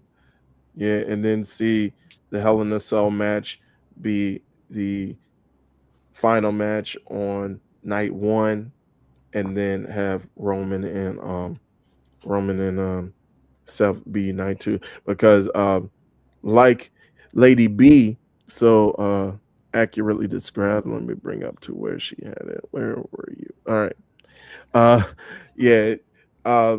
again, when it comes to night 1 and night 2, I think it still does make a bit of a difference, and especially like Lady B _00 said, Punk and Cody wrestled for 20 minutes on Saturday night's main event, while Roman Reigns get the aura the F out, hang out with sports stars, and hold the NBA trophy, aka the Larry. He's a genius. So, yeah, I think if it didn't already show you who's the real main event and who should be wrapping up the entire show, it's the guy holding up the QB1. So, Point guard one. But I mean, what I watched in that segment was a character look like a Looney Tune character and look goofy and get sent out, not a real world title challenger. So like, I hear you. But once again, that was a house show segment. Sorry.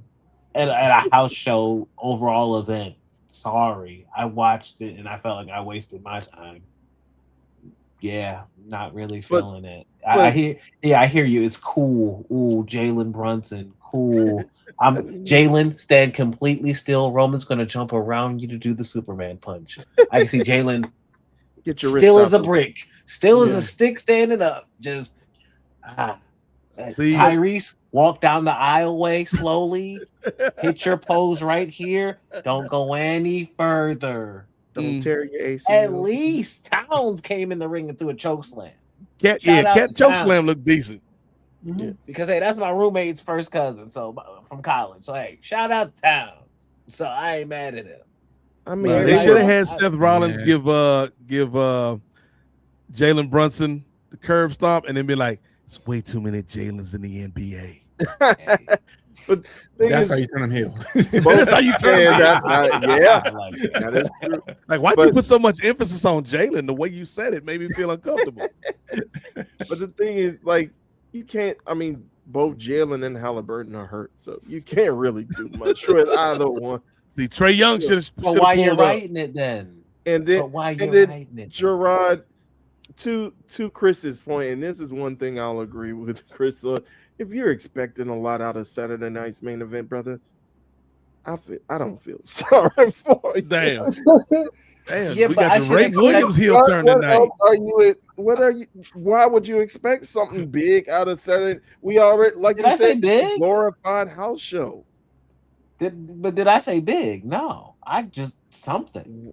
Raw moves the stories along. SmackDown moves the stories along. If you didn't watch anything last night, like a house show, they move tag titles all the time at house shows. But that's it. There was like, at least if the tag match for the guys would have went over, that's something that actually carries over to something else and means something. Yeah, they put a retirement for Goldberg on one. They put the retirement for Cena on another one. Like, they've had big moments on. Like, hey, the first one that came back in Detroit had Shane and Shawn in that street fight, which was a fun title match. You had a lot of fun things on that. Like, you can make these fun if you write it. If you write it like a house show, nobody will care about it with the house show. So, like, I just had my VPN on and I watched it on YouTube for free. Like, it didn't mean anything to me. But like, it still bored me on my free YouTube membership. That's the point. I don't want to be bored. When I watch television, I don't get on Netflix and say, "Ooh, I just want to watch this bland, boring, basic bull." Like, I want to watch something that has twists, season 2 of bland, boring, basic bull starts next week. Did NXG sell out? This it probably did. No. Did it? It was what they had for seated, which was like 13. Oh, it was. Which is not MSG. Yeah. So I think if Mariska was the there, problem, I think WWE has kind of killed what Saturday night's main events could mean. Like, because people, I saw stories online about people like saving up, like they're like pretty much going into their kids' college fund to pay to see Cena beat this fool Gunther, and he didn't do it. I do think that kind of tells people where they should put Saturday night's main event on their priority list, you know? I think. First of all, if you're gonna take your kids' college money to go to a wrestling event, yeah. Like, there's a deeper conversation that needs to be Speaks had. to larger issues. Yeah, Yeah. I don't not quite going into their college one, but it's just ridiculous stories about the money people were willing to pay to see this. Be And like then- that woman who embezzled from her company. Right, yeah. For all WWE shows. Listen, Yeah. give me your money. I can manage it a little bit better. Yeah, and it was so it was so bad. Invest in Nefarious if you're gonna do all that. It was so bad that people were booing the company and chanting "fuck Triple H" after a match that didn't really even involve Triple H, except for the fact that because of these stupid shows like Backstage and whatever the hell it's called on Netflix. Unreal, yeah. People kind of they know this stuff is booked by a guy now, and they are gonna act accordingly, man. Like the company is they're not in bad shape, but they're confused, and I don't creatively they are. They know what they want to be at the moment. Yeah, understandable. Well. Sounds like the WWE could use some redemption right about now. That is true. And just like Brother Jay said, instead of going on to that company for sports entertainment, let's go off to a company that specializes in professional wrestling. Watch Collision Kids on Saturdays, not Saturday night's main event. But let's go ahead and head on over. 4 minutes, 20 seconds. I'm gonna break the fourth wall, Brother Jay. I'll go ahead. 4 hours, 20 minutes, 30 seconds. I said 4 minutes. That's the longest 4 minutes All in right. history. We'll go. I know 4 minutes, right? I wish it was just 4 minutes, but yes, 4 hours, 20 seconds, 30, or 4 hours, 20 minutes, 30 seconds in. I'll put that on the caption. All right. So let's go ahead and head on into AEW Redemption live at the Bell Center next Saturday or next Sunday, right? No, Saturday, 25th, right? 26th. Next weekend. At the Bell Center. Matter of fact, let me Night one. I got it here. Don't ever give Tony 2 nights, man. We can't do that, player. Here we go. Sunday, yes. Sunday. July 26th. Montreal, Quebec, Canada at the Bell Center. Center Bell. All right. So let's go ahead. First off, we know at least for now. Well, first off, I did want to say, just harkening back a little bit on SummerSlam, those 8 matches that are announced, those are the ones we know of. We do not know if there will be any other ones that'll be announced. We do have, or at least I have, some inklings that possibly the women's IC title is going to be on the line between Sol, Ruka, and either your girl Raquel or Roxy from the Judgment Day. Possibly the women's tag championships being on the line. Also, the men's U.S. title, Trick Williams might be defending, most likely defending against both Carmelo Hayes and the returning Baron Corbin. But those matches have not been officially announced, so just keep an eye out on those. So with that, we're going to go ahead to what was announced thus far for Redemption. So with that, we do for right now, for the buy-in, there is no official match. Announced, although I do have an inkling that there will be something involving the conglomeration and the Don Callis family, possibly on that particular card. But Scoops Williams on these streets. I mean, I've been watching Collision, so they've been keep going, brother. You might land you a job at the Minneapolis Tribune, brother. Keep going. It's still open. If they might still just be doing like online only. It may be online only, but you could be there, Ray. I'll be there one day. move to Minneapolis. So I don't know about that. We'll see. Can I work from home? Yeah, work remotely. Buy you a house next to Paisley Park. Right. Like on the waters of Lake Minnetonka. Let me stop it. All right, so the buy-in is going to be a tribute to the Rougeau family, who is the famous wrestling family coming out of Quebec, Canada, featuring I believe the dearly departed Jacques Rousseau, and I believe Raymond Rougeau is still around, but I believe Jacques has passed. Jacques Jr. and Jacques Sr. has passed. When did Jacques die? I didn't even know that. I think a few years ago. Jacques is. Did he die a few years ago? Someone verify that shit. I'm working on it now. Yeah, all right. Raise a reporter, y'all. Rougeau family. See, that's up in Kate from Montreal's neck of the woods. Jacques still with us? Yeah. One of them passed away. Yeah, young Jacques still with us. Yeah, we can't be killing people on this show, man. I'm not trying to kill. Me in Quebec is going down. Got my mountain stick. It's going down. Have some smoked meat. Ejectocito. Amazon, is Jacques Rougeau still alive? Are still alive. Yeah, he's 66. He's still with us. Alexa, Amazon, shut the fuck up. God bless. Why you try to kill that brother, Ray? Right. I didn't mean to. I'm sorry. Ain't never made it to the Minneapolis Tribune like this. All right, so how they reporting?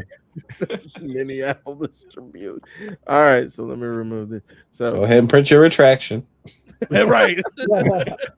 I don't mind admitting when I'm wrong. Yeah, fortunately, you spoke it, so all you have to do is unspeak it now. So you're good. I will unspeak it. Yes. Yeah. All right. So the second and fourth generations of the prominent wrestling brothers from the Rougeau family are still alive. So Raymond Rougeau, who's 71, Jacques Rougeau Jr., who is 66, famously known as the Mountie, Armand Rougeau, age 64, the lesser known. They had to put that in the caption. They had to put that there. Jim and I did not have to do that. That's crazy. The lesser known. That's disrespectful to my man Armand on these streets.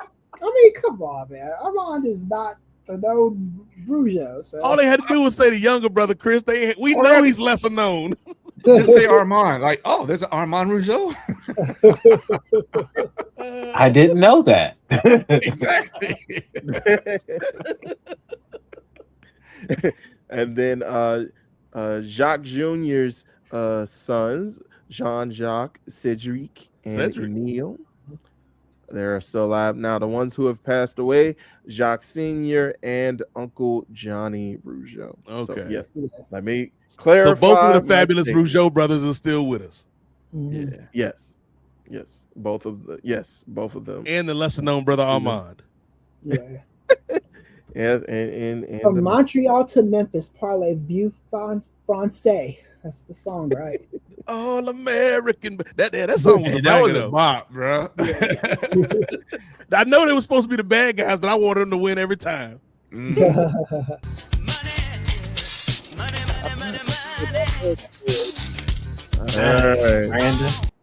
All right, exactly. And again, don't make this an hourly thing, Brandon. More milk on that pre-show than Sharon Morse. Damn, Brandon. Thank you for the $4.99, but stop it, please. You could just send in the chat without asking a question or a comment, Brandon. Nah, keep it going, Brandon. International strays. To be fair, Ray anywhere can catch a stray. Ray started this. These are you invoked the name, brother. We try to take out the Rougeaus up there. We try to take out folks everywhere. I ain't trying to take out nobody. Jackie Ray. So let's go ahead. So again, the Rougeaus will be celebrated during the buy-in for the redemption. So now let's go ahead and get into the officially announced matches. So we're gonna start with the now made no holds barred match between the Painmaker Jericho and the Psycho Killer Tommaso Ciampa.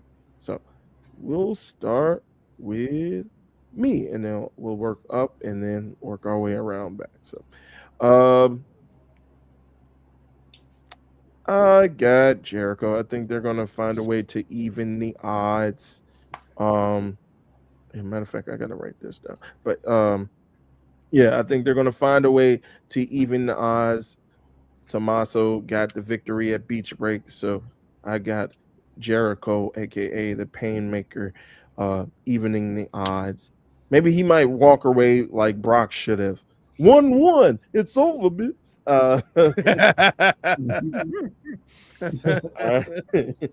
All right, brother Nate, who you got? 1-1, we're done. Like that, I know, right? That's how it goes, brother. That's not how that works. Part of me, like, you know, if contracts weren't a thing, I would be like, you know what, this would be a lovely place for our man Johnny Wrestling to come back, man. Somebody free Johnny Wrestling, man. Yes. Also, free Johnny Wrestling, yes, Ray, but also if you're gonna pay me just to lay down on the box, all right. There's worse jobs out there, cuz. That is true. I ain't got to take no bumps or nothing. But I'm gonna go with Jericho. Like, I think, yes, like you mentioned, Ray, to even up the score. But also, if you breaking out the Painmaker character at this point in Jericho's career, like, he's got to win.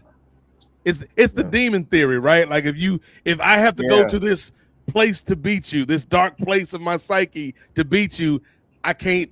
Oh, this is the ultimate transformation. You brought this out, Chris. You brought this character out of me, and then Chris whooped my ass. What did I do all that for? So yeah, I'm going with Jericho in this one. All right, brother Chris, who you got? Yeah, I think I'm gonna go with. Originally, I was gonna say Ciampa. I am actually kind of leaning more towards Jericho, just because it's just it just seems like that's what they're gonna do from the TV I've been watching. Gotcha. Brother Gerard? It's probably gonna be Jericho. And hey, cool. I just hold your enthusiasm, brother. You're getting too excited. Hey, I'm sorry. I hope he stays at this level. I don't want him to go any higher, but once he started doing the Tommy's mommy stuff and making the jokes and all that, that's the shit I don't want. I do not like that Jericho. That's not what I want in 2026. And cool, the Painmaker, it's a gimmick. We'll see how this new gimmick goes, but like, I hope Ciampa wins the feud overall, but Jericho's gonna win this for sure. All right, and we'll end off with you, brother Gerard, or brother Jay. Sorry, they don't all look alike. Which one are you, Jimmy or Jay? Who is it? Oh man, I'm going with Jericho as well. He's playing the hits and misses in this latest iteration of himself. And again, someone already said, break out the Painmaker face paint. He's not going to. I got Jericho. All right. So clean sweep for Jericho. Next, we're going to move on. I believe the AEW National Championship will be on the line with Mark Davis defending against Andrade Idolo. Brother Gerard, who you got? Hey, this gonna be a fun match, and I hope Andrade gets the. How you know? How you know? He knows. He knows. He knows. And think about that segment on Dynamite. Literally, Andrade in the back getting interviewed by Renee, holding the national championship, and here comes television champion with his Leo Rush. Mm. We know, like, okay, cool. So like, I like it. So like, make it a thing. But Andrade for the win. All right, brother Chris, Mark Davis, or Andrade El Idolo, who you got? Yeah, I got Andrade too. That brother is counting his blessings that he went back to AEW and is in a prime spot after being treated like a piece of trash in WWE. Appreciate where you're at, Andrade, and don't ever think WWE is your friend, because they ain't. Corporations are not your friends, folks. You know. And I do have that drop too. You caught me off guard. I do have that drop. All right, brother Nate, who you got? It's gonna be a good match, but yeah, man. Like to Chris's point, I was not expecting a whole lot from this Andrade run, particularly given the start-stop stuff with the contract before that was resolved. And so I was like, yeah, man, it ain't gonna make no difference whether he show up or he don't show up. It ain't gonna make no difference. But much like you when you tried to send one of the Rougeau brothers to the upper room, I have to unspeak a statement I made on a previous edition of the NWA podcast, right? Because Andrade been killing it, man, since he been back. And like the stuff with Leo has been good. Their little interactions from time to time. But yeah, Andrade still got it in the in ring and the character work as well. So yeah, give me Andrade in this one, brother. All right, name for Andrade. All right. Well, we're gonna keep on down the train. Keep on down the train with Andrade with me as well. Two sweeps. Yeah. Especially, I think I was talking to Kate about this last night, or Saturday night, 2 nights ago, I should say. It just feels like this would be the perfect time. Get the belt on him. Either get the belt on him and then have him defended on Grand Slam Mexico, or have some shenanigans be afoot with the Callis family. Them cost them the belt, but then he finds a way to earn another shot and win it at Mexico. I think you could definitely have a prominent have him in a prominent role once they do make it to Arena Mexico. Is it going to be Arena Mexico, or is it going to be somewhere else? But somewhere in Mexico, he's going. He's going somewhere in this country. Somewhere they love him everywhere in the country. That's how that works, right? I like that. All right, brother Jay, you're the last one on this one. Are you going to complete the sweep for us? Or are you going to be on the island of isolation? Oh, guys. I got Mark Davis losing.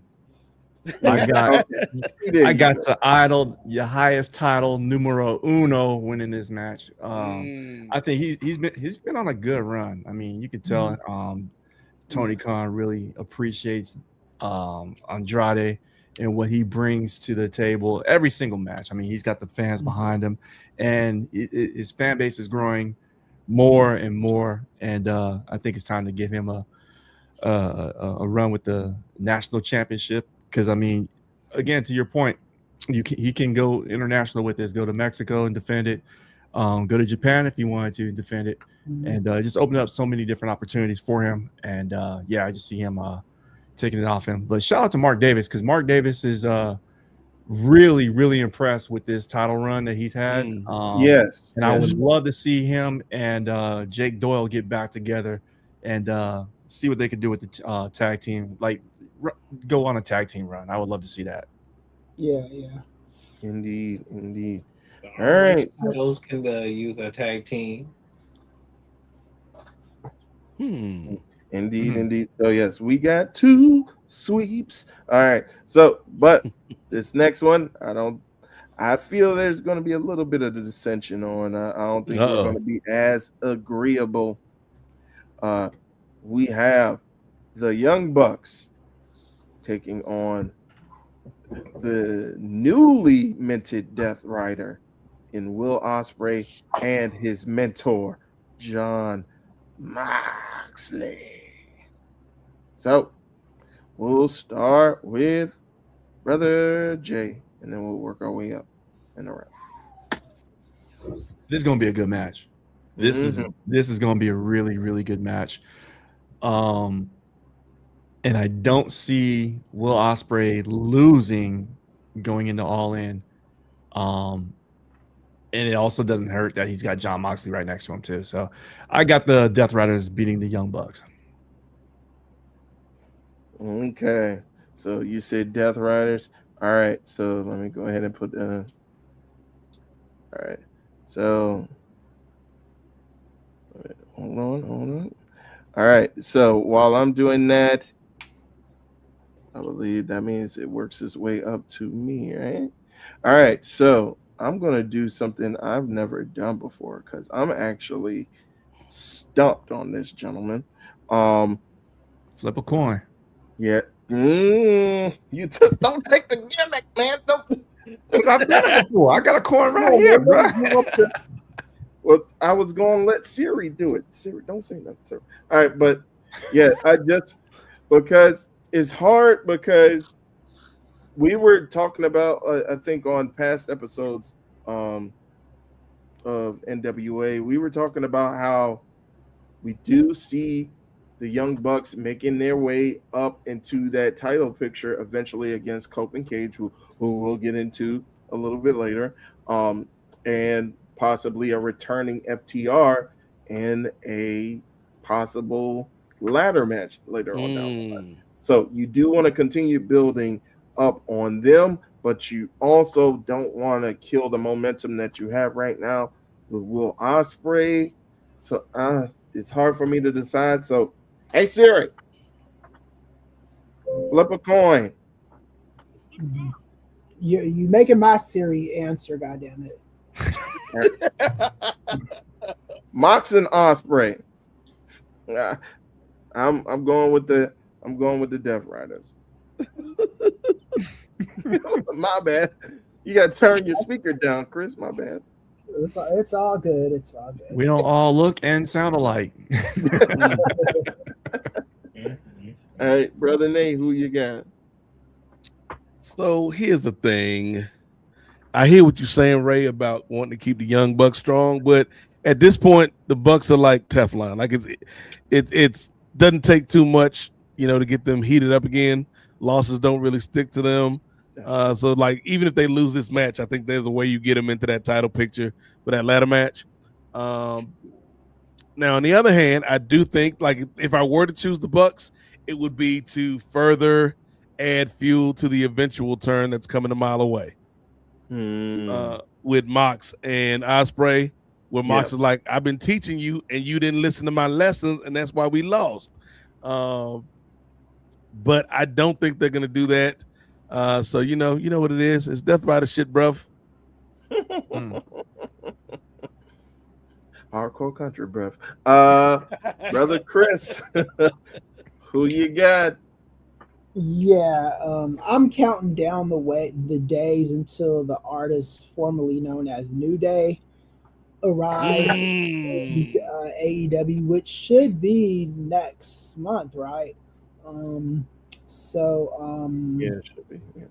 Right now, I'm gonna go with, and I do think I think the first people they might mix it up with will be the Bucks. So yeah, I can see that. For those reasons, I think Ospreay and Mox are winning this. Yeah. All right. So surprisingly, so far 4-0 for Mox and Ospreay. Gerard, you gonna complete the sweep or what? It's pretty easy, pretty simple to me. The whole story of this match is attacking the heart. Just like William Dafoe in Spider-Man 1. You go after the heart. And so this match, Mox and Ospreay are going to win for sure.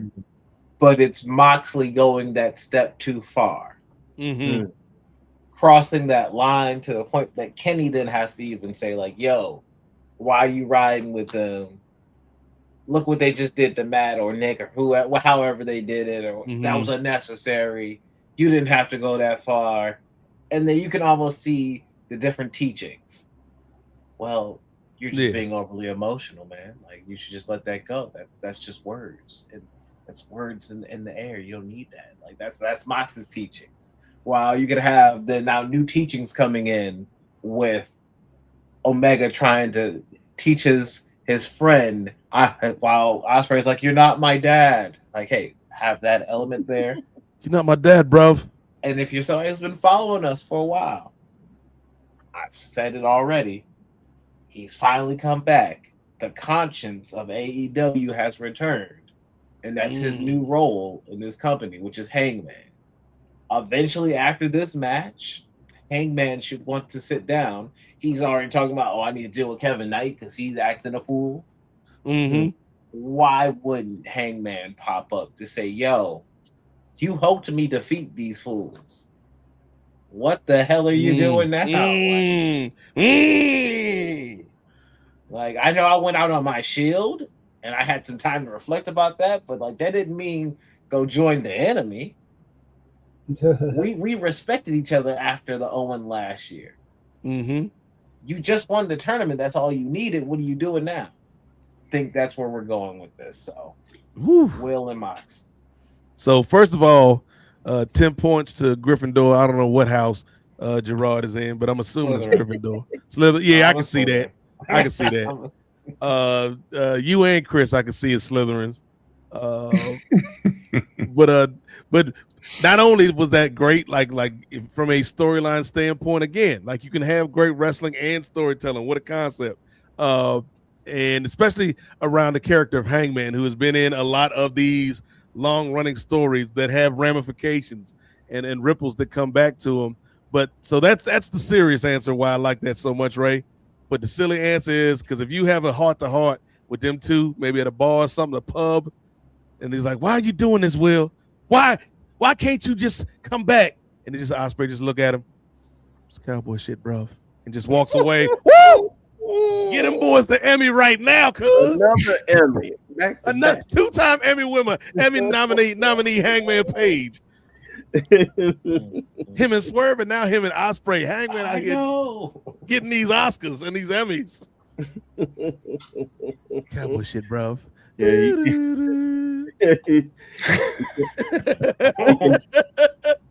he can never challenge for a world title again, but he could doggone sure challenge for the next Emmy, the evening Emmys. The award for best actor in a scene from a wrestling show, Adam Page. All right. So you just see the Judgment Day and just looking mad, like we should have got it for that Danhausen segment. All right, so let's go ahead and move on to a match that was actually announced last night. Actually announced right after the main event. It was actually made right after the main event of AEW Collision, in which Hikaru Shida successfully defended her TBS championship against Queen Aminata, but proceeded to attack Queen Aminata with a kendo stick, and to come down for the save, for the rescue, was one Maya World. So the match has been made official. It will be Hikaru Shida defending her TBS championship against Maya World. Gerard, who you got?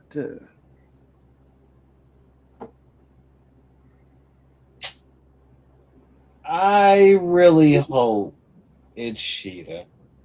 And I only say that because if Maya wins this, then okay, that really does mean that Billy's going to beat Athena. And this is my big moment. I say Shida because I expect Athena to come out and cost Maya this match. I was about to say Sheeta. I have to get my name together. But yeah, I expect Athena to cost Maya this match at the end of the day.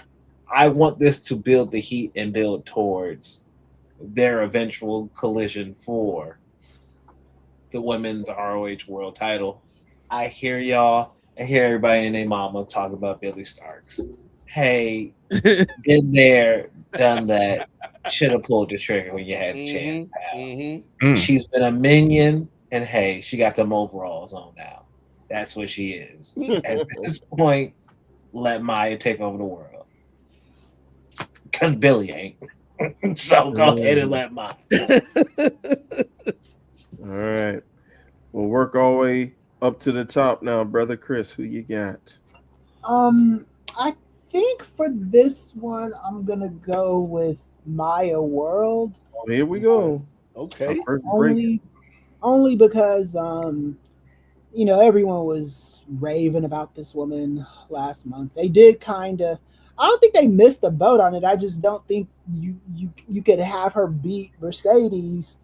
First, we wouldn't have got those awesome sound bites from her last month with her coming at me and Jarrett. So that is true. Part of it. but second, though, she's a woman. She's their woman, and she wasn't going to beat her to main event for the women's side at Wembley. So yeah, I think this is probably going to be a good concession for her. So okay. And I love Sheeta. Sheeta's still my favorite wrestler in AEW. But I don't think she's lost. I think that there's just a lot of awesome women in there doing a lot of awesome things, and I think she's kind of just serving her purpose, so to speak. All right, brother Nate, what you got? So I'm torn about this one because Gerard brings up a lot of great points, as does Chris, and so in times like these, unlike some people who will flip a mental coin, or some people who will ask AI to flip a coin for them, I look at the data. So when you look at this poster, Ray, Posternomics. That's the new Posternomics thing. Jingle. That's the jingle. Yeah. You can make AI write a Posternomics jingle. I'm not using Skynet, brother. Stop feeding Skynet, folks. You're only making the monster bigger. But speaking of monsters, okay, I've been liking what I've been seeing from heel Hikaru Shida right now. Okay, she's not just bad, Gerard. She's super bad. Okay. One of my favorite characters from the classic comedy film Super Bad was a character named Mick Lovin', okay? Lovin', you take that, separate that from the Mick, put the Mick over here, take the Lovin' over here. Loving you is easy because you're beautiful. That was a song written by Minnie Riperton, right? At the end of that song, she's like, la la la la la, la la la la la, la la la la la la. That's all I can give you for free. Yeah, don't go. Yeah. But the last words you hear in the song as the music is fading out, Minnie Riperton is saying, Maya, Maya, Maya, Maya, because she's singing to her daughter, Maya Rudolph, okay, who ended up on Saturday Night Live, right? Okay. But this pay-per-view ain't taking place on a Saturday. It's taking place on a Sunday. There's different time zones all over the world. So that leads me to look at Maya World. Could this be her chance for ultimate redemption? But then I go back to that song, Ray, because Loving You by Minnie Riperton was #1 in a certain country that was not the United States for 3 consecutive weeks.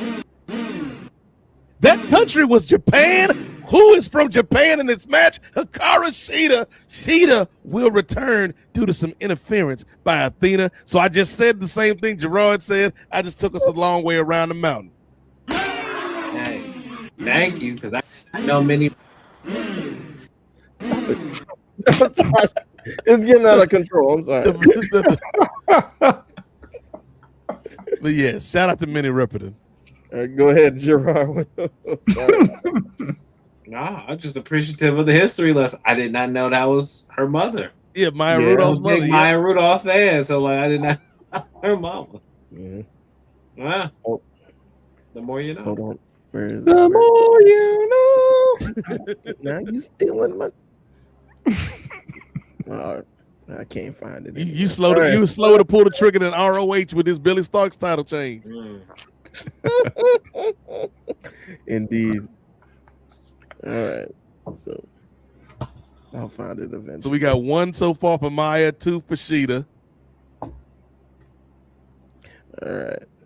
Yeah, I don't know where I put it. All right, so 2 for Shida. All right, so that means I'm next. I'm not going through post-nomics. I'm agreeing with Brother Nate and Gerard for the same reasons. I got Hikaru Shida. I was debating it with Kate because I initially thought, hey, you got to give Maya something, especially like Jace, or not Jay, but like Chris said, you want to continue to keep her hot, but I think you can still find a way to keep her hot. And it's like, I don't want to keep making Shida to be the person like the transitional champ. I don't want to keep making Shida to be the edge of the women's division where she's just holding the title. She's good enough to hold it for a while until like the true person comes up. I do want to have Hikaru Shida continue to reign with that TBS title until a worthy. Not saying that Maya World isn't worthy. Like, what are you saying? So if someone with a big enough name can come up. What are you saying, Ray? Maya World has some. You being real disrespectful right now, because Kate from Montreal had you saying she was Stop it. And now you're over here saying she ain't even good enough for the puppet master Kate from Montreal. I didn't say she wasn't good enough. It's a trap. I'm saying she has unfinished business with Athena, is what I'm saying. That's okay. You can't get me now. So she should have just said, I don't even want this title shot because Athena might interfere. Yeah, I know. Pull her over. Yeah. Their cousin and them across the way. The world, that's the ruler. Should be paying attention. Fuzzy logic. It's like your 16-year-old doesn't want to drive the car because he might crash it. You know, like a lot of shit might happen. You know, that's the world we live in. Damn. Indeed. The Maya world we live in. But all right, I need a rim shot. So all right. Yep. All right. The fact that this is for the TBS title doesn't sway you at all because we know what performers usually have the complexion for the connection in this division. Yes. We know, as you so eloquently always put it, the in conference games. But I think I didn't know she'd have transferred to the swag. I know, right? Well, you do know that Asians did make it over to HBCUs. That is true, regardless of what BTS will try to tell you. Mm-hmm. Trying to erase whitewash. Now, don't even get me started. All right.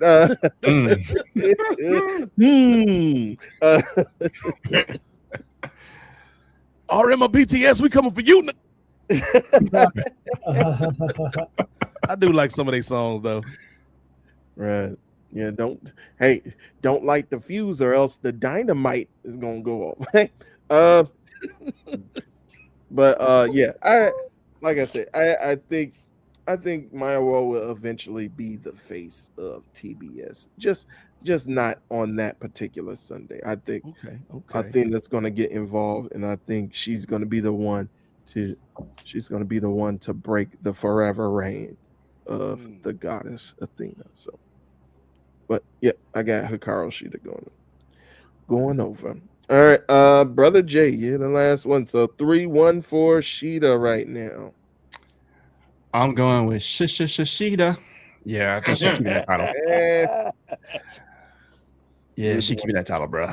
Yeah, I might change my pick to Shida. Not yet, though. I need time to think about Chris it. got 2 conditional picks right now. This Shida one I'm considering. I don't want Maya to lose. It's just I don't want her with this belt. I don't want her to lose either. I know she's gonna look good in the match. You know, it's just I just don't think that. You know, it's just Shida's time to give up the strap right now. Yeah. Also, yeah, because it feels like the Shida story is just starting. Right. With this character.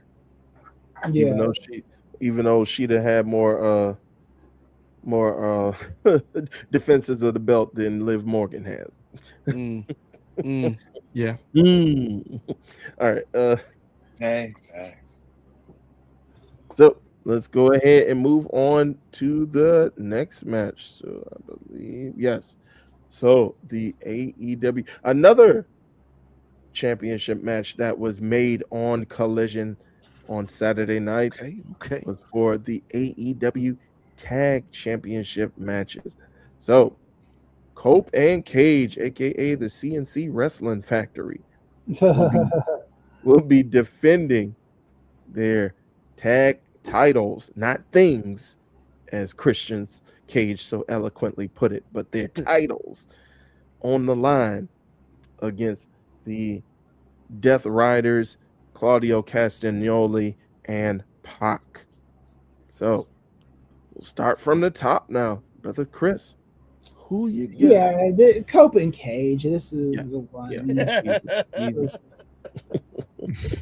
All right, go down, brother Nate. This ain't even a real Postonomics raid, but you could tell. Look at the look on Claudio's face. Like we ain't even winning this. We gonna show up and have a good match, get paid, but we ain't winning this match. Come on, Cope and Cage. Cope and Cage. The way Cope looking back at Claudio, like you know what it is, right? Exactly. Like you already know, player. We look 20-minute match. We gonna do some blood, and then we gonna get up out of here, go to the bar, cuz. Yes. Indeed. I'm with you guys. Cope and Cage, CNC. Let's get it. Brother Jay, who you got? Cope and Cage against Death Riders JV. It's not even close. And I'm being respectful, man. I like Claudio and Pac too, but I think Cope and Cage, they not losing in Canada. Come on. Oh yeah, that just hit me too. Yeah. And not with King of Montreal in attendance. Nah. Is she gonna work press for it, or has she made a decision? She's looking into it. She talked about it on Saturday. She's trying to find a way to get press, but she is going to the show regardless. If anybody can do it, so I'm gonna count her. If she does go to the show, work in press, I'm gonna count her as a consecutive month for Nefarious going to one of the AEW. You know, she's Gray's ghostwriter, so she's part of Nefarious. Yeah. Gray's ghostwriter. Which month were you at the LA pay-per-view, Jarrett? When was that? That was in March. So March, April, May, June, July. This is that will be the 5th month in a row. Damn. For at least post wrestling, we could claim the post wrestling person. You know, it's a partnership. Yes. Yeah. She's a Jace. We go on her show. It's all good. Yeah. So conglomeration, if you will. Yeah, 5th month in a row. It's fluid. All right. I don't think there's any more unless Ray wants to go to West Virginia for a collision. And I don't want to go to West Virginia for any reason. I was about to say, not by myself. Ray is going to be in the car. Country road, take me home. I'm looking at the schedule. To the place I don't belong. You still got that red cap? Yeah, you got your red cap, Ray. Red cap, Ray. Call up one of your buddies from Freedom 250. They might go with you. One of your buddies. Oh no. Don't worry nothing about that, Jasper. He's one of the good ones. Look at his hat. As they said to me, or as they said around us as we were walking into Walmart on our road trip back home. Oh, it's getting dark around here. And we said, hey, y'all, let's get these snacks, get back in the car. We got to go. It's time to leave. That's crazy. Sleep in the arena that night. I ain't even going to no hotel. You ain't even getting a hotel. You just sir, the show's over. Now I'm good. I'm gonna find wherever Darby Allin hides at when he comes down from the rafters. I'm gonna be up there. Ask Jet where he's staying and stay wherever Jet and them staying. Right. Can I come with you, man? There is a sure. Where y'all going? Yeah, there is a Dynamite you could attend. Of course, there's not going to be any press there, Ray, in Maryland. Oh yeah, I think they having like a Baltimore show coming up, right? Okay. Yeah, Baltimore. And yeah. Now there's lots of places you can stay in Baltimore, Ray. Oh yeah. I don't think any of us live near Philly, so that's. I'm actually close to Baltimore too. I'm like 30 minutes away from Baltimore. Okay. That's not a problem. No, none of us are near Philly, so we're probably not going to do that show. Is Philly a Dynamite or ROH? It's ROH. Oh, Death Before Dishonor? I'm a little brain dead. Well, if everything works out and I get everything I need to hear back from with Matt, I'll be going to Dynamite in Detroit right after this show. Okay. 3 days after Redemption. Yeah. So there's a paper. I don't know if you're gonna want to go to the pay-per-view in Chicago. Oh yeah, I'm filing for that too. It's all out in September 26th. So. Okay, yeah, I'll be going all out on the way back. We might even be able to convince Steve Willie to come back out on these streets. And he was at the G1 show, like not for press, but he went to view it, so he's dipping his toe back into going to these shows. Yeah, I was hoping they would do All Out in Vegas this year, but they're not. So, I'm glad it's about time Chicago got some wrestling shows. Mm-hmm. Right. So underserved market. Wrestling, yeah. But yeah, I could definitely make like a road trip for ROH for Philly. That's like they love Ray and ROH. How far are you from Philly and Maryland? It's like 2 hours. It's a couple hours. That ain't too bad. Okay, that's not too bad at all. Ain't bad at all. Nice. Give me I'm about to give me a vegan cheese. Right, old backsliding Ray. Bitch on yourself live on air. Right now, do not go anywhere in Philly and ask for a vegan cheesesteak. be your last order. Just do not do that. Angelo's. Unless you know you got a vegan option. Yeah, unless there's a vegan restaurant for grilled cheese. You'll be all right. I want the cheesesteak with no steak. And call up. I don't know if JL Jupiter still does. His YouTube channel out there, but if he does. Holler at him and ask him what the vegan options are. I want a vegan cheesesteak. I'm glad you're aware of him. Yeah, I just started watching his stuff. Like Ray's last order. Yeah. All you gonna hear from behind the scene, behind the counter, Billy boy. Like, who this cowboy coming out here? What are you doing, sir? Cowboy shit, bro. Saxophone start playing. Run, Ray, run. I remember going somewhere to eat in Philly, asking them if they had some buffalo cauliflower, and those fools looked at me like I was what is wrong with you, Negro? In our store asking for buffalo cauliflower. Buffalo cauliflower. I'm offended. Yeah. So I've never. I don't any East Coast town.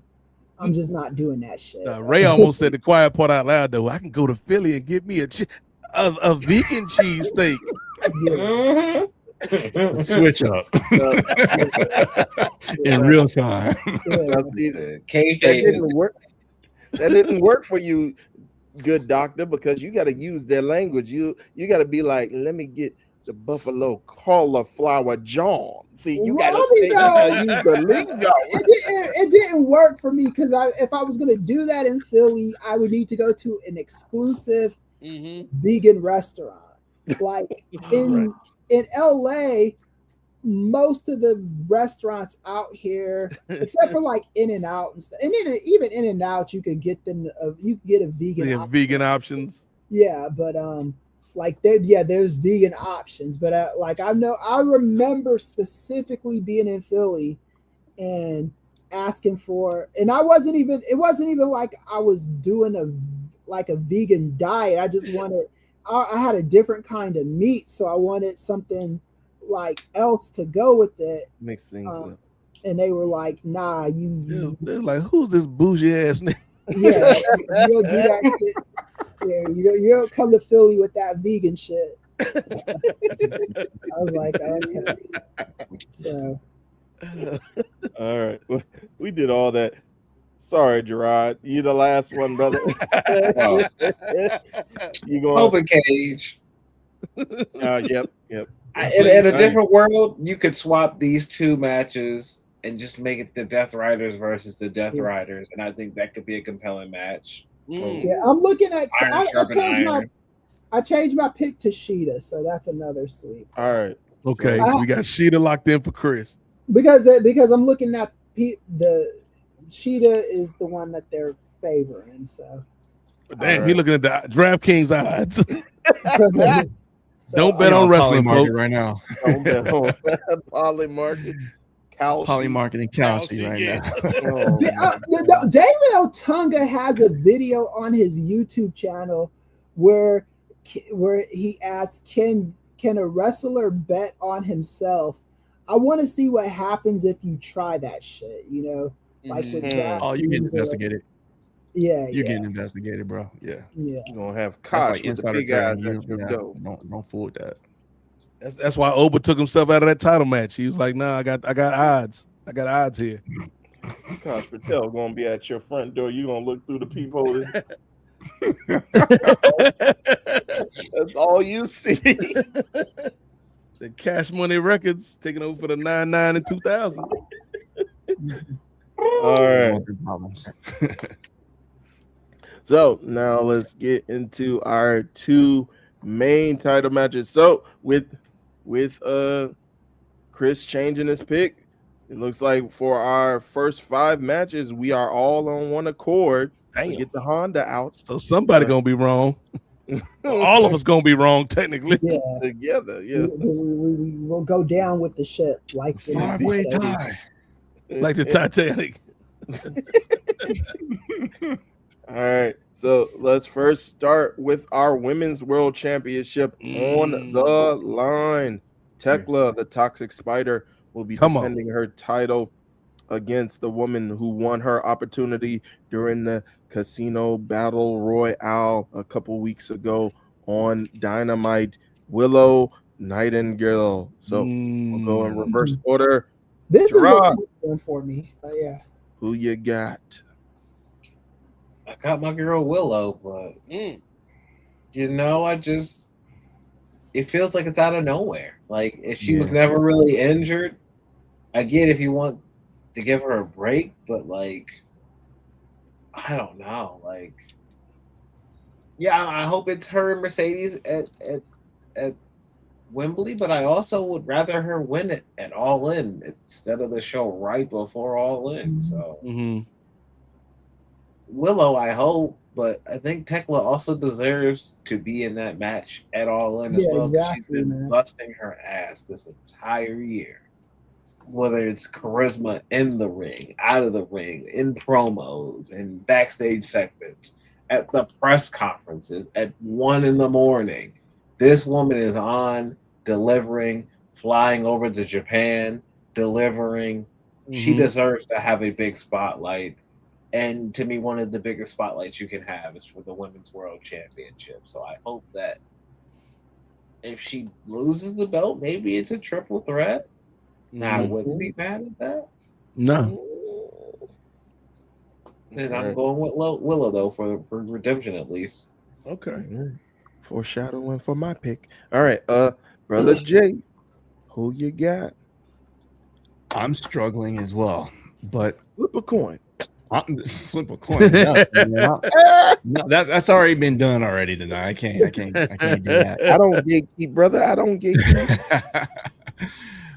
As much as I would love to see Willow Nightingale win, I don't think they're gonna do her like they did Sami Zayn. So I'm going to go with Tekla, and somehow, some way, Willow gets back into the title picture, and she does get her proper title reign, but it won't be tonight. I think going into, the London pay-per-view is going to be Tekla. It's going to be Mercedes, and I think Mercedes wins that one. That's how we get the title off of Tekla, and then go into a Willow Nightingale, Mercedes Moné type of feud. But for this next Sunday, it's going to be Tekla going over. All right. So now, we worked our way up to me. I was thinking one pick, and I told Kate one pick, but I think I'm going to end up switching. What pick did Kate tell you to say? No, stop it. There you go. There you go. My ghostwriter. Ray's got an earpiece in. Kate's just like, say Tekla. So I was initially going to go with Willow for the points that Brother Gerard made. And I could definitely see her beating Mercedes at All In. Because we did have something similar to where Willow won the TBS title, and then she only had it for a month. And then who beat her for that? Mercedes Moné. So I don't think they're going to repeat history in that particular aspect. And I do believe if Tekla loses, it's because Mercedes gets involved. Either she comes down or she'll have Divine Dominion come down and beat up the Sisters of Sin, and taking or having Tekla take her eye off the ball, and then Willow costing her the title. However, like you guys said, Tekla has worked so hard in this position, came out of nowhere, and she's doing great work. And I think you could still sell Tekla versus Mercedes Moné rivalry at All In, and especially having having Tekla's faction, and since Mercedes ain't gangstered up, she just gonna have her hired hands out on her behalf. I guess you could even the odds in that particular way as well. So I'm gonna go with Tekla. Okay. Brother Nate. Okay, that answer was neither stupid nor dumb, Ray. So you get points for that. Thank you. So here's the thing. I think AEW has a good problem on its hand, where you got Tekla, Willow, and Mercedes kind of in this orbit around each other. And all three women are worthy of holding that title. You got Mercedes, we know what she about. The biggest star in the division. You got Willow, we know what she about. Arguably like the best pure babyface in the company. Yes. You can make a strong case for that. And then come on now. Look, fellas, we had a competition at one point, but then when the data changes, you need to own up to it, Chris, and realize it. At one point in time, we had Animal Lady and Spider Lady in the same area code as each other. Come on, dog. Spider Lady is so far ahead of Bird Lady now. When I'm looking at Lyra, I'm like, what happened to that girl? But when it gets back to this match, I like what Gerard is saying about Willow winning because it would be a feel-good moment, but it doesn't feel like we've had enough time for this to cook. And that would also get us to, I think if you have Willow win here, then the three-way match, Wembley automatically becomes a three-way match. Yeah. And you'd have at least one clear-cut babyface in the match. That could be kind of fun with that dynamic. Like they'd kill it in a three-way, the three of them. But I don't think that's what we're gonna see. I think we're gonna see Spider Lady win by hook or by crook. Then I think we're gonna see Mercedes beat Spider Lady at Wembley, and then Willow. Hey, look, they done made it out the mud, Ray. Grambling and Alcorn State. They done made it out the mud. They went from the SWAC to the Pac-10, dog. The SWAC to the SEC, dog. They made it to the big stage. So I think Spider Lady wins, and then Mercedes gets her lick off of Spider Lady, and then Willow beats Mercedes. I like it. That's what I'm going with. I found it finally. All right. How you know? All right, so 3-1 for the Spider Lady. Brother Chris, who you got? Yeah, I think I'm gonna have to go with and it's because I do like Willow, but I just don't think now is the time for her. Tekla is just so entertaining with the championship. Like she acted like a complete lunatic at that press conference last month. It was cracking me up. I thought it was funny. I thought about asking her a question. I thought about raising my hand. I was like, yeah, let me just let this woman have this moment. Yeah. Like, I don't want to smoke you crazy. Yeah. You and your lady could have met her at the strip club afterwards. My lady doesn't do those kind of excursions anymore. Excursions. Yeah. I don't know if she ever did those. My ex would do that every once in a while, but not my current one. Gotcha.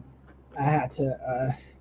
I made the judgment call to get with a wholesome girl. You could take infer from that what you will. But yeah, I gotta go with Tekla. I think, and I actually like if they didn't dig around Mercedes so much, I would think that Tekla should even win at the UK pay-per-view. Just because I think you need someone like that can handle any kind of situation, because like Tekla's going to be good doing the outside of AEW interviews and stuff like that. But I think that Mercedes, I think they've played enough games with her, and I think it's just so for that reason, you got it. And Tekla and Mercedes is going to be a good match for the people at Wembley.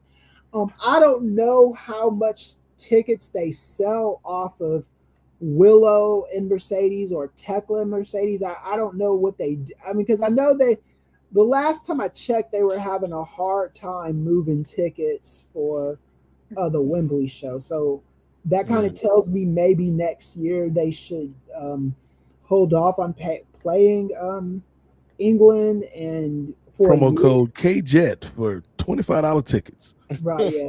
But then maybe just go the next year. 25 pounds in England. 25 pounds, bro. Yeah. Use the promo code, bro. Right. My thing is, at this point, if Willow is not winning the championship, what are we doing?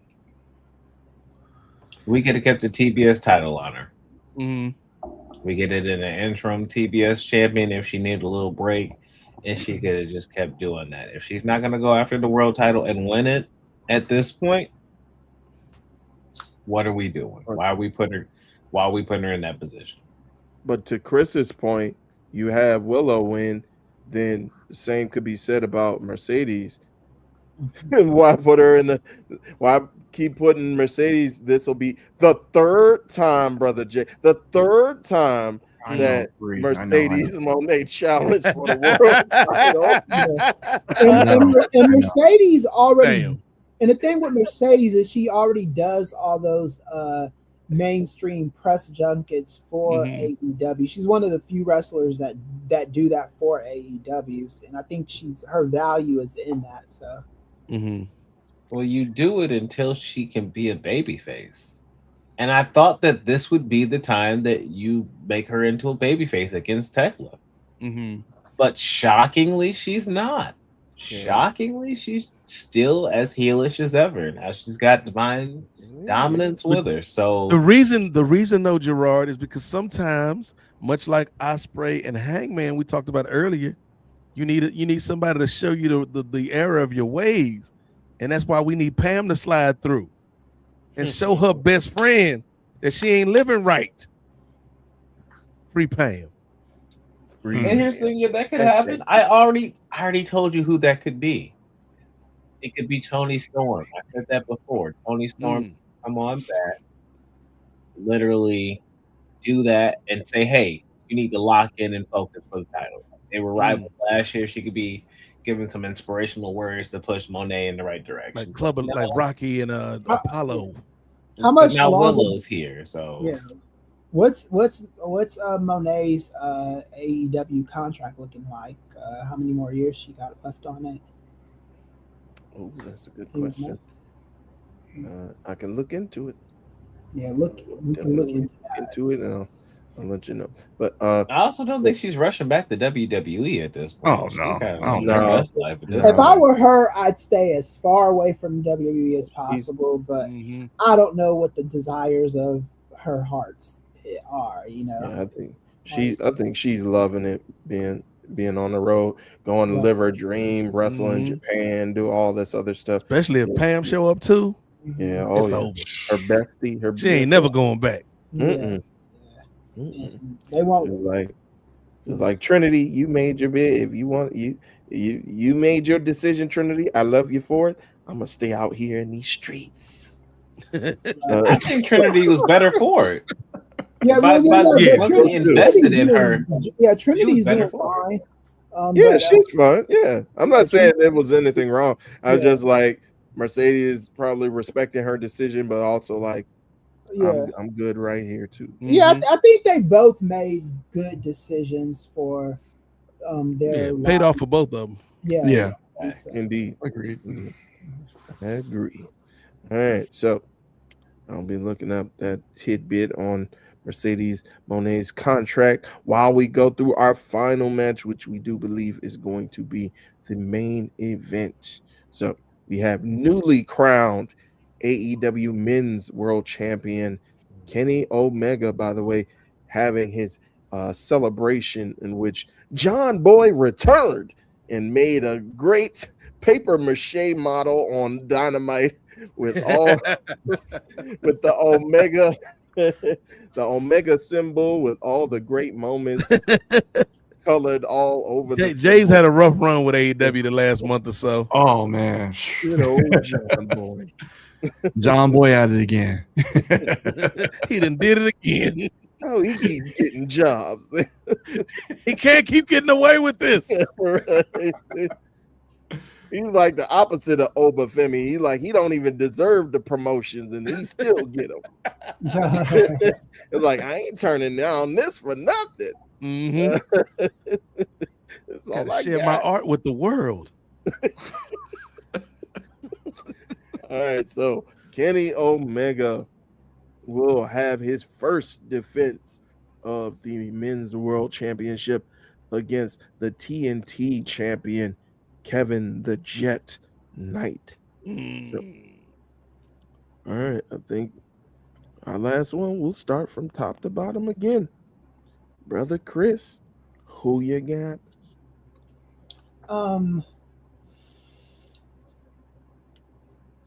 Yeah, it's so hard to keep up with that TV title scene in AEW sometimes.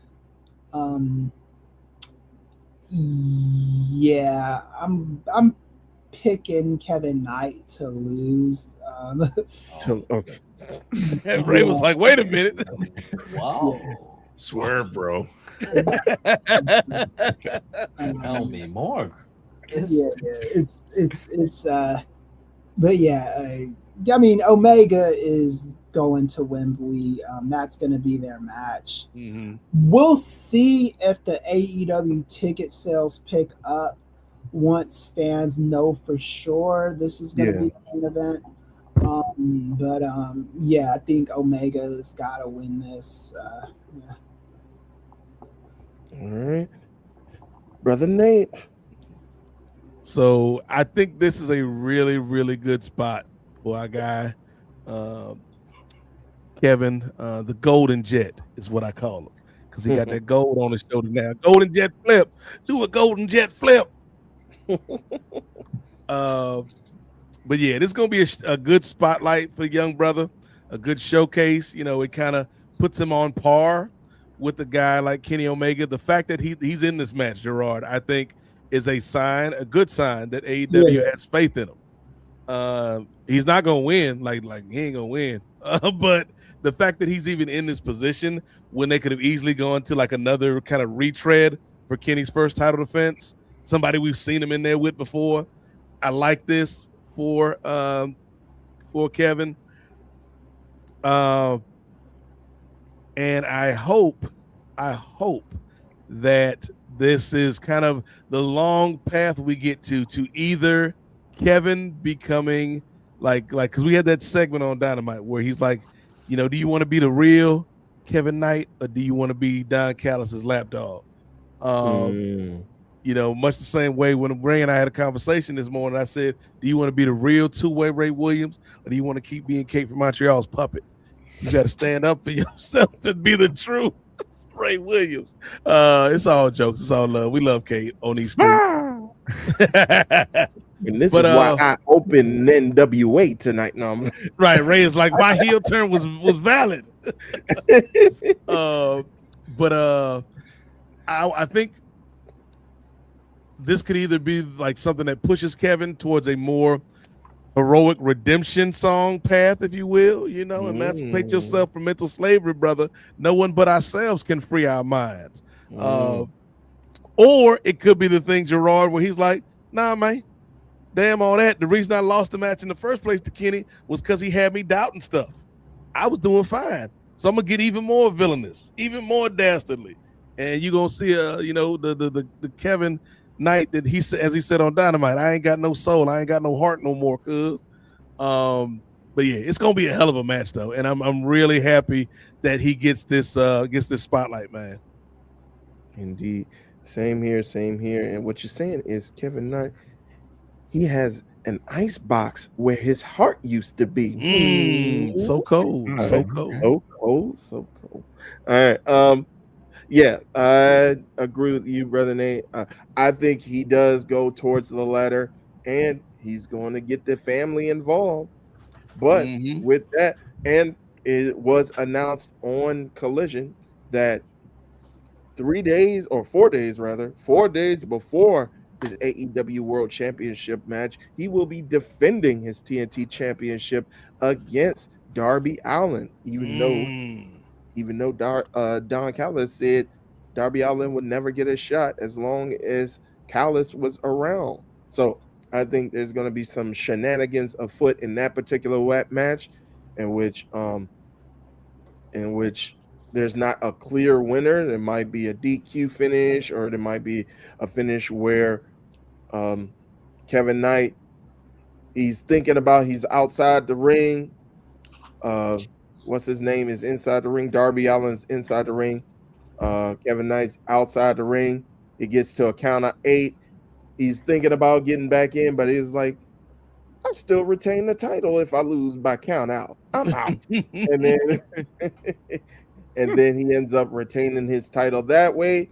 And then I could see, fast forward to Sunday, Kevin Knight has some of his Callis family goons come out to try to interfere, and then Darby Allin gets involved, and that leads to Kevin Knight losing the AEW Championship match, and that may lead to Kevin Knight versus Darby Allin for the TNT Championship in a coffin match. Oh, so all right. So thus far, clean sweep for Kenny.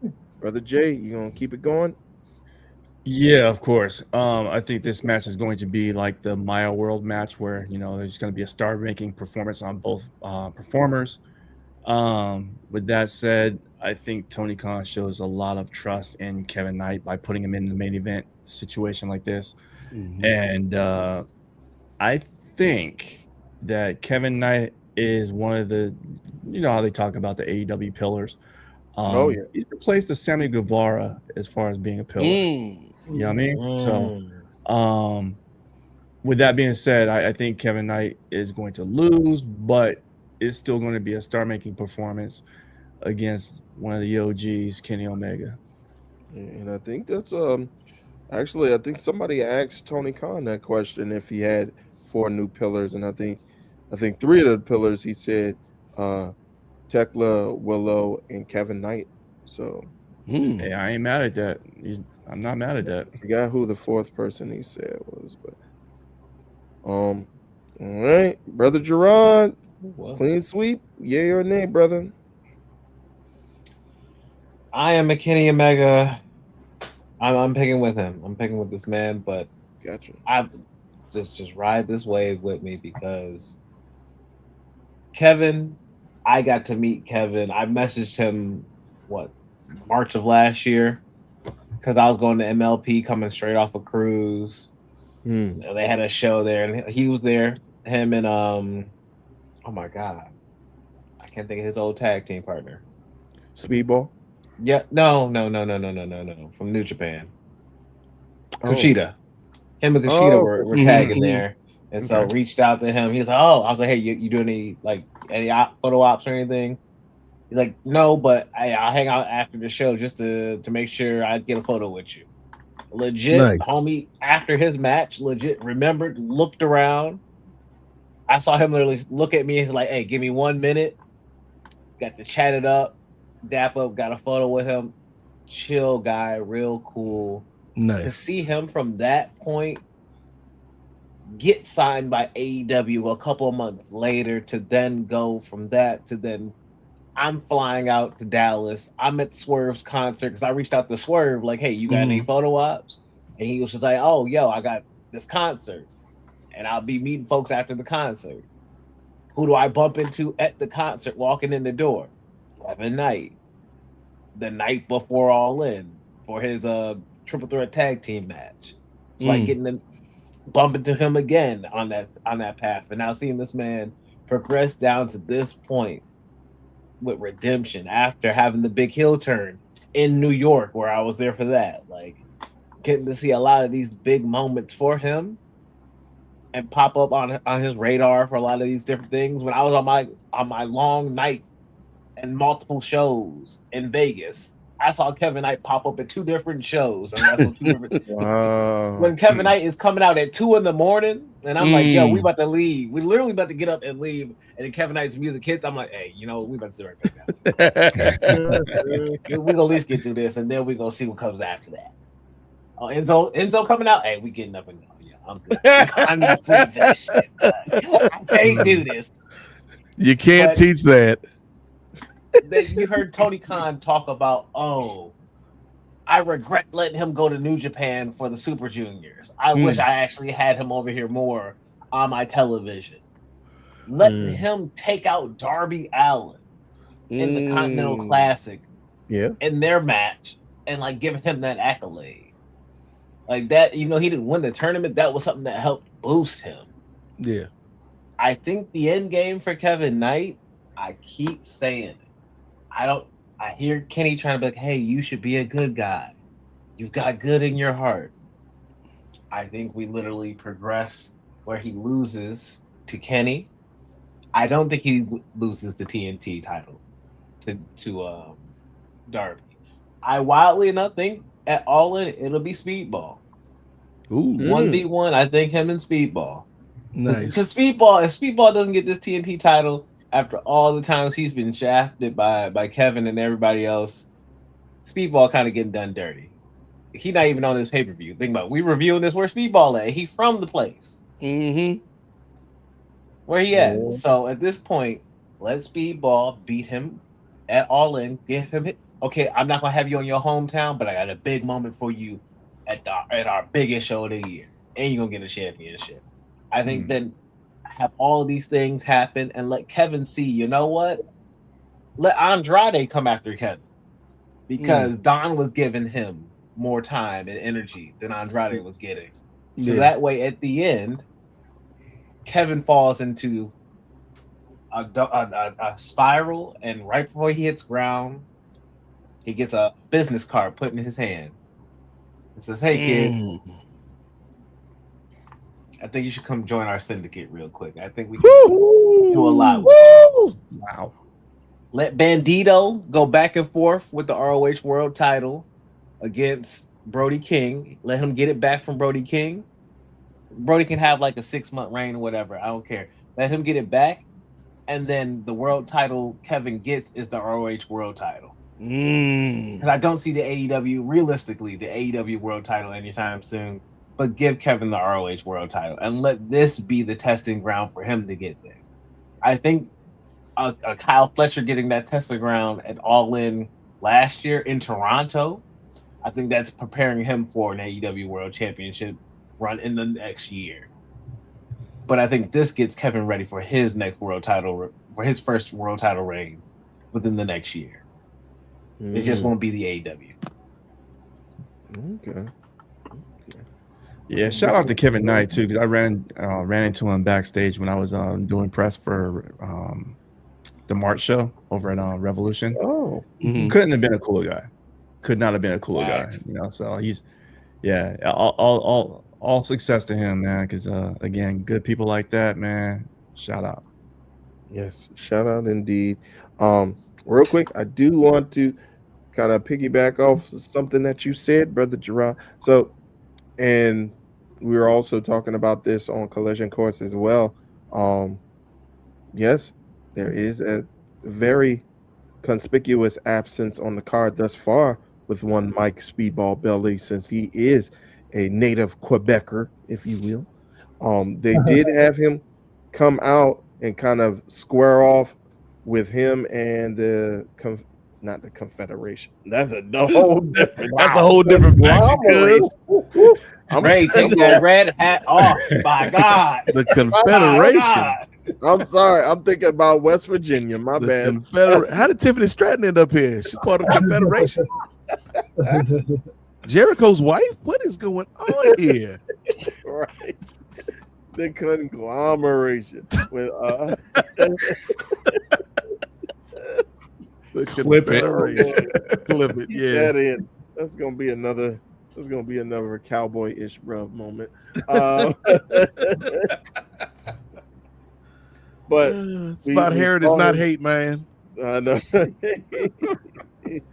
So we saw Speedball come out along with the conglomeration and with the Rascals. So I think we might have something to where maybe on the buy-in, because you do want to include Speedball somewhere on that card. The only thing is, and we were talking about it, is how much does Tony think it will make a difference to have Speedball on that card, even though it is his hometown? Is he going to be that big of a draw compared, or in Tony's mind? So like you can definitely, like I could definitely see, if not a straight up one-on-one match between Speedball and Kevin Knight at All In, like you could throw the 3-way out there. Like you could throw Knight versus Speedball versus Allen out there. I think that would, to be honest with you, I would much rather see Speedball on like a pre-show than Big Boom AJ. Just saying. Mm-hmm. Oh yeah, for Redemption. Oh yeah. Yeah, for real. I mean, I'm not trying to take off his table or happen. anything like that, but I mean, it's his hometown. You know what I mean? So it would only be right. Oh, I think brother downtown going to the trunk on us. He about to go get something. Yeah, them saxophones. Yeah. Oh, hold on. Hold on. God, I completely forgot. I brought this back from Canada just for you, Jay. Oh. Got my man. Oh, got my man hitting the post. Oh God! Picked this up Got the Rizzler, Arizona tea on it? Yeah, let me go Damn. ahead and hold this for Jay. Ricky!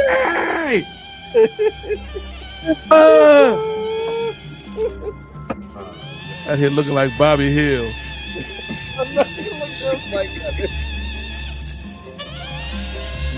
Really do look like Bobby Hill.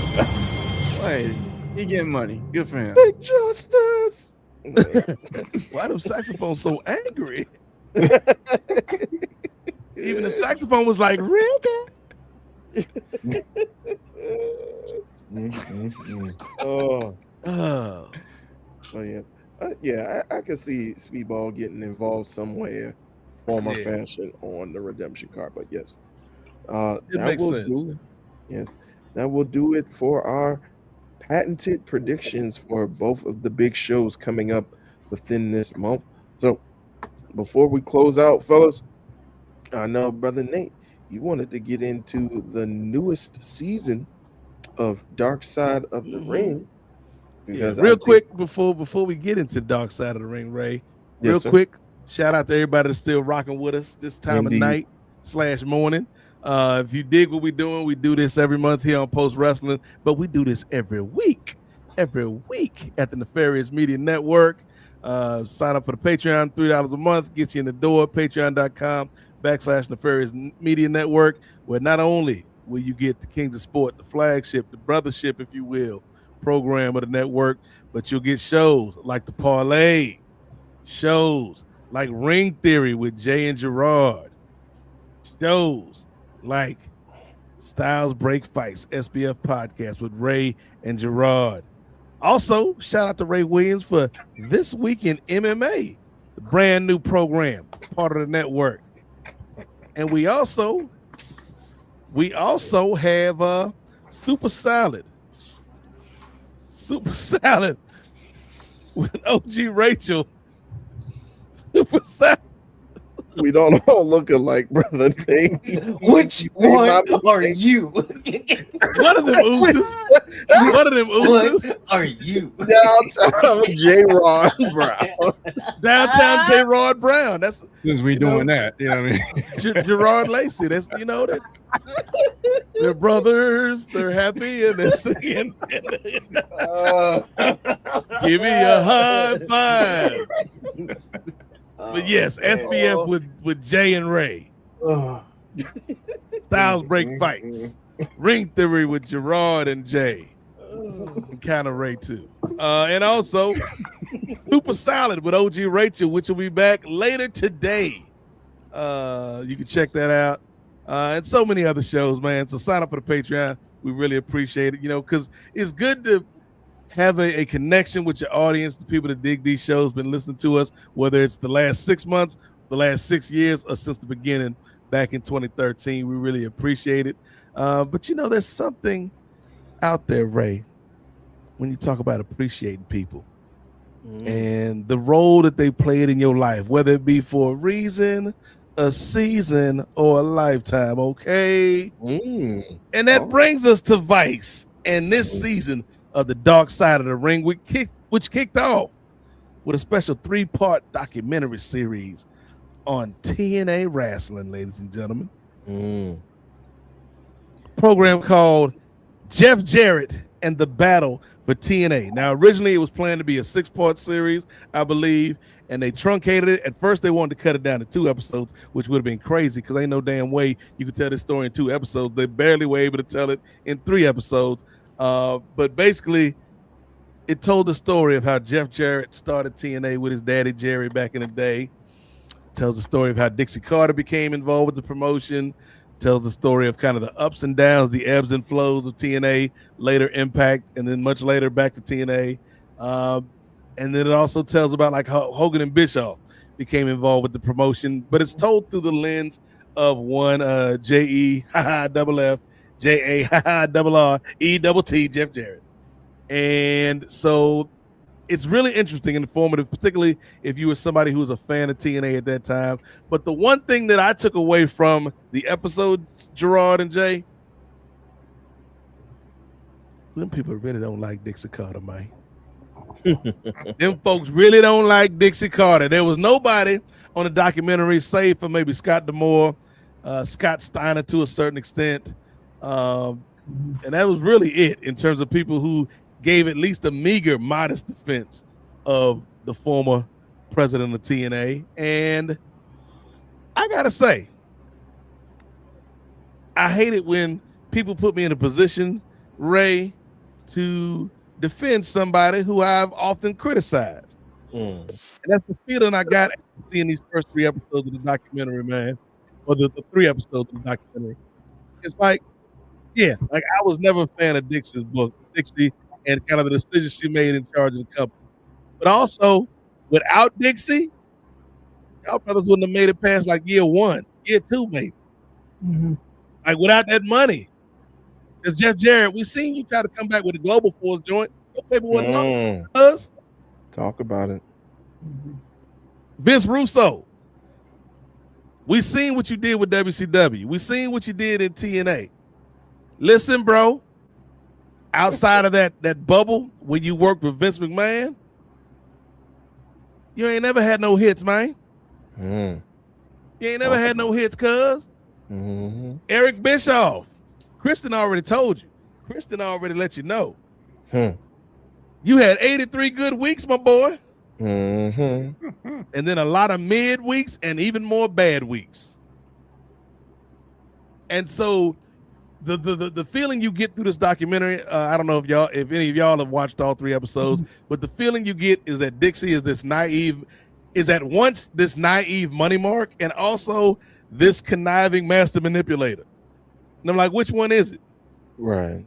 Is she the dummy that y'all pulled the wool over her eyes and got her to pay you all this money and you tricked her and she didn't know nothing about the wrestling business?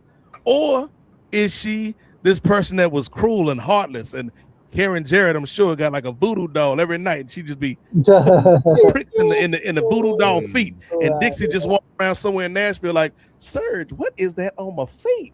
I just feel a tension. By golly. That was Dixie Carter. I'm Dixie Carter, y'all. But it's just like, yeah, like Dixie has a lot of culpability in the failures of TNA. But so does Jeff Jarrett. Because as Chris mentioned, there was a time when you had opportunities, Jeff, as the person who was the wrestling head of this company, to put other people in positions of prominence, namely folks like Monty Brown. And you chose to keep that belt on yourself. Vince Russo, you ain't skating through on this one, brother. The man said in the documentary, Jay, it was my idea to call the company TNA for tits and ass. You had a tag team called the Johnsons walking around looking like some ejectocito cousins walking around trying to wrestle. You had a puppet pleasuring himself in a trash can, or a midget named Puppet pleasuring himself in a trash can. That was the show you wrote, Vince Russo. Had these women dancing in cages, spanking each other. Bra and panties battle royals. That's what you brought to the table, Vince Russo. Hulk Hogan and Eric Bischoff. You two ain't off the hook. Came in, brought your friends in, brought the Nasty Boys in. Brought Jimmy Hart, Bubba the damn love sponge. You brought that man into the company. Val Venus into the company. Orlando Jordan into the company. People that really didn't provide a lot of worth to TNA. The last scene we saw of Terry Bollea in that company is a scene where he is leaving TNA in storyline and in real life, and the owner of the company, Dixie Carter, is on her hands and knees begging Terry from Florida not to leave. And Eric Bischoff had the audacity, the unmitigated gall, and the temerity, Jay, to sit up there and laugh like it was funny. Like, yeah, I wrote that. I totally scripted that. Like, that ain't funny, dog. Yeah. Like, even if you don't give a damn about Dixie, it makes your company look stupid. Makes your company look low rent. Makes your company look cheap. And so, yeah, like Dixie shares culpability in the failures of TNA over the years. But it's a lot of people. Anthem, we ain't forgot about you. We ain't forgot about you, Anthem Entertainment. It's a lot of people who are culpable. Yes, F that Al, as we used to say back in the day. A lot of people who are culpable for this company never living up really to the promise of his dreams, never really living up to the potential that the company could have. You used to have chants in WWE arenas where people would chant TNA because that was the alternative. And you had people like AJ Styles and Samoa Joe, Christopher Daniels, Elix Skipper, America's Most Wanted, the Knockouts division that were giving you an alternative. But because of bad management, which included Dixie Carter, but was not exclusive to Dixie Carter, that's why y'all never made it out the mud. And so, yeah, I would have liked to have seen what the original idea for this documentary was, because there was some good stuff in it, man. And just hearing about Jarrett's personal life and the story about him and how him and Karen got together, and just the battles he had with addiction, and the being estranged from his parents and stuff like that. Like, that's all great stuff. But for something that, and again, it's a different documentary than the series they originally were thinking about. But for the TNA comprehensive, like this isn't Who Killed WCW, right? When that was everybody got to say something. I feel like the exclusion of Dixie, even though Dixie did turn them down, y'all couldn't find nobody that could give a fair and balanced view, as they used to say, Chris, of the situation. And so, yeah, in my opinion, it's good, it's informative, but it is very biased through the lens of Jeff Jarrett and or people that have an axe to grind with Dixie Carter. Well, real quick question: would you rather her be on the documentary and then end up digging her own grave like Tyra Banks did on that Netflix documentary? Damn. Well, I would have at least had liked to heard her side of the story. True. Because as the old saying goes, Ray, there's always three sides to the story. Your side, my side, and the truth. Right. And so, I thought it was a good Jeff Jarrett / TNA documentary. But if you're looking for the definitive, what happened with TNA, then you'll have to wait for a full documentary, or you can just buy Vince Russo's book, Total Nonstop Chaos, bro, where I tell you the truth about what happened in this industry. Come on, man. All of them a bunch of carnies, man. As Jim Cornette said at the beginning of the show, Jeff Jarrett is a carny with a heart of gold. Right, yeah. He also said he'd sell you the glasses off of your own face or something. Yes. He'd sell you the shirt off of your own back, and you just smile while you paid him. So, have you seen any of it, Chris? Yeah, I saw the first part. I didn't see the other two parts yet, but yeah, it was just I don't have a ton of sympathy for Dixie Carter, because a lot of stupid decisions did come from her. And she was the person in charge, so there's that. But she was also probably in over her head owning a company like TNA. The biggest problem with TNA, in my opinion, is you really didn't have a owner of that company ever that was willing to throw real money at the wrestlers, even Jeff Jarrett. I think Jeff Jarrett would be willing to throw real money at wrestlers. He just didn't have if he had it. Yeah, he just didn't have the money to do it. And when you're starting a wrestling company, you got to come in like Tony Khan. You know what I'm saying? You got to come in out the gate being like, the salaries we pay you cats are going to be competitive with the salaries in WWE. So you could have bidding wars against people, because what TNA turned into was a place where WWF cast off goes, WWE cast off goes, and it's still that, you know. In 2026, it's still kind of a place where WWF cast offs go. Yeah, and Eric Bischoff, he always pisses me off in these kind of documentaries. Even on his show 83 weeks, every once in a while, he'll say something that's true, but I'd say like not 90% of the time he does. I'd say about like maybe 70% of the time, everything he says is just complete nonsense, you know. Because he was really bad at creating talent. That wasn't a gift of his. Even the concept of Bill Goldberg wasn't really a creative like concept, you know. It was like, let's find a big guy, let's dress him up like Stone Cold, make him kind of a Stone Cold Ken Shamrock hybrid, have him beat everybody, no layers to him whatsoever, and that's gonna be the guy, you know. It was that, and then like you would think that he got in WWE. I didn't like the way WWE disrespected Eric Bischoff because they put him, because Vince McMahon won the war, so to speak. They put Eric Bischoff in a lot of like embarrassing situations.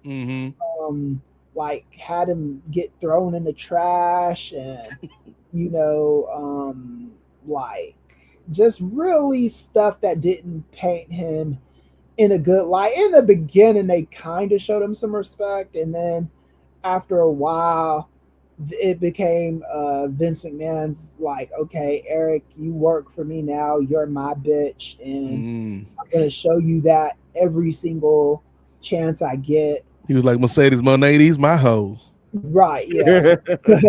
So but I say all that to say you would think that Eric Bischoff getting a second chance at wrestling, being a booker, like he'd go to TNA with a little bit more of an open mind and be like, okay, last time I owned a wrestling company, I gave Hulk Hogan everything he wanted until that well ran dry, and there was nothing else I can do with it anymore. And you would think, okay, let's see who these new guys we're gonna push. He comes in there, just completely ruins everything, wants to like destroys the X division because he didn't understand it.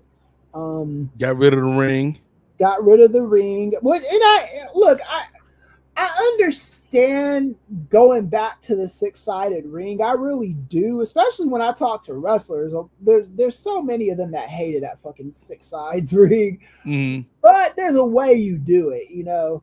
You don't just do a show where you like have Hulk Hogan come out there, cut a promo, making fun of the old ring, and you know, something that the fans liked. Right. Because at the end of the day, it was a differentiating thing that made TNA different than other wrestling companies. I mean, it is something that they stole from what they were doing in Mexico, you know, because that 6-sided ring was already there. But yeah, Eric Bischoff was just, to me, if you were going to name somebody that was the worst person for TNA, it would be Eric Bischoff. Unfortunately, though, that still falls on Dixie Carter, you know, like, because she was the one in charge of this stuff, and she just gave Eric Bischoff way too much creative leeway. Like, he just really shouldn't have had the power that he had in that company, because he had already proven himself to be not that great of a booker. Once you let him book for a little while, you know, they came up with the dumb idea to go head to head with WWE. They got like 2 weeks of good shows out of that. And when I say good shows, I mean 2 weeks of shows with good ratings, where they were competitive in the ratings. because them shows wasn't good. Yeah, Some of it. yeah, it just fell off after that, you know. And I don't like I just look at TNA. I'm glad they're still around. They by some miracle they've outlasted WCW. Mm-hmm. They not NWA, but they've outlasted WCW. And part of that miracle was Dixie Carter's money. Yeah, part of it was Dixie Carter's money, but you know, it was just but you know, it's gonna be like TNA before WWE or AEW buys them, because I do think we're closer to that now than we were in the past. I don't know if WWE. I heard WWE gets first dibs at them, but WWE seems now they're not in the when Vince McMahon was buying up everything in the 2010s. They were in we want to own these tape libraries mode. Now that they don't own the network, I don't know. I don't think that's as big of a priority to them anymore. They've got because the argument you could have made was if they own TNA, they have all these years of AJ Styles footage that they can always go back to and make specials with and all that kind of shit.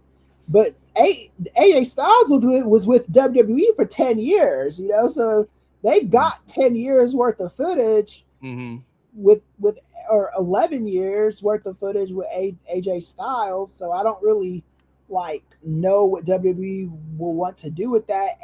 AEW really doesn't need to buy them either. I guess with them owning a tape library would be a thing. Maybe if they inherited TNA's TV deal or something, that could be beneficial. But yeah, man, if I was gonna blame a person for WWE, two people, it'd be Hogan and Bischoff. The company turned to complete trash once they got there, and it wasn't even like it was super hot before they got there. They were doing a lot of stupid stuff that made no sense, like that reverse battle royal and King of the Mountain. King of the Mountain. Yeah, King of the Mountain. Yeah, it was just so much stupid stuff. Dixie ain't come up with that damn match, Jeff. Yeah, but and it was but if I was gonna blame, I think Jeff Jarrett was better for TNA than Eric Bischoff or Hogan or Dixie even and all that. But Dixie kept the machine running. I think Tyrus, weirdly enough, was one of the people that I heard say it best a long time ago, was when he said, you know, TNA was not something Dixie Carter had to do, you know. Right. It was a vanity project she got interested in, and she, you know, a lot of people were able to work due to her money, you know.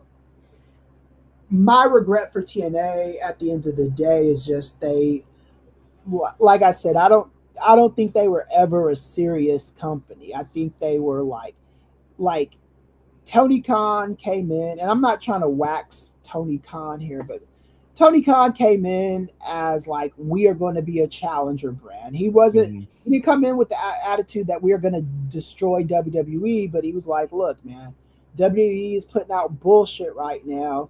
We can be the company that doesn't put out bullshit, right? You know?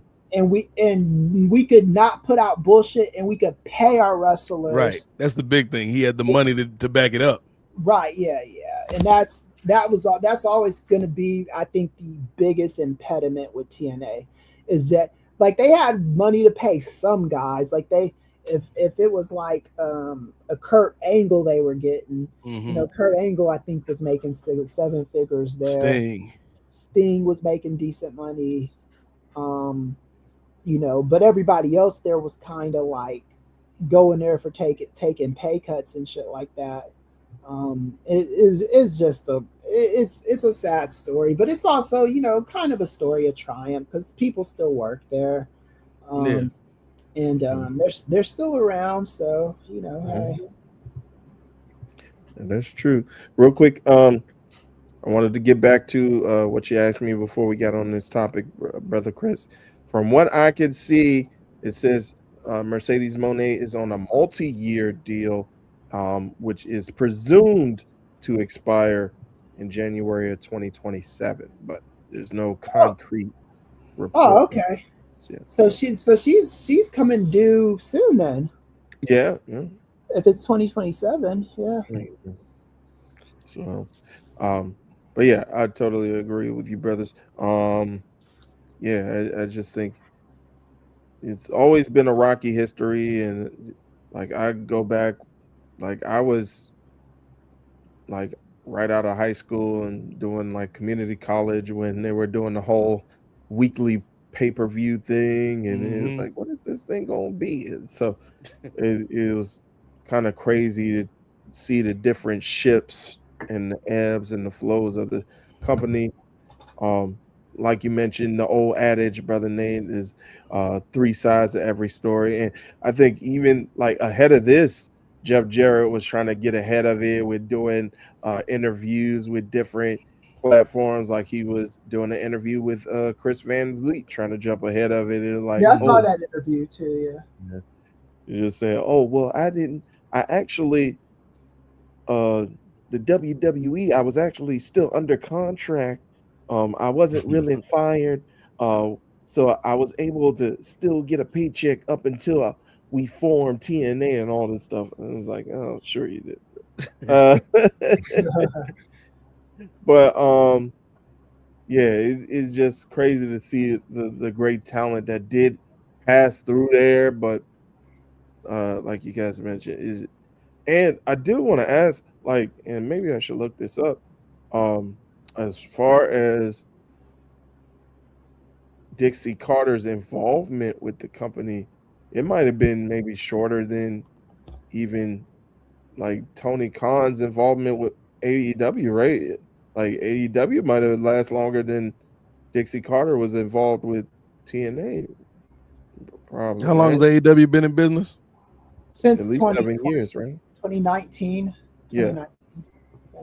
Okay, so it may be roughly around the same because Dixie was there from not the beginning, but very early on, but she wasn't in an ownership position because it was originally Health South was who TNA had their business like partnership with, and in Health South, they pockets wasn't long enough, and then Dixie was already working with TNA in a PR position, and she was like, oh, you know who got money, Jeff? My peoples. And that's how Dixie, became the money person. Yeah, she was president from 2003, and she was in charge until 2016. Oh, and left in 2017. Yeah, because remember, like when she went out, that whole thing with Billy Corgan, like and she did Billy Corgan wrong too. I mean, I don't like Billy Corgan, but I mean. Despite all his rage, he's still just a rat in the cage, man. Yeah, stop. Still just a rat in the cage. Yeah. Slide on my rage. Mediocre song. But yeah, Dixie was around for longer than you thought, Ray. Gee, what? So it's like double the time that AEW has been around, essentially. And so again, because for the last, I would say 4 or 5 years, maybe longer, people have been like, yo, man, TNA, it ain't what it was. But if you actually watch the shows, they pretty decent, man, for what it is. We might not have been able to get to this point where you can platform some of these up-and-coming cats like Ricky Sosa on these streets. If not for that period in the wilderness where the only thing that was keeping them going was Dixie and them money. Yeah. And you kind of see them in a similar situation with Anthem, where Anthem was pretty much putting them on their own television properties for a while until they were able to get something stable with AMC. Yeah, we lost live audio wrestling because of TNA. We at Post Wrestling ain't got no love for them for no Anthem around here. Tell them I said it. Let me stop. John and we're gonna be like, hey, we retract that statement. Right. See, I do miss because even Jason Agnew, he just mouth. Yeah, they just really couldn't get Sunday night's main event off the ground the way they could have. I've got my thoughts about that with Agnew. I think John Pollock and Wei Teague are just nice guys, Not saying Jason Agnew is not a nice guy. I love Jason Agnew. To this day, I love Agnew. But he's cantankerous, and it is what it is, man. Shit. I mean, it's just I think that's kind of like one of the and I do think I will always hate TNA for that, because I like Sunday nights were I used to love listening to Sunday nights was special, man. Yeah, Pollock and all that, and I think Pollock and them would have eventually left anyway, because they were starting to outgrow the platform. But I still wish the platform was still there. What does it say? Kevin Porter said, "Go to bed, dog." Oh yeah. And it's interesting, Kevin Porter. You got 420. That's what we intended to do this show in 4 hours. Yeah, it was supposed to be a tight 420, right? What happened? Is this April? I know. Moved right past that one. But real quick, because we have been on here for a little minute. Gerard, did you have a chance to see any of the documentary? And you talked about your love for that man, AJ Styles. Shout out to the Grits. But what are your thoughts on TNA and kind of Jeff Jarrett in the battle for the soul of TNA? I did see all 3 episodes, and okay, cool. I got the first part for the first 20-ish minutes. I'm like, of episode 1. I'm like, I guess we kind of need the backstory for Double J, but I don't really need it. Cool, we get through that. We get through the WWF and the WCW phases. Once we start to really dive into TNA stuff, cool. Episodes 1 and 2, I enjoyed them, but I needed more. Episode 3 kind of gave me more of the era that I really started to dive into TNA. And yeah, I tend to forget that Dixie, a lot of her time wasn't on camera. They started doing on cameras with her at one point, and then brought her in through the Claire Lynch storyline in 2008, 2009. But she wasn't really an on-camera character prior to that. And so realizing my perspective of the Karen Jarrett and Kurt Angle situation, he took her. Oh wow, no, Kurt's my dog. Hey yo, screw Double J. That's that. He just like Edge. He dirty as hell. But that's actually not the case. And dirty macking. I mean, nobody takes anybody from anybody, because nobody's ever yours. You don't own these people. They come and go when they want to go. I had an ex-girlfriend that left me for another guy. It's that guy didn't take her. Shout out to Jay Cargill. That guy didn't take her from me. She went willingly with him. She said, "I am a storm and I am going." Right, yes. Free, went willingly with Brandon Phillips. We don't need those kind of problems. Oh yeah, you told me. Bullshit. But overall, I thought it was cool. I'm not a Jeff Jarrett fan like that, and so in all honesty, it's cool to learn a little bit more about him. But I would have loved more of the TNA aspect. That last episode was way too packed, in my opinion, Gerard. I agree.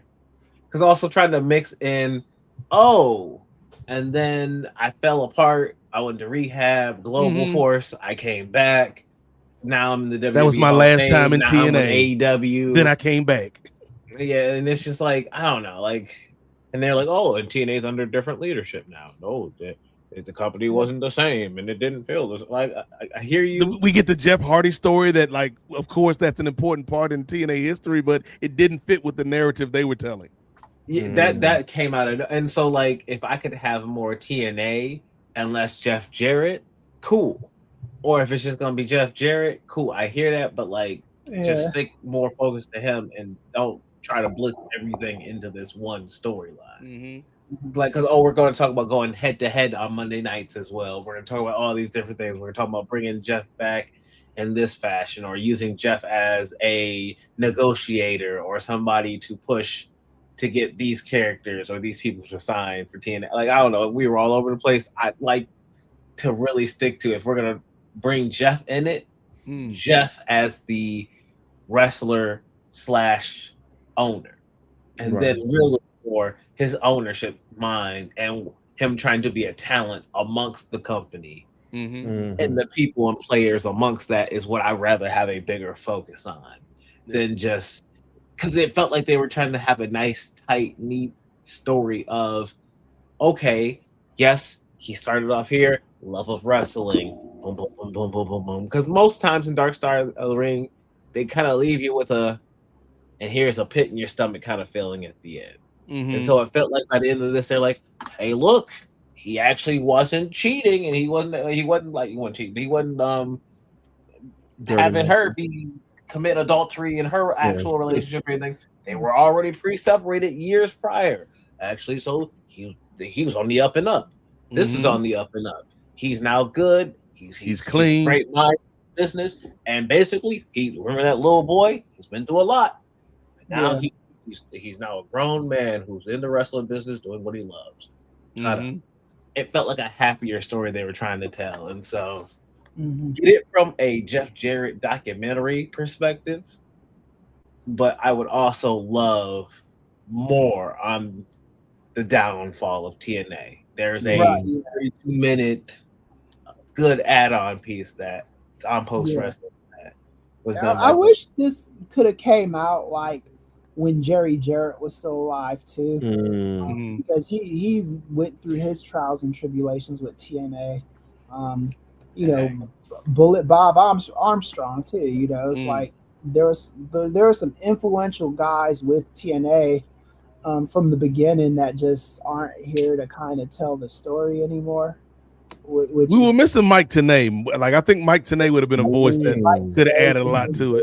You know, R.I.P. to Don West, yeah. But yeah, it's just really hard to tell a complete TNA story with, you know, all these years gone past, you know, with 3 episodes. Like, and if they wanted to do the Jeff Jarrett, like, still make it, because this was basically a Jeff Jarrett documentary with TNA. If they still wanted to do this, I think 5 episodes, because you could spend a lot of time talking about, like, when Jeff left, where was he at?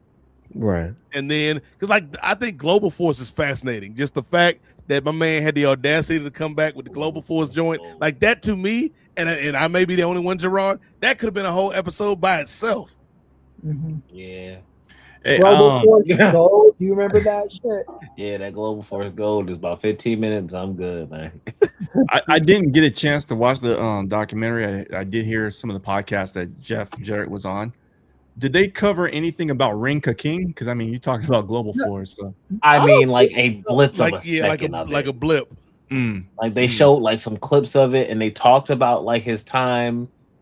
I don't know if it's like right after he left TNA, but they did say like he went down there and he was kind of working some side projects down there with it. And they showed him and Karen kind of in the ring getting some stuff started with some of the talents, and the crowd looking wild as all get out. Forgot about that promotion. Man, damn! Shout out to Mahabali Shira.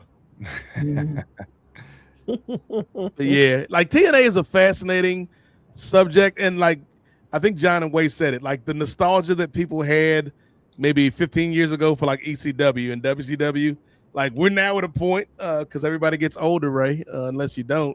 So you know it's fortunate to get older. That people are now having nostalgia for old TNA, which is crazy. So yeah, I hope they go back to this well and maybe do a deeper dive. But if not, at least we got this, which was okay. But still, y'all folks wrong for just. It was all Dixie's fault. Like, no, there was a lot of people that almost killed this company, but the company was just too strong. Mm. And you know what else is strong, Ray?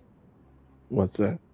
The coffee you gonna need to get your ass up so we can do Super Salad tomorrow night. Because I feel like everybody gonna be sleeping in a little bit because this been a long ass show. You didn't keep us to the Type 420. You're too busy trying to usurp my position, but that's all right. Because when I do the documentary about the Nubian Wrestling Advocates, I'm gonna say some things, Ray. Some things you might not want to hear, brother, if you even agree to do the interview. Well, first off, I'm gonna make sure we accept that $100 million contract first, and then we can have all the infighting we want.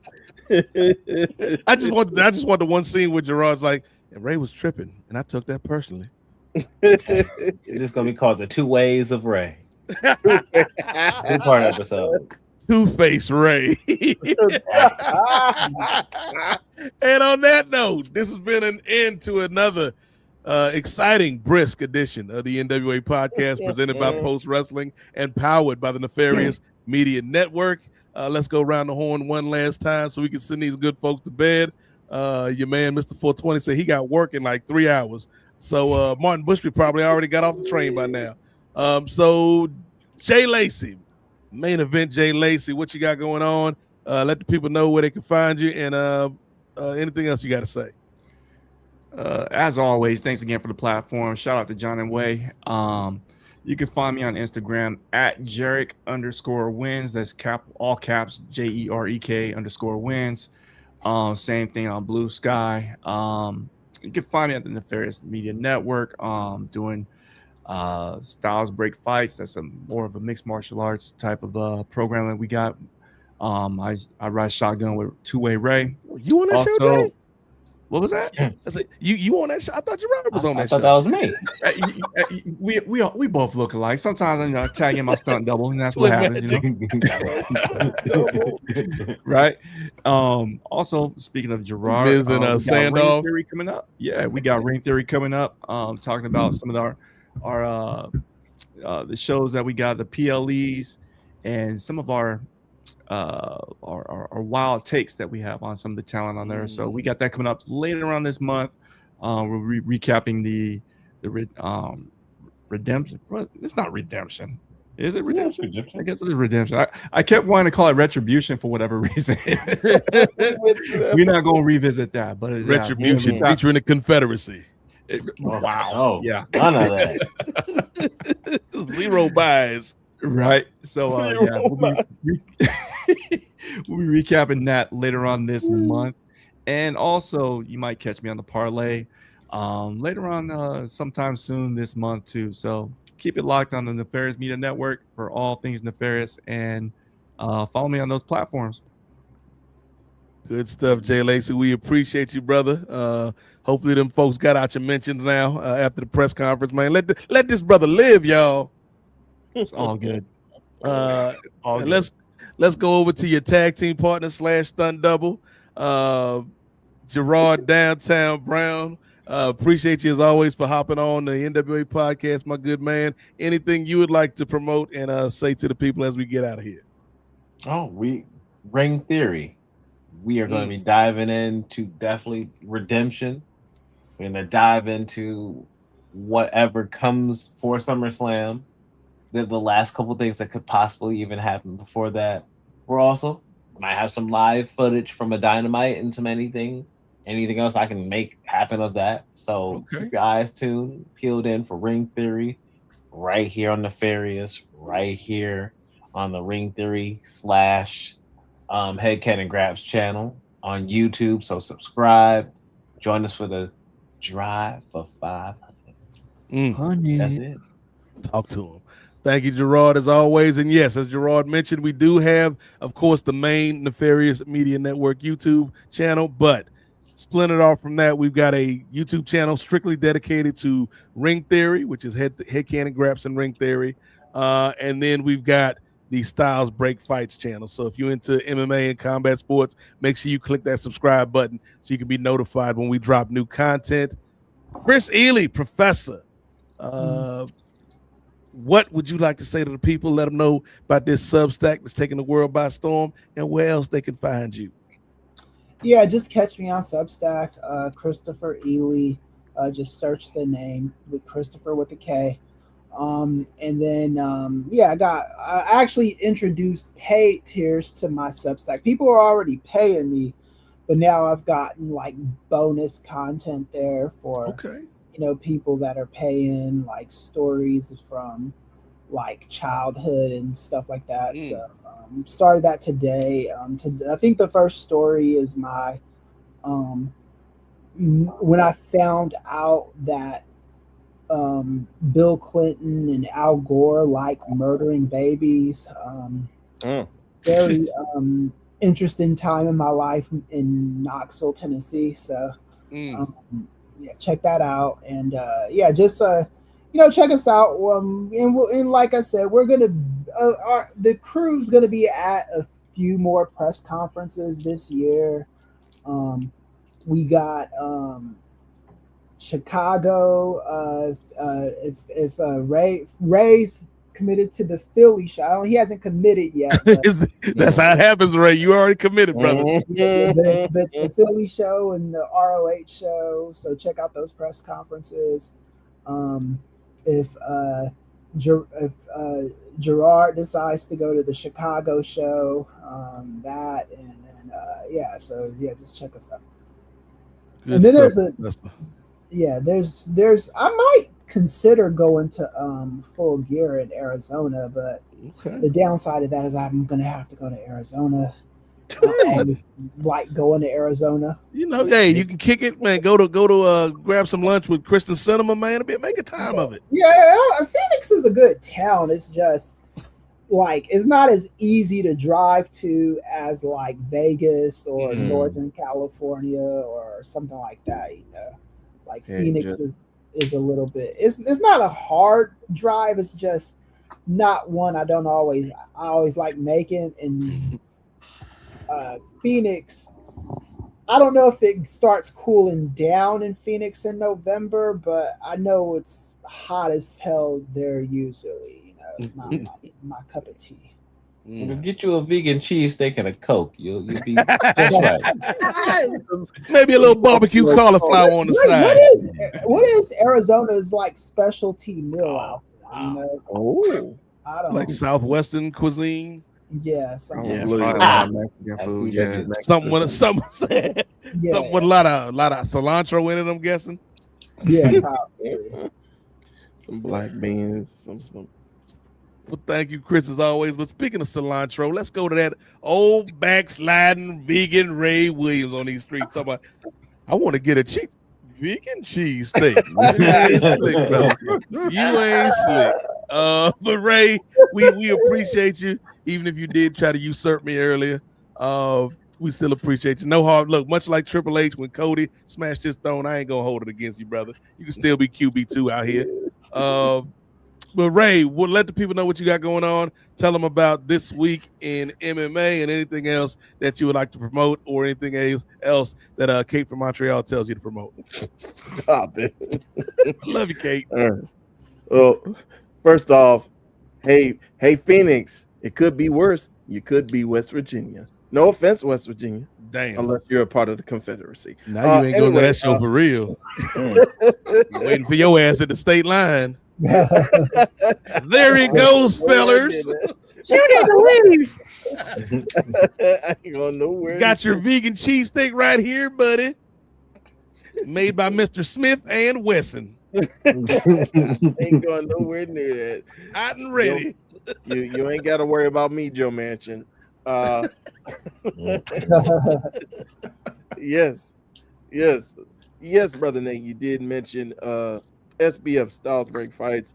Like you mentioned earlier, we do have not only our videos come out on the feed with Nefarious Media Network, but also there is a separate Styles Break Fights YouTube channel, so you can find it.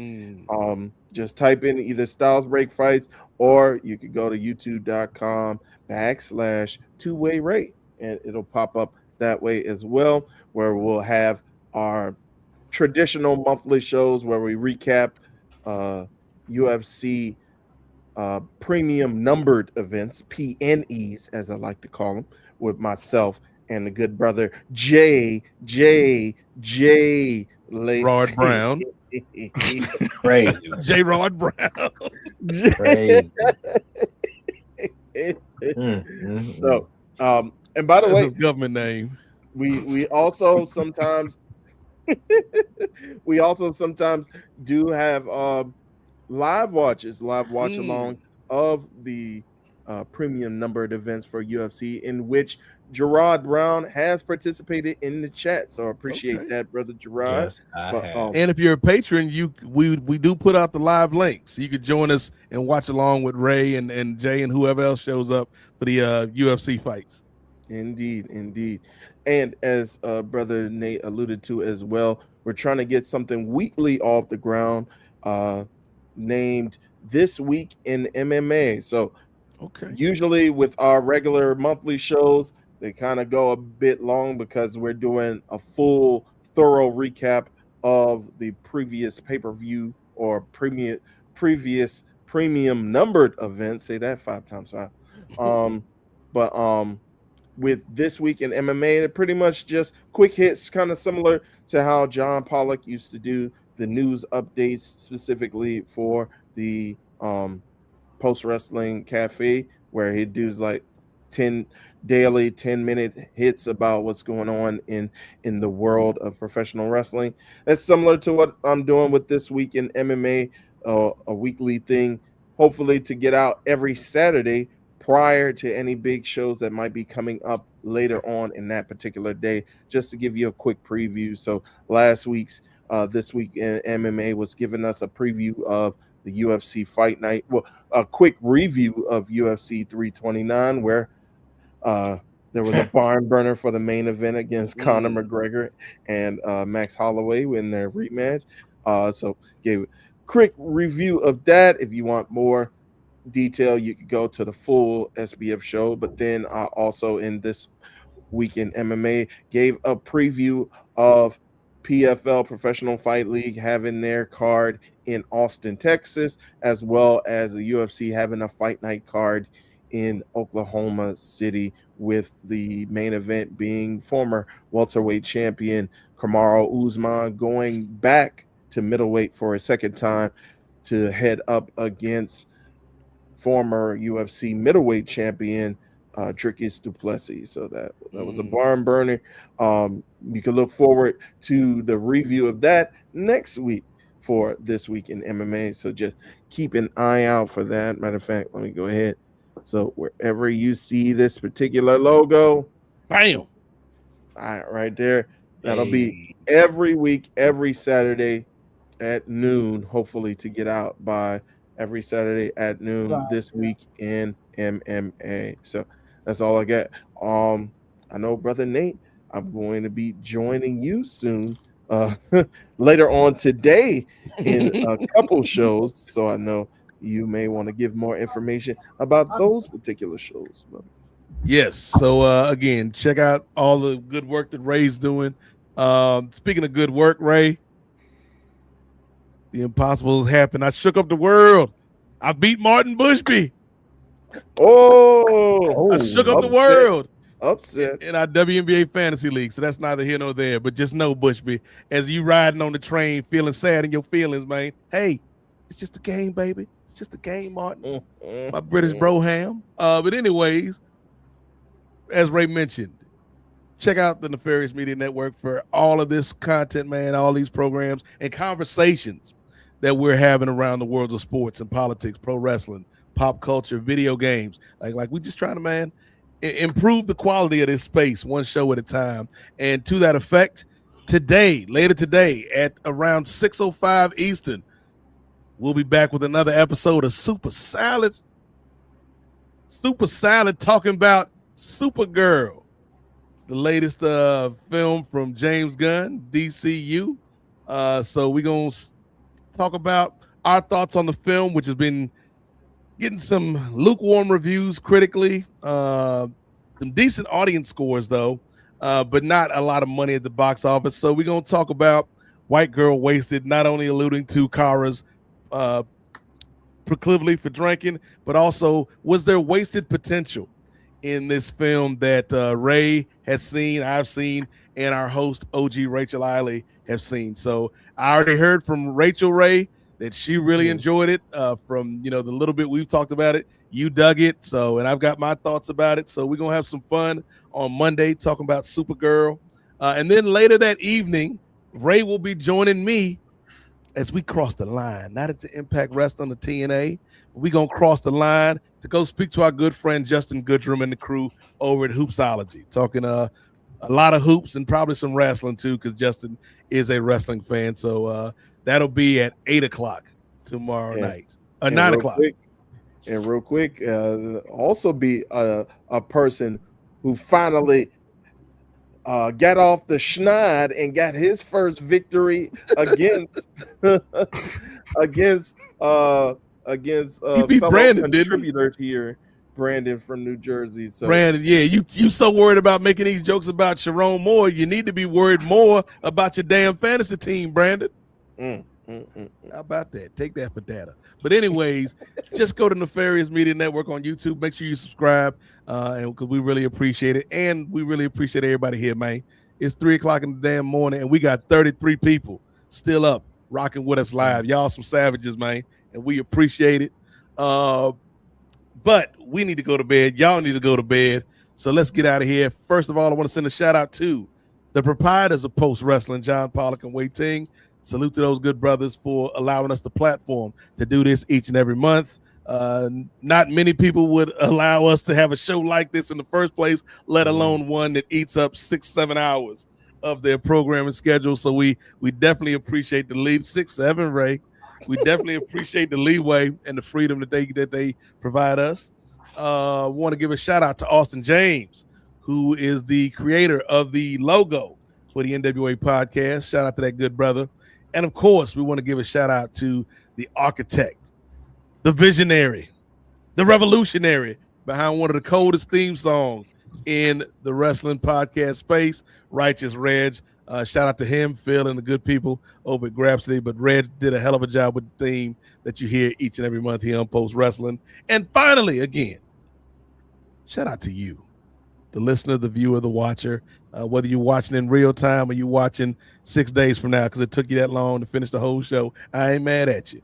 We appreciate you rocking with us each and every month. And again, if you feel so inclined, show us some love with the Patreon. $3 gets you in the door, man. We try to do some big things here. We got a good crew. Much like TNA, we got a good crew here. We just need some money. So even if you ain't Dixie Carter, even if you ain't got that Dixie Carter money, $3 will help us out, man. Whatever you can spare to help us out here at the network. So for Main Event Jay Lacey, for Gerard Downtown Brown, for the Professor Chris Ely, and for that old so-and-so two-way Ray Williams, I'm the Godfather Nate Milton. And hey, before I do the sign off, hey Pam, won't you help to sing these songs of freedom? Because all we've ever had was redemption songs. # Free Bailey. And remember, the revolution may not be televised, but it damn sure will be podcasted. Hit the button, Ray. Go to bed, y'all.